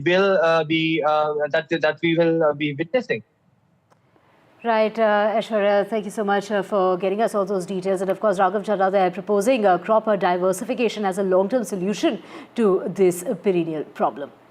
Moving on now to Maharashtra, and it is the suspense that continues, and the date for the swearing-in ceremony that's drawing close now. But that announcement seems to be awaited still, while the larger understanding is that the Chief Minister will be from the BJP. That's garnered 132 seats in Maharashtra. No formal announcement has been made, while there is a crucial meeting that perhaps is coming up today amongst the leaders of the Mahayuti. Do remember that Ajit Pawar is here in the national capital.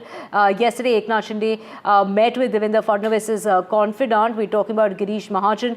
What was that meeting all about? Was that just a courtesy call to check in on his health, considering the fact that he was unwell over the weekend? But, from what we're hearing from our sources is that Eknath Shinde continues to play hardball, and that is perhaps which is why that announcement is getting further delayed. But do remember that there's just only 48 hours to go for the swearing-in ceremony, which is going to take place on the 5th of December, that's Thursday, at 5 p.m. at the Azad Maidan in the presence of Prime Minister Modi, JP Nadda, as well as Amit Shah. So all big wigs will be there during that swearing-in ceremony, and preparations have already started for the event. So to get more on this in regard to the preparations that are underway, let's just first get you some of the reactions coming in. लगता है कि सबसे बड़ी party Bharatiya Janata party बनी है। दूसरा, शिंदे जी ने ही statement दिया था कि भाजपा के सीएम बने तो मुझे कोई तकलीफ नहीं है।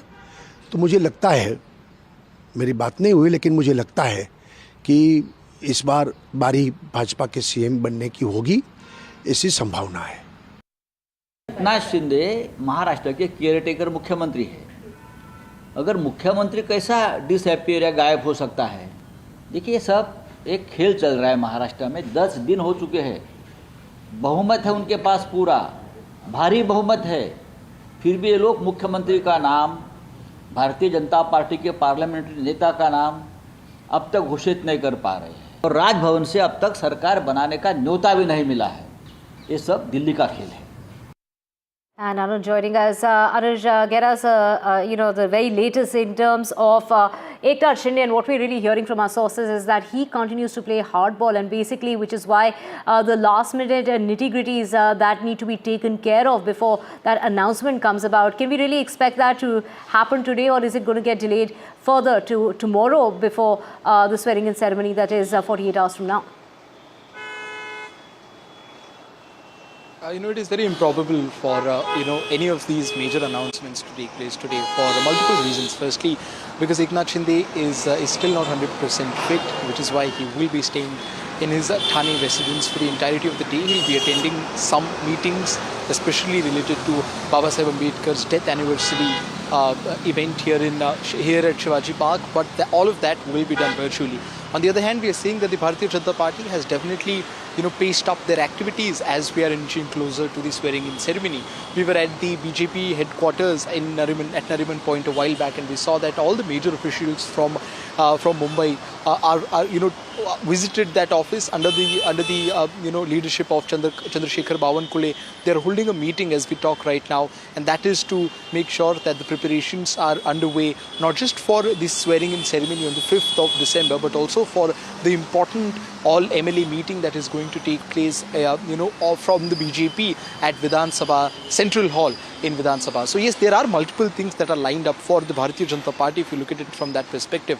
But Shinde Sena has tried keeping itself aloof when it comes to both, interacting with the Mahayuti in official terms, or even by taking active participation when it comes to inspecting what kind of preparations are being done at Azad Maidan, where the swearing-in ceremony is expected to take place. But just a short while back, we saw the Bharatiya Janata Party released videos where Chandrasekhar Bawankule was seen taking along with him other leaders from Mahayuti, be it Hassan Musharraf, be it Gulab Rao Patil, Sanjay Shirsat, all of these other leaders, senior leaders from different parties, NCP and Shiv Sena. And it was one of the first occasions, or rather the first occasion, when we could see Shiv Sena leaders present at the spot where the swearing-in ceremony is going to take place. So yes, the BJP is trying its level best to put forth a unified face when it comes to the swearing-in ceremony. But there are still several questions which are yet to be answered. Be it about the kind of demands that Eknath Shinde has put forth, which has potentially led to a delay in the BJP naming their chief ministerial candidate, or even to make anything official about the portfolio distribution. Another interesting point is also Ajit Pawar's absence from Mumbai today. He's in Delhi and is expected to be there, for the entirety of today. Although Sunil Tatkare has gone on record to say that he is there for his personal reasons, but then rumors suggest, or sources suggest, that he's there to meet Home Minister Amit Shah, who's personally taking care of portfolio distribution, amongst the top three parties here in Mahayuti. So yes, when you look at the timeline, we might just be 48 hours away from the swearing-in ceremony, and in a short while from now onwards, we'll be at Azad Maidan, from where we'll show, how much of the preparations are in place already, which has been going on for last few days. But while all of these things are happening on one end, on the other hand, we are seeing that the decision regarding the portfolios, the decision regarding the chief ministerial candidate, or even between the formula between the chief minister and the deputy chief ministers is yet to be put in place. Right. Anuj, hold that thought. Let's just cut across to Amit Shah, the Home Minister, who's dedicating to the nation the implementation of the 3 transformative new criminal laws in Chandigarh. एक स्वर्णिम अवसर है। आज यह दिन हमारी criminal justice system में सुवर्ण अक्षरों से अंकित किया जाएगा, क्योंकि आज ही भारतीय न्याय संहिता, भारतीय नागरिक सुरक्षा संहिता और भारतीय साक्ष्य अधिनियम को पूर्णतया इंप्लीमेंट करने वाला देश का सबसे पहला यूनिट हमारा चंडीगढ़ बनने जा रहा है। इसलिए चंडीगढ़ वालों को बहुत बहुत बधाई। क्रिमिनल जस्टिस सिस्टम के 5 स्तंभ पुलिस, जेल, न्यायपालिका, अभियोजन मतलब प्रोसिक्यूशन और एफएसएल, इसकी संपूर्ण रूप से आधुनिकीकरण करने के साथ आधुनिक कानूनों से लैस करने का काम समाप्त हो चुका है। और आज पूरे विश्व के सबसे लोकप्रिय नेता श्रीमान नरेंद्र मोदी जी थोड़े ही समय में इसको देश को समर्पित करेंगे।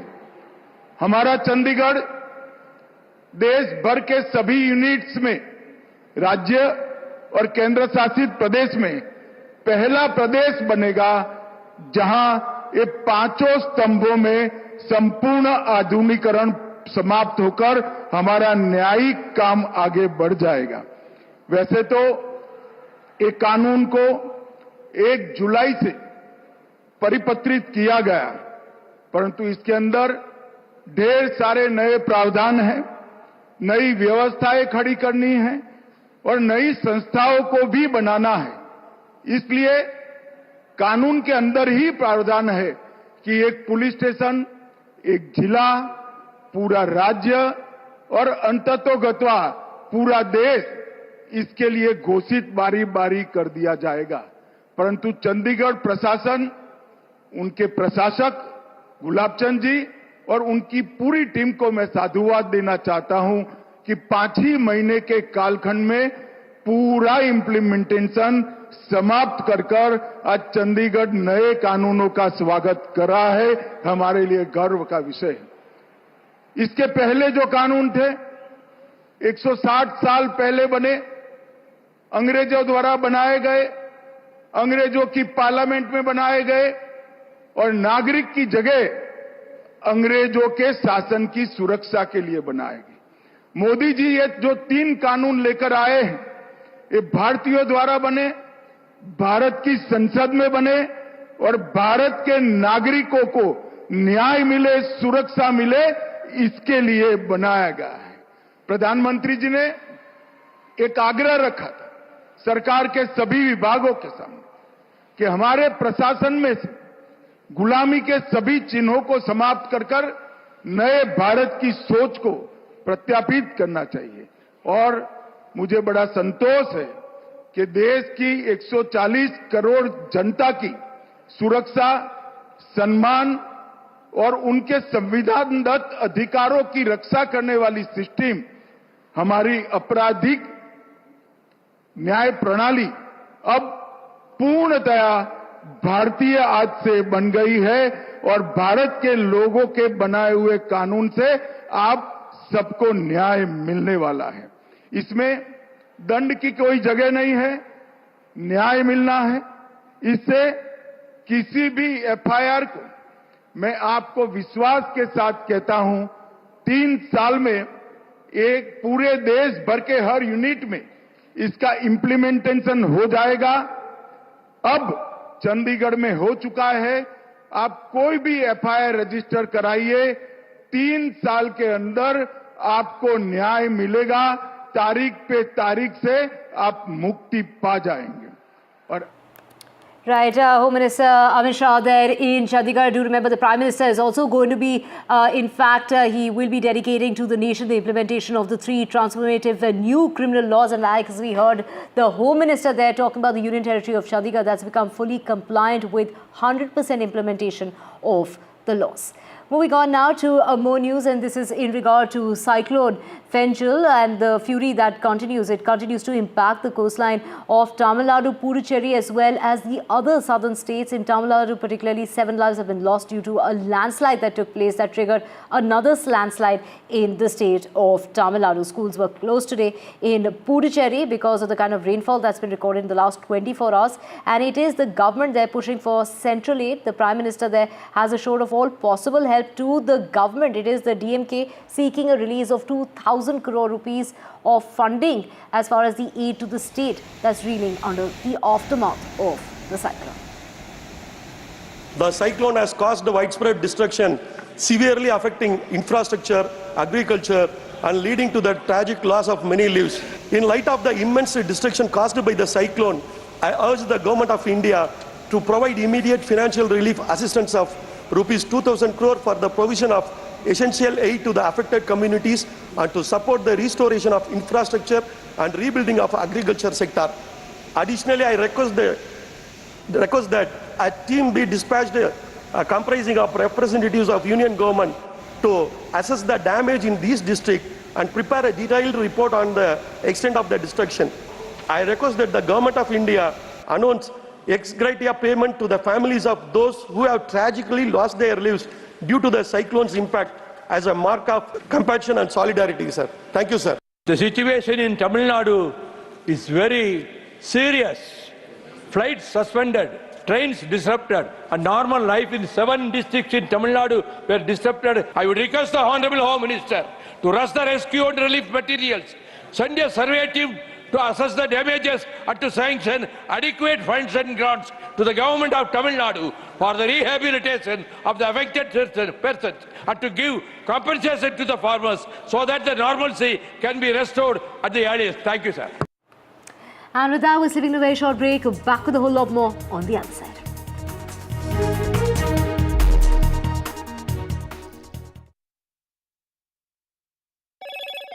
Hello, Moto. Motorola Edge 50 Pro, world's first AI-powered pro-grade camera.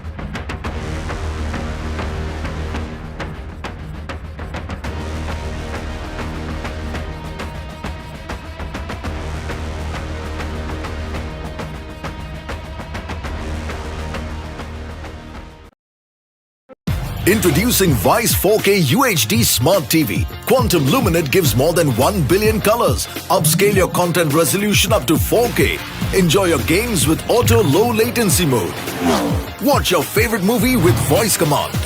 Play my favorite movie. Experience sound with Dolby Audio. Connect with your favorite apps and games on the Content Store. Powered by Web OS Hub. Connects with Apple devices. Unlimited family entertainment with Vice TV. Vice, the science of simple. It's a web of frauds, calls, luring emails, threatening messages. Cyber frauds have cast their net wide and everyone is at risk. We track the victims, their horror stories as they get conned online, extorted and robbed of their hard-earned money. How to identify a cyber fraud and how to stay cyber safe. What are your options? Fraud.con, NDTV initiative for cyber safety.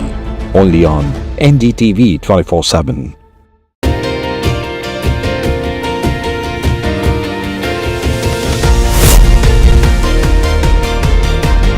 Becoming a member of jury of NDTV was a totally different challenge altogether. When you recognize contribution to society, these stories are inspiration for everyone who views them. The NDTV Indian of the Year is an extremely important initiative. Nominees were just extraordinary. Each one of them is a rock star. And the achievers in this field who are inspiration for the Indians in this country have been chosen for this prestigious award.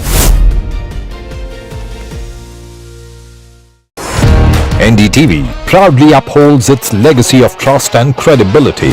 According to the prestigious Reuters Institute's Digital News Report 2024, NDTV is the top-most news platform in the country. Number 1 in both online and offline reach in India. Beating all its competition, NDTV stands for trust. I've been reporting on all issues big and small from Andhra Pradesh, Telangana, rest of South India, bringing you all the action, all that you need to know, all that you want to know. The energy of Maximum City is infectious. I bring in that energy in our news coverage from financial capital Mumbai. India's IT capital is always buzz. It's literally a city that never sleeps. And I keep you ahead on all the Bengaluru buzz. Covering from the southernmost part of India over the last 23 years, I bring in-depth and 360-degree coverage from the Dravidian heartland. The land of Mishti is also known for its bitter politics. I have seen much water flow under the Howrah Bridge, covering Bengal in all its vivid colors.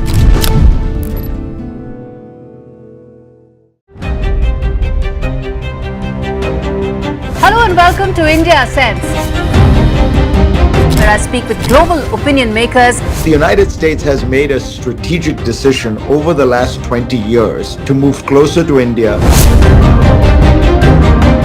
Now, a $7 trillion economy seems a perfectly conceivable number. If you want to be a national party, it's that you sort of accept the way the world is rather than want to endlessly hark back to how it was. Modi is promoting the digitization of the economy, which is accelerating growth in the country. New day, new show, a new experience. Start your day with the news, not views. We bring you stories that matter.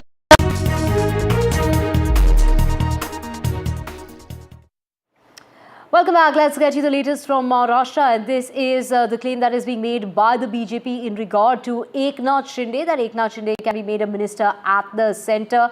His union minister who has made this claim that it is Eknath Shinde, of course, who has been offered the role of deputy chief minister. But does he really want to take on that role after being the chief minister of the state of Maharashtra is the big question, and which is why perhaps there is that slight delay. Do remember that Eknath Shinde had gone on to say that it is the decision of the Prime Minister. He'll abide, he will not be an obstacle. And yet there seems to be some sort of a hiccup before that final announcement. Let's just listen in to what Union Minister Athawale had to say to my colleague Aishwarya. Athawale sir, why according to you there is a delay in choosing the name of the Chief Minister of Maharashtra?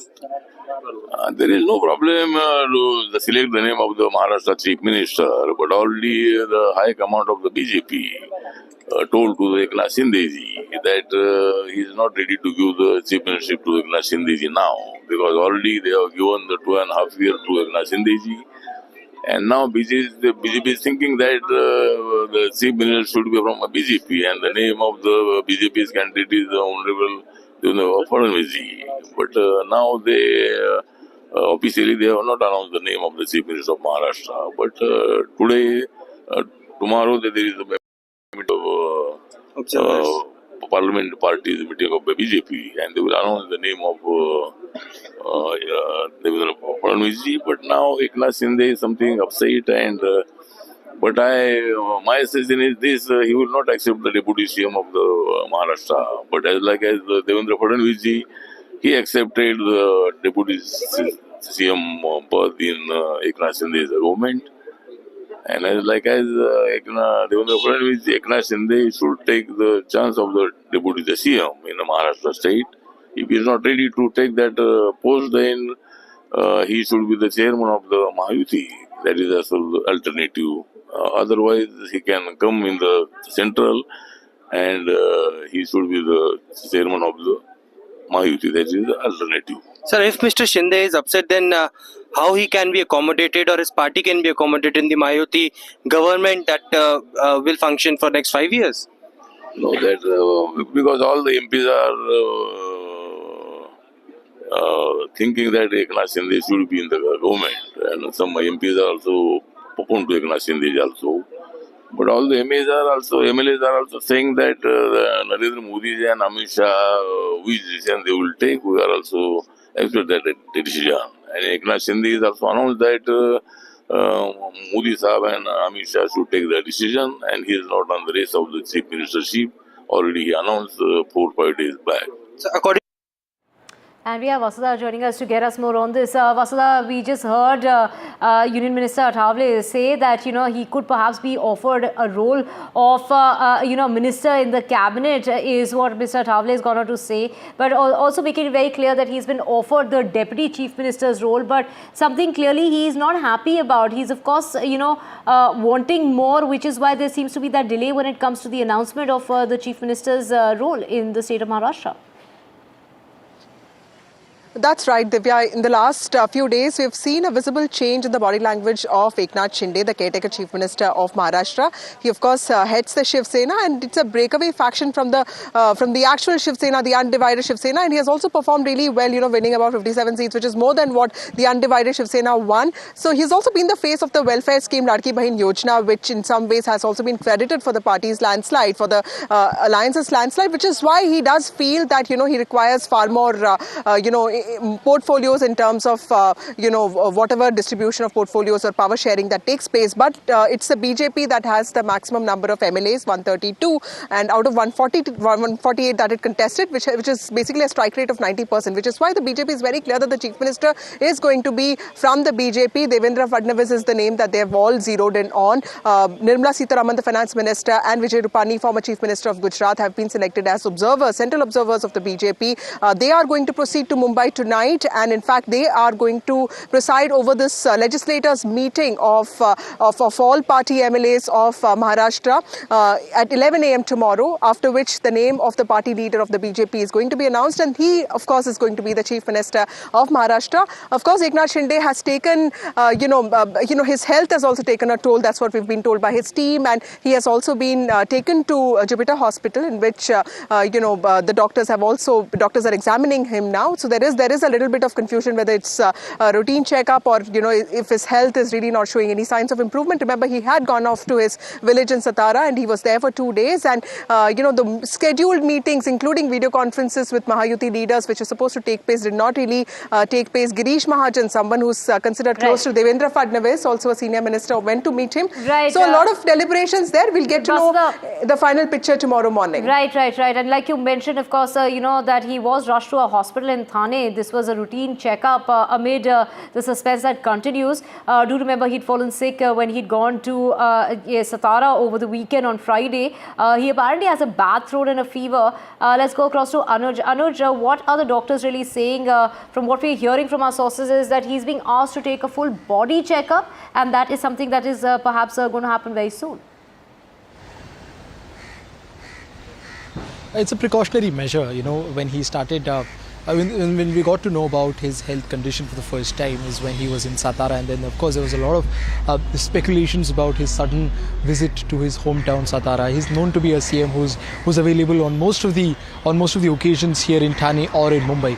But it was later confirmed by his doctor that he is having some irritation when it comes to throat, with a bit of fever and of course some weakness. Now he ended his trip of Satara and came back to Mumbai on late Sunday evening. But it was also expected that he would partake into proceedings or meetings of Mahayuti yesterday, but even that did not happen, because when we were talking to Naresh Maske, the senior Shiv Sena leader, or other leaders from Shiv Sena, they told about how there has been little improvement to his ever since. And even when we were hearing him speak to the media, one could understand that how he is not in the best of his conditions, especially when it comes to his throat, which is irritating, which is getting he's complaining of irritation there. And today, of course, when we talked to his team, we got to know that it is a routine checkup for which he is visiting Jupiter Hospital. Right, we'll come back to you. Let's just cut across to Prime Minister Modi, who's speaking in Chandigarh, and this is with Prime Minister Modi there dedicating to the nation the implementation of the 3 transformative new criminal laws. आधार भी है एक ऐसे समय में जब देश विकसित भारत का संकल्प लेकर आगे बढ़ रहा है, जब संविधान के 75 वर्ष हुए हैं, तब संविधान की भावना से प्रेरित भारतीय न्याय संहिता का प्रभाव प्रारंभ होना, उसका प्रभाव में आना एक बहुत बड़ी शुरुआत है। देश के नागरिकों के लिए हमारे संविधान ने जिन आदर्शों की कल्पना की थी, उन्हें पूरा करने की दिशा में ये ठोस प्रयास है। ये कानून कैसे अमल में लाए जाएंगे, अभी मैं इसका लाइव डेमो देख रहा था और मैं भी यहां सबसे आग्रह करता हूं कि समय निकाल करके इस लाइव डेमो को जरूर देखें। लॉ के स्टूडेंट देखें, बार के साथी देखें, जुडिशरी के भी साथियों को अगर सुविधा हो वे भी देखें। मैं इस अवसर पर सभी देशवासियों को भारतीय न्याय संहिता, नागरिक संहिता के लागू होने की अनेक अनेक शुभकामनाएं देता हूं और चंडीगढ़ प्रशासन से जुड़े सबको बधाई देता हूं। साथियों, देश की नई न्याय संहिता अपने आप में जितना समग्र दस्तावेज है, इसको बनाने की प्रक्रिया भी उतनी ही व्यापक रही है। इसमें देश के कितने ही महान संविधानविदों और कानूनविदों की मेहनत जुड़ी है। गृह मंत्रालय ने इसे लेकर जनवरी 2020 में सुझाव मांगे थे। इसमें देश के मुख्य न्यायाधीशों का सुझाव और मार्गदर्शन रहा। इनमें हाई कोर्ट्स के चीफ जस्टिस, उन्होंने भरपूर सहयोग दिया। देश का supreme court, 16 high court, judicial academies, अनेकों लॉ इंस्टीट्यूशंस, सिविल सोसाइटी के लोग, अन्य बुद्धिजीवी, इन सब ने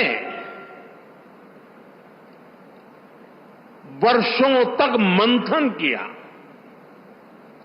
संवाद किया, अपने अनुभवों को पिरोया। आधुनिक परिप्रेक्ष्य में देश की जरूरतों पर चर्चा की गई। आजादी के 7 दशकों में न्याय व्यवस्था के सामने जो चैलेंजेज आए, उन पर गहन मंथन किया गया। हर कानून का व्यवहारिक पक्ष देखा गया, फ्यूचरिस्टिक पैरामीटर्स पर उसे कसा गया। तब भारतीय न्याय संहिता अपने इस स्वरूप में हमारे सामने आई है। मैं इसके लिए देश के सुप्रीम कोर्ट का, ऑनरेबल जजेस का, देश की सभी हाई कोर्ट्स का, विशेषकर हरियाणा पंजाब हाई कोर्ट का मैं विशेष आभार प्रकट करता हूं। मैं बार का भी धन्यवाद करता हूं कि जिन्होंने आगे आकर इस न्याय संहिता की ओनरशिप ली है। बार के सभी साथी बहुत बहुत अभिनंदन के अधिकारी हैं। मुझे भरोसा है सबके सहयोग से बनी भारत की ये न्याय संहिता भारत की न्याय यात्रा में मील का पत्थर साबित होगी। साथियों, हमारे देश ने 1947 में आजादी हासिल की थी। आप कल्पना करिए, सदियों की गुलामी के बाद जब हमारा देश आजाद हुआ, पीढ़ियों के इंतजार के बाद, लक्षावधि लोगों के बलिदानों के बाद जब आजादी की सुबह आई, तब कैसे कैसे सपने थे, देश में कितना उत्साह था। देशवासियों ने भी सोचा था अंग्रेज गए हैं तो अंग्रेजी कानूनों से भी मुक्ति मिलेगी। अंग्रेजों के अत्याचार का, उनके शोषण का जरिया ये कानून ही तो थे। ये कानून बनाए भी तब गए थे जब अंग्रेजी सत्ता भारत पर अपना शिकंजा बनाए रखने के लिए कुछ भी करने को तैयार थी। 1857 में, और मेरे नौजवान साथियों को मैं कहूंगा याद रखिए, 1857 में देश का पहला बड़ा स्वाधीनता संग्राम लड़ा गया। उस 1857 के स्वातंत्र संग्राम ने अंग्रेजी हुकूमत की जड़ें हिला दी थी। देश के हर कोने में बहुत बड़ी चुनौती पैदा कर दी थी। तब जाकर के उसके जवाब में अंग्रेज 1860 में, 3 साल के बाद, इंडियन पिनल कोड यानी आईपीसी लेकर आए। फिर कुछ साल बाद इंडियन एविडेंस एक्ट लाया गया और फिर सीआरपीसी का पहला ढांचा अस्तित्व में आया। इन कानूनों की सोच और मकसद यही था कि भारतीयों को दंड दिया जाए, गुलाम रखा जाए। और दुर्भाग्य देखिए, आजादी के बाद दशकों तक हमारे कानून उसी दंड संहिता और पिनल माइंडसेट के इर्द गिर्द ही घूमते रहे, मंडराते रहे। और जिनका इस्तेमाल नागरिकों को गुलाम मानकर होता था। समय समय पर इन कानूनों में छोटे मोटे सुधार करने के प्रयास हुए, लेकिन इनका चरित्र वही बना रहा। आजाद देश में गुलामों के लिए बने कानूनों को क्यों ढोया जाए, ये सवाल न हमने खुद से पूछा, न शासन कर रहे लोगों ने इस पर विचार करने की जरूरत समझी। गुलामी की इस मानसिकता ने भारत की प्रगति को, भारत की विकास यात्रा को बहुत ज्यादा प्रभावित किया। साथियों, देश अब उस कॉलोनियल माइंडसेट से बाहर निकले, राष्ट्र के सामर्थ्य का प्रयोग राष्ट्र निर्माण में हो, इसके लिए राष्ट्रीय चिंतन आवश्यक था। और इसलिए मैंने 15 अगस्त को लाल किले से गुलामी की मानसिकता से मुक्ति का संकल्प देश के सामने रखा था। अब भारतीय न्याय संहिता, नागरिक संहिता, इसके जरिए देश ने उस दिशा में एक और मजबूत कदम उठाया है। हमारी न्याय संहिता of the people, by the people, for the people की उस भावना को सशक्त कर रही है जो लोकतंत्र का आधार होती है। साथियों, न्याय संहिता समानता, समरसता और सामाजिक न्याय के विचारों से बुनी गई है। हम हमेशा से सुनते आए हैं कि कानून की नजर में सब बराबर होते हैं, लेकिन व्यवहारिक सच्चाई कुछ और ही दिखाई देती है। गरीब, कमजोर व्यक्ति कानून के नाम से डरता था। जहां तक संभव होता था वो कोर्ट, कचहरी और थाने में कदम रखने से डरता था। अब भारतीय न्याय संहिता समाज के इस मनोविज्ञान को बदलने का काम करेगी। उसे भरोसा होगा कि देश का कानून समानता की, इक्वालिटी की गारंटी है।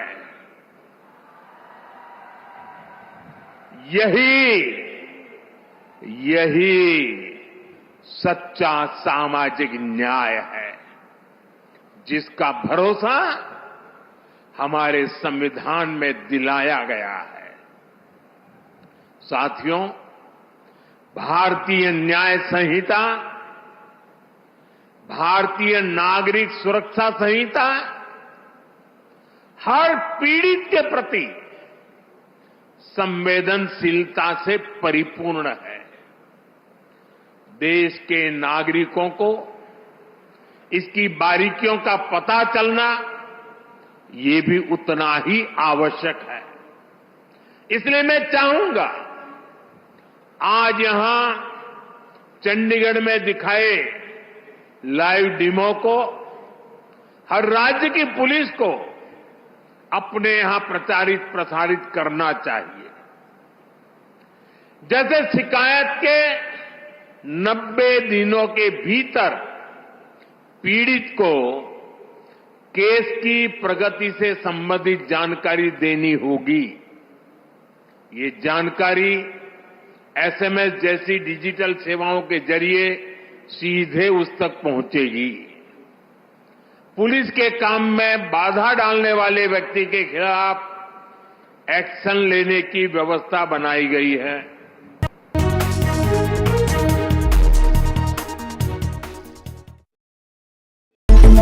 It's a web of frauds, calls, luring emails, threatening messages. Cyber frauds have cast their net wide and everyone is at risk. We track the victims, their horror stories as they get conned online, extorted and robbed of their hard-earned money. How to identify a cyber fraud and how to stay cyber safe. What are your options? Fraud.con, NDTV initiative for cyber safety. Only on NDTV 24/7.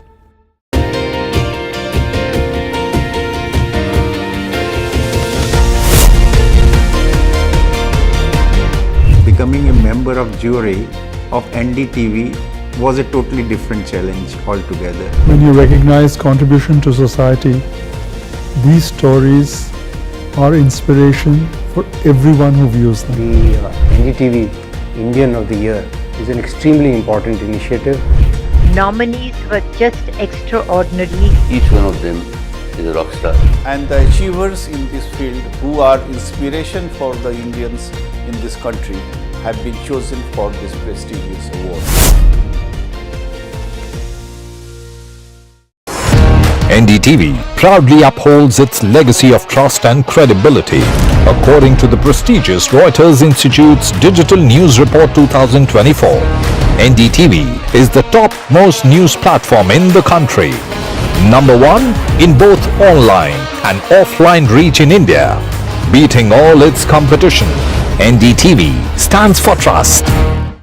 I've been reporting on all issues big and small from Andhra Pradesh, Telangana, rest of South India, bringing you all the action, all that you need to know, all that you want to know. The energy of maximum city is infectious. I bring in that energy in our news coverage from financial capital Mumbai. India's IT capital is always buzz. It's literally a city that never sleeps. And I keep you ahead on all the Bengaluru buzz. Covering from the southernmost part of India over the last 23 years, I bring in-depth and 360-degree coverage from the Dravidian heartland. The land of Mishti is also known for its bitter politics. I have seen much water flow under the Howrah Bridge, covering Bengal in all its vivid colors.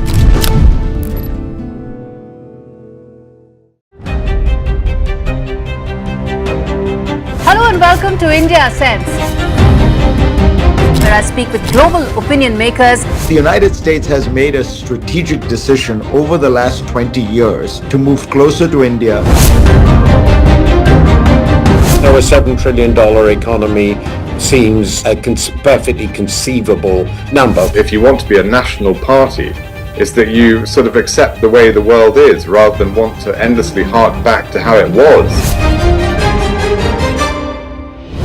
Modi is promoting the digitization of the economy, which is accelerating growth in the country. New day, new show, a new experience. Start your day with the news, not views. We bring you stories that matter and impact your lives. News that informs and keeps you ahead. From maximum city Mumbai To the state of governance, Delhi, NDTV brings to you the best breakfast show. The breakfast show only on NDTV 24/7 every morning at 8 a.m. In today's interconnected world, India's voice is more crucial than ever. When India speaks, the world listens. At NDTV World, we are that voice, bringing you intelligent and insightful news from India and beyond. From geopolitics and diplomacy to economic shifts, migrations, tech disruptions, and the stories of our diaspora. We cover the news that shapes our global future. NDTV World, your new home for global news is here. It's a web of frauds, calls, luring emails, threatening messages. Cyber frauds have cast their net wide and everyone is at risk. We track the victims, their horror stories as they get conned online, extorted and robbed of their hard-earned money. How to identify a cyber fraud and how to stay cyber safe. What are your options? Fraud.con, NDTV initiative for cyber safety. Only on NDTV 24/7.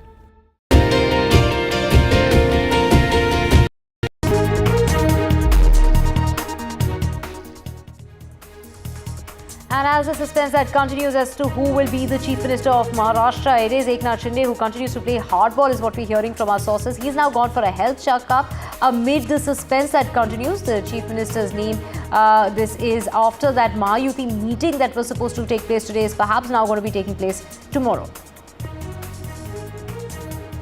In the Lok Sabha face-off, as far as the Sambhal incident is concerned, it is Samajwadi Party chief Akhilesh Yadav who's alleged that this was a conspiracy. He's gone on to say that the cops went ahead and fired at innocent people who were protesting. The BJP there is defending itself and saying it was a fair, firm action that was taken by the administration. The Prime Minister dedicates implementation of new criminal laws. The Prime Minister hails new criminal laws and says that the people wanted freedom from colonial laws and we phased out the British-era laws. 7 people have died in Tamil Nadu's landslide, and it is the DMK MPs who are demanding the centre's intervention, asking for aid in regard to deal with the aftermath of the cyclone. The Prime Minister has assured of all kind of help. It is the Chief Minister saying, demanding 2,000 crore rupees in order to help with the aid and in fact in regard to the situation. 3 police people have been suspended over Bangladesh's mission of protest. This is the Ministry of External Affairs cracking its whip. The state government there has gone ahead and suspended 3 policemen.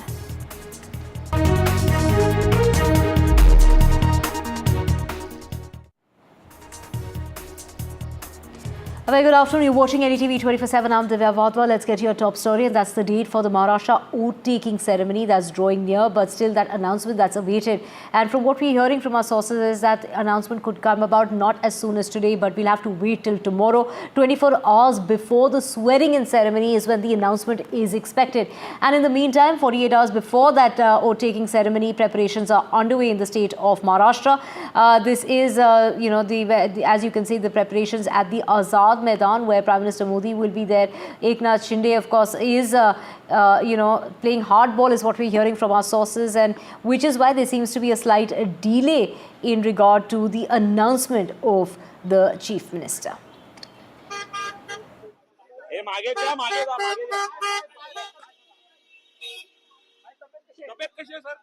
ये शिवसेना की तरफ से कितने लोग शपथ लेंगे, कितने लोग? नहीं, इसके बारे में कोई जानकारी नहीं है। सीएम साहब इसकी घोषणा करेंगे। क्या एकनाथ शिंदे जी सरकार का हिस्सा होंगे? एकनाथ शिंदे जी सरकार का हिस्सा होंगे? इसके बारे में कल शाम में सब डिसाइड होगा। आज कुछ भी उसके बारे में बताया नहीं जा सकता। मुझे लगता है कि सबसे बड़ी पार्टी भारतीय जनता पार्टी बनी है। दूसरा, शिंदे जी ने ही स्टेटमेंट दिया था कि भाजपा के सीएम बने तो मुझे कोई तकलीफ नहीं है। तो मुझे लगता है, मेरी बात नहीं हुई, लेकिन मुझे लगता है कि इस बार बारी भाजपा के सीएम बनने की होगी, ऐसी संभावना है। एकनाथ शिंदे महाराष्ट्र के केयरटेकर मुख्यमंत्री है। अगर मुख्यमंत्री कैसा डिसअपियर या गायब हो सकता है? देखिए, सब एक खेल चल रहा है महाराष्ट्र में। 10 दिन हो चुके हैं, बहुमत है उनके पास, पूरा भारी बहुमत है, फिर भी ये लोग मुख्यमंत्री का नाम, भारतीय जनता पार्टी के पार्लियामेंट्री नेता का नाम अब तक घोषित नहीं कर पा रहे हैं, और राजभवन से अब तक सरकार बनाने का न्योता भी नहीं मिला है। ये सब दिल्ली का खेल है। And we have Anuj joining us. Anuj, in regard to the claims that are being made, is that the Deputy Chief Minister's role has been offered to Eknath Shinde, but he doesn't seem to be very happy with what he's being offered at the moment.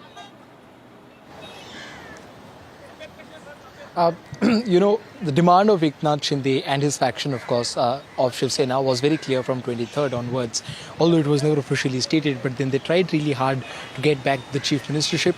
But, curtains were drawn on that particular argument when Eknath Shinde himself addressed a press gathering and told that he's out of the contention, when it comes to the chief ministership. After that, we saw him, trying really hard for positions, top portfolios here in Maharashtra, be it the Home Ministry or even the Finance Ministry, both of which was difficult for the BJP to let go of, either from itself or from the quota of NCP. Now, this entire proceedings and discussions have gotten delayed because of Eknath Shinde falling sick, him planning his trip to his native village, that is Daregaon in Satara. And even after he was back here in town, in Thane on Sunday late evening, he's still not 100% fit. Yesterday we saw that that he did not really meet anyone. So all of those meetings were postponed to another day. But all of this started becoming, a little problematic because the Bharatiya Janata Party had already, unilaterally though, had already announced the date for oath-taking ceremony. And since that announcement was made, we saw that several leaders from NCP and BJP camp visited Azad Maidan to inspect the proceedings. But up until today morning, we did not really see a single Shiv Sena leader go there. Today morning we saw Sanjay Shirsat and Gulab Rao Patil, senior leaders of Shiv Sena, visit this place to inspect in the presence of Chandrasekhar Bawankole as well. Now, the problem that many saw coming with the Bharatiya Janata Party unilaterally announcing the date of date of the oath-taking ceremony was basically the lack of respect that was being shown to Eknath Shinde. In our several conversations with the senior leaders from Shinde Sena, we've heard them say that it's not really about the position in the government, but it's about the due credit that Eknath Shinde should get, given the fact that he was the face of Mahayuti as they were leading into the election. So although he is number 2 when it comes to the party-wise breakup of the MLAs in the Mahayuti, but he was indeed the face of the Mahayuti according to a lot of those people, which is why the last push has been given for the important portfolios, many of which seem very unlikely for the for the Shinde Sena to get at the moment. In all likeliness, they would be getting the second highest number of central cabinet portfolios in Maharashtra cabinet, and would have to satisfy themselves with important portfolios like PWD and urban development and even agriculture to if possible, but nothing beyond that. The chances of them getting finance or home ministry at this point of time seems very glim. Although what exactly is the stance of Eknath Shinde when it comes to taking part actively in the government, and accepting the position of Deputy Chief Ministership is something that we really need to wait and watch out for, because we had Ajit Pawar talk to the media a few days ago. Anuj, just hold that thought. Let's cut across to the External Affairs Minister Jaishankar, who's speaking in the Lok Sabha. China is an illegal occupation of 38,000 square kilometers of Indian territory in Aksai Chin as a result of the 1962 conflicts and the event that preceded it. Furthermore, Pakistan illegally ceded 5,180 square kilometers of Indian territory to China in 1963, which has been under its occupation since 1948. India and China have held talks for multiple decades to resolve the boundary issue. While there is a line of actual control, LAC, it does not have a common understanding in some areas. We remain committed to engaging with China through bilateral discussions to arrive at a fair, reasonable, and mutually acceptable framework for a boundary settlement. Honorable members would recall that the amassing of a large number of troops by China along the LAC in eastern Ladakh in April-May 2020 resulted in face-offs with our forces at a number of points. The situation also led to disruption of patrolling activities. It is to the credit of our armed forces that despite logistical challenges and the then prevailing COVID situation, they were able to counter-deploy rapidly and effectively. Honorable Speaker, sir, the House is well aware of the circumstances leading to the violent clashes in Galwan Valley in June 2020. In the months thereafter, we were addressing a situation that had not only seen fatalities for the first time in 45 years, but also a turn of events serious enough for heavy weaponry to be deployed in close proximity to the LAC. While a determined counter-deployment of adequate capability was the government's immediate response, there was also the imperative of a diplomatic effort to diffuse these heightened tensions and restore peace and tranquility. Honorable Speaker, sir, the contemporary phase of our ties with China dates back to 1988, when there was a clear understanding that the Sino-Indian boundary question will be settled through peaceful and friendly consultations. In 1991, the two sides agreed to maintain peace and tranquility in the areas along the LAC, pending a final settlement of the boundary question. Thereafter, in 1993, an agreement was reached on the maintenance of peace and tranquility. Subsequently, in 1996, India and China agreed on confidence-building measures in the military field. In 2003, we finalized a declaration of principles of our relations and comprehensive cooperation, which included the appointment of special representatives. In 2005, a protocol was formulated on modalities for the implementation of confidence-building measures along the LAC. At the same time, the political parameters and guiding principles for the settlement of the boundary question was agreed to. In 2012, a working mechanism for consultation and coordination, WMCC, was established, and a year later, we reached an understanding on border defense cooperation as well. Speaker, sir, the purpose of my recalling these agreements is to underline the elaborate nature of our shared efforts to ensure peace and tranquility, and to emphasize the seriousness of what its unprecedented disruption in 2020 implied for our overall relationship. The situation arising after our counter-deployment in 2020 called for multiple sets of responses. The immediate priority was to ensure disengagement from friction points so that there would be no further untoward incidents or clashes. This, sir, has been fully achieved, as I will explain. The next priority will be to consider de-escalation that would address the massing of troops along the LAC with associated accompaniments. It is also evident that the management of border areas will require further attention in the light of our recent experiences. In all of this, we were and we remain very clear that the three key principles must be observed in all circumstances. One, both sides should strictly respect and observe the LAC. Two, neither side should attempt to unilaterally alter the status quo. And three, agreements and understandings reached in the past must be fully abided by in their entirety. Honorable members would appreciate that as a result of the sustained tension and specific developments in the border areas, our overall relationship with China was bound to be impacted adversely. In the new circumstances, it was obviously not possible to continue the normal exchanges, interactions, and activities as in the past. In this regard, we made clear that the development of our ties were contingent on the principles of mutual sensitivity, mutual respect, and mutual interest. Throughout this period, honorable members would also be aware that government has maintained that India-China relations cannot be normal in the absence of peace and tranquility in the border areas. The combination of a firm and principled stance on the situation in the border areas, as well as a clearly articulated approach to the totality of our ties, have been the foundation of our engagement with China for the last 4 years. We have been very clear that the restoration of peace and tranquility would be the basis for the rest of the relationship to move forward. Since 2020, our engagement was therefore focused on these objectives. This took place at various levels involving different arms of the government. I myself have had meetings with my Chinese counterpart, as indeed has my senior colleague, Raksha Mantriji.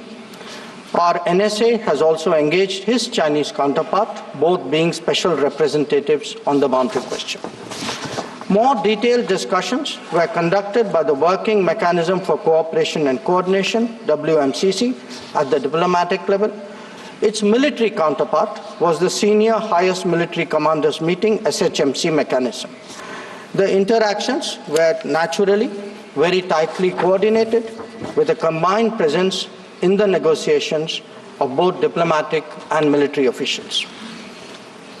Since June 2020, 17 meetings of the WMCC and 21 rounds of SHMC have taken place. So, in this background, I would like, sir, to inform the House today about the agreement reached on 21 October 2024 regarding Tepsang and Demchok. The twin considerations of an unstable local situation and an impacted bilateral relationship were clearly the drivers for these recent endeavors. These two areas have been the focus of our discussions in both WMCC and SHMC with the Chinese side since September 2022, when the last disengagement agreement was concluded at Hot Springs area. In the lead up to the October 21 agreement, I had discussed both the specific disengagement issue as well as the larger relationship with my Chinese counterpart in Astana on 4 July and Vientiane on 25 July. Our national security advisors, ours and the Chinese, met in St. Petersburg on 12 September, and the problem in these two areas pertained primarily to obstructions of our long-standing patrolling activity. In Demchok, there was also the question of access by our nomadic population to traditional grazing grounds as well to sites of significance to the local people. As a result of this recent understanding, arrived at, after intensive negotiations, resumption of patrolling to the traditional areas is underway. It was initially tested by sending out patrols for verification of disengagement on the ground and is being followed up by regular activities as per the agreed understanding. Following the October 21 understanding, Prime Minister and President Xi Jinping had a meeting on the sidelines of the BRICS summit in Kazan on October 23. They welcomed the understanding and directed the foreign ministers to meet and stabilize and rebuild the relationship. The special representatives are also to oversee the management of peace and tranquility, besides exploring a fair, reasonable, and mutually acceptable solution to the boundary question. In pursuance of that, I recently held discussions with Foreign Minister Wang Yi again on the sidelines of the G20 summit in Rio de Janeiro on November 18. Raksha Mantri ji has also met the Chinese Defense Minister Dong Jun at the ASEAN Defense Minister ADMM Plus meeting in Vientiane on November 20. The two ministers discussed progress on the recent agreement on disengagement, the need to address de-escalation, and the requirement of strengthening confidence-building measures. They agreed on the importance of continuing meetings and consultations at various levels. Sir, the House will remember that the October 21 agreement is the latest in the series of an understanding in regard to the resolution of the situation at various friction points in eastern Ladakh. In the aftermath of the events in May-June 2020 and the initial disengagement in Galwan Valley in July 2020, there was a foreign ministers meeting in Moscow in 10 September 2020. The government's position at that time was that the immediate task was to ensure comprehensive disengagement of troops in all the friction areas. It was emphasized that the large concentration of troops along the LAC was not in accordance with the 1993 and 1996 agreements. The Indian side, it was made clear, would not countenance any attempts to change the status quo unilaterally. We also expected that all agreements and protocols pertaining to the management of the border areas would be scrupulously followed. Sir, through you, I would like to inform the House that disengagement has been achieved in full in eastern Ladakh through a step-by-step process, culminating in Depsang and Demchok. With the task of disengagement completed, it is now our expectation that discussions would commence with regard to the remaining issues that we have placed on the agenda. For the benefit of honourable members, I would also flag to your attention previous positions articulated by the government in Parliament on this issue. On 15th of September 2020, Raksha Mantri ji had made a detailed statement on Chinese attempts to transgress the LAC and the appropriate response given by our armed forces. On the 11th of February 2021, Raksha Mantri had again briefed the House about our disengagement agreement in the north and south banks of the Pangong Lake. Thereafter, in August of 2021, a third phase of disengagement took place in the area of Gogra, whereby troops would henceforth be in their respective bases. The next step took place in September 2022 pertaining to the Hot Springs area. Again, forward deployments ceased in a phased, coordinated and verified manner, resulting in the return of troops to their respective areas. The most recent agreement the October 21 agreement, comes in the wake of the earlier ones. It completes the first phase of what we had agreed to in Moscow in September 2020. As members are aware, there is a long history of frictions, transgressions, and face-offs in several sectors of the India-China border. This goes back to Barahoti from 1954, to Longju in 1959, to Sumdurongchu from 1986-1995, and Depsang in 2013, amongst others. In the past, earlier governments have agreed to a range of steps to diffuse situations that have arisen at different times, including offers on our side to create demilitarized zones, limited non-patrolling zones, relocation or withdrawal of posts, disengagement of troops, and dismantlement of structures. Different locations have seen different solutions being examined. Where the October 21 understanding is concerned, our objective has been to ensure patrolling as in the past to the relevant patrolling points, as well as the resumption of grazing by our civilians as per long-standing practice. This is indeed what we have agreed upon in regard to Depsang and Demchok. In a few other places where friction occurred in 2020, steps of a temporary and limited nature were worked out based on local conditions to obviate the possibility of more further friction. This, I must stress, applies to both sides and can be revisited as the situation demands. In that sense, our stance has been resolute and firm and serves our national interests fully.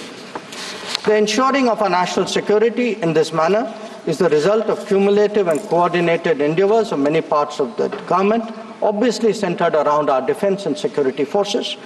The competence and professionalism of our services in this period was displayed in our speedy and effective counter-deployment. In the negotiations with China, the defense and diplomatic arms worked in lockstep to ensure that our national interests were comprehensively met. Sir, in that context, the House would also recognize that there has been a significant improvement in the border infrastructure, which has made such effective counter-deployment possible. This is reflected, amongst others, in the increase of border infrastructure allocations in the last decade.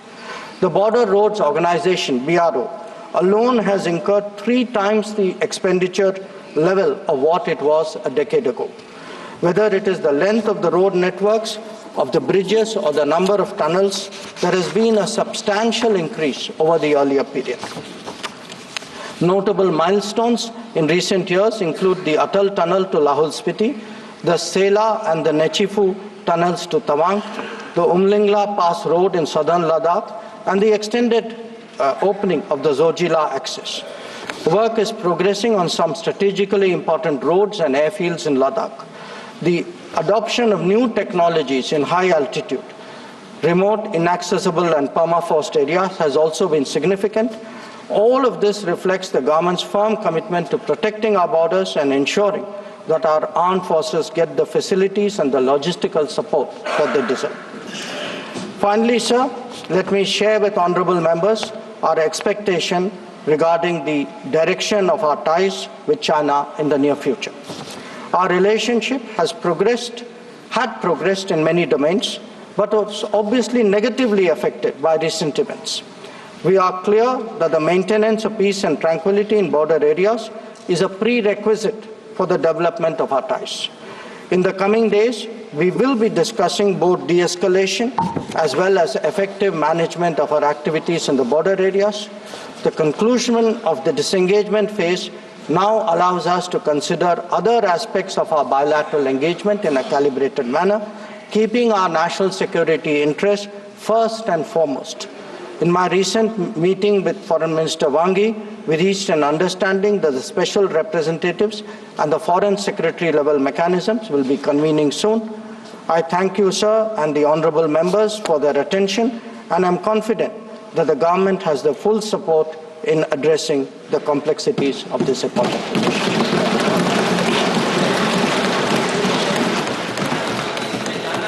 इसमें discussion नहीं होता जी. Number 14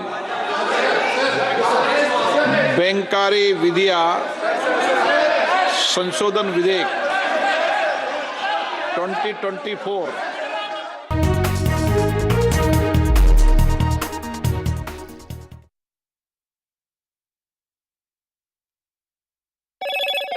Hello, Moto.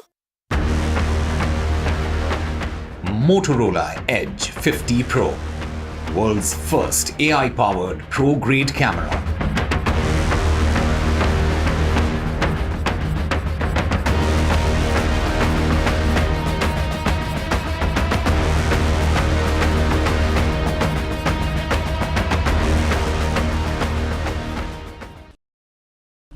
Introducing Vice 4K UHD Smart TV. Quantum Luminate gives more than 1 billion colors. Upscale your content resolution up to 4K. Enjoy your games with auto low latency mode. Watch your favorite movie with voice command.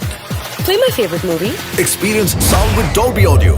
Connect with your favorite apps and games on the Content Store. Powered by Web OS Hub. Connects with Apple devices. Unlimited family entertainment with Vice TV. Vice, the science of simple. I've been reporting on all issues big and small from Andhra Pradesh, Telangana, rest of South India, bringing you all the action, all that you need to know, all that you want to know. The energy of Maximum City is infectious. I bring in that energy in our news coverage from financial capital Mumbai. India's IT capital is always buzz. It's literally a city that never sleeps. And I keep you ahead on all the Bengaluru buzz. Covering from the southernmost part of India over the last 23 years, I bring in-depth and 360-degree coverage from the Dravidian heartland. The land of Mishti is also known for its bitter politics. I have seen much water flow under the Howrah Bridge, covering Bengal in all its vivid colors.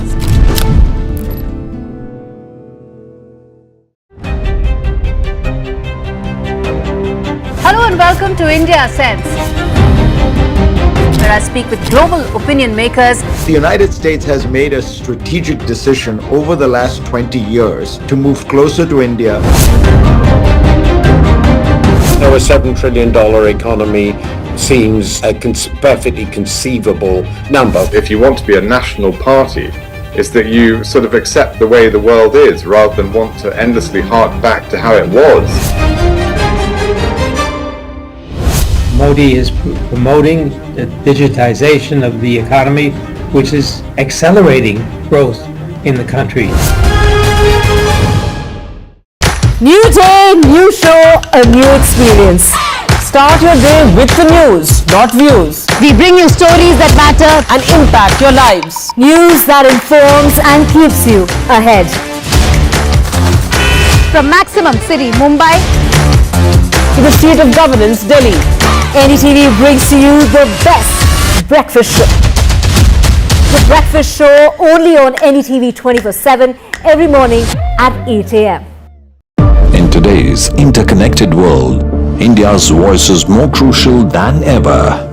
When India speaks, the world listens.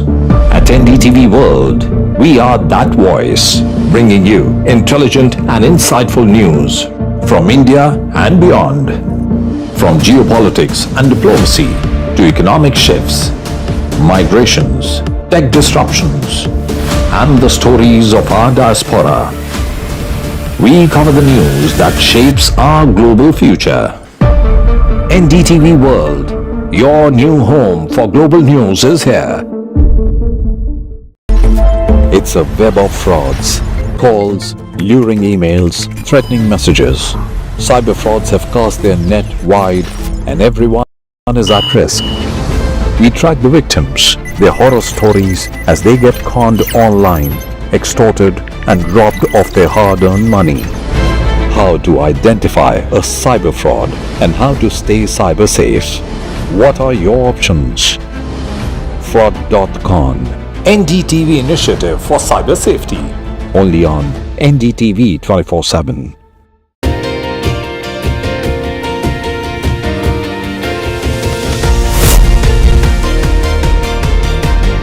Becoming a member of jury of NDTV was a totally different challenge altogether. When you recognize contribution to society, these stories are inspiration for everyone who views them. The NDTV Indian of the Year is an extremely important initiative. nominees were just extraordinary. Each one of them is a rock star. And the achievers in this field who are inspiration for the Indians in this country have been chosen for this prestigious award. NDTV proudly upholds its legacy of trust and credibility. According to the prestigious Reuters Institute's Digital News Report 2024, NDTV is the top-most news platform in the country. Number one in both online and offline reach in India. Beating all its competition, NDTV stands for trust. I've been reporting on all issues big and small from Andhra Pradesh, Telangana, rest of South India, bringing you all the action, all that you need to know, all that you want to know. The energy of maximum city is infectious. I bring in that energy in our news coverage from financial capital Mumbai. India's IT capital is always buzz. It's literally a city that never sleeps. And I keep you ahead on all the Bengaluru buzz. Covering from the southernmost part of India over the last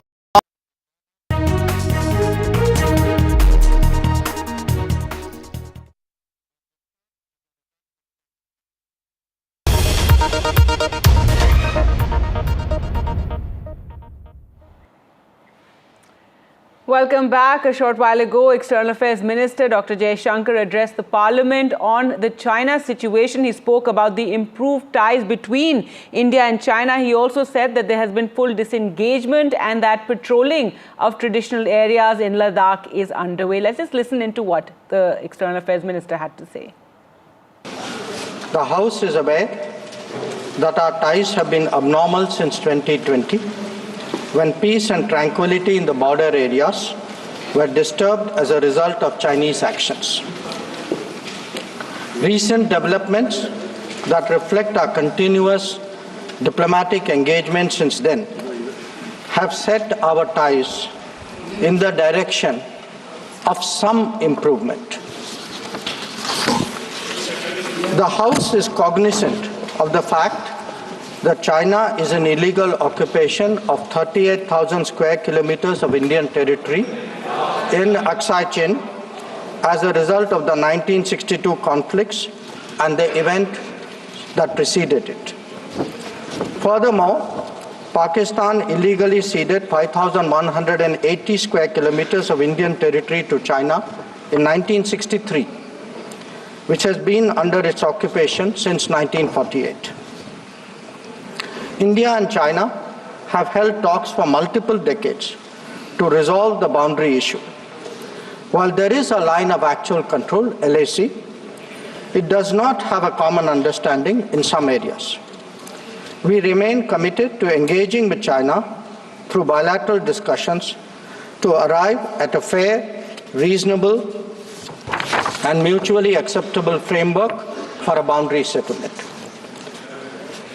Honorable members would recall that the amassing of a large number of troops by China along the LAC in eastern Ladakh in April-May 2020 resulted in face-offs with our forces at a number of points. The situation also led to disruption of patrolling activities. It is to the credit of our armed forces that despite logistical challenges and the then prevailing COVID situation, they were able to counter-deploy rapidly and effectively. Honorable Speaker, sir, the House is well aware of the circumstances leading to the violent clashes in Galwan Valley in June 2020. In the months thereafter, we were addressing a situation that had not only seen fatalities for the first time in 45 years, but also a turn of events serious enough for heavy weaponry to be deployed in close proximity to the LAC. While a determined counter-deployment of adequate capability was the government's immediate response, there was also the imperative of a diplomatic effort to diffuse these heightened tensions and restore peace and tranquility.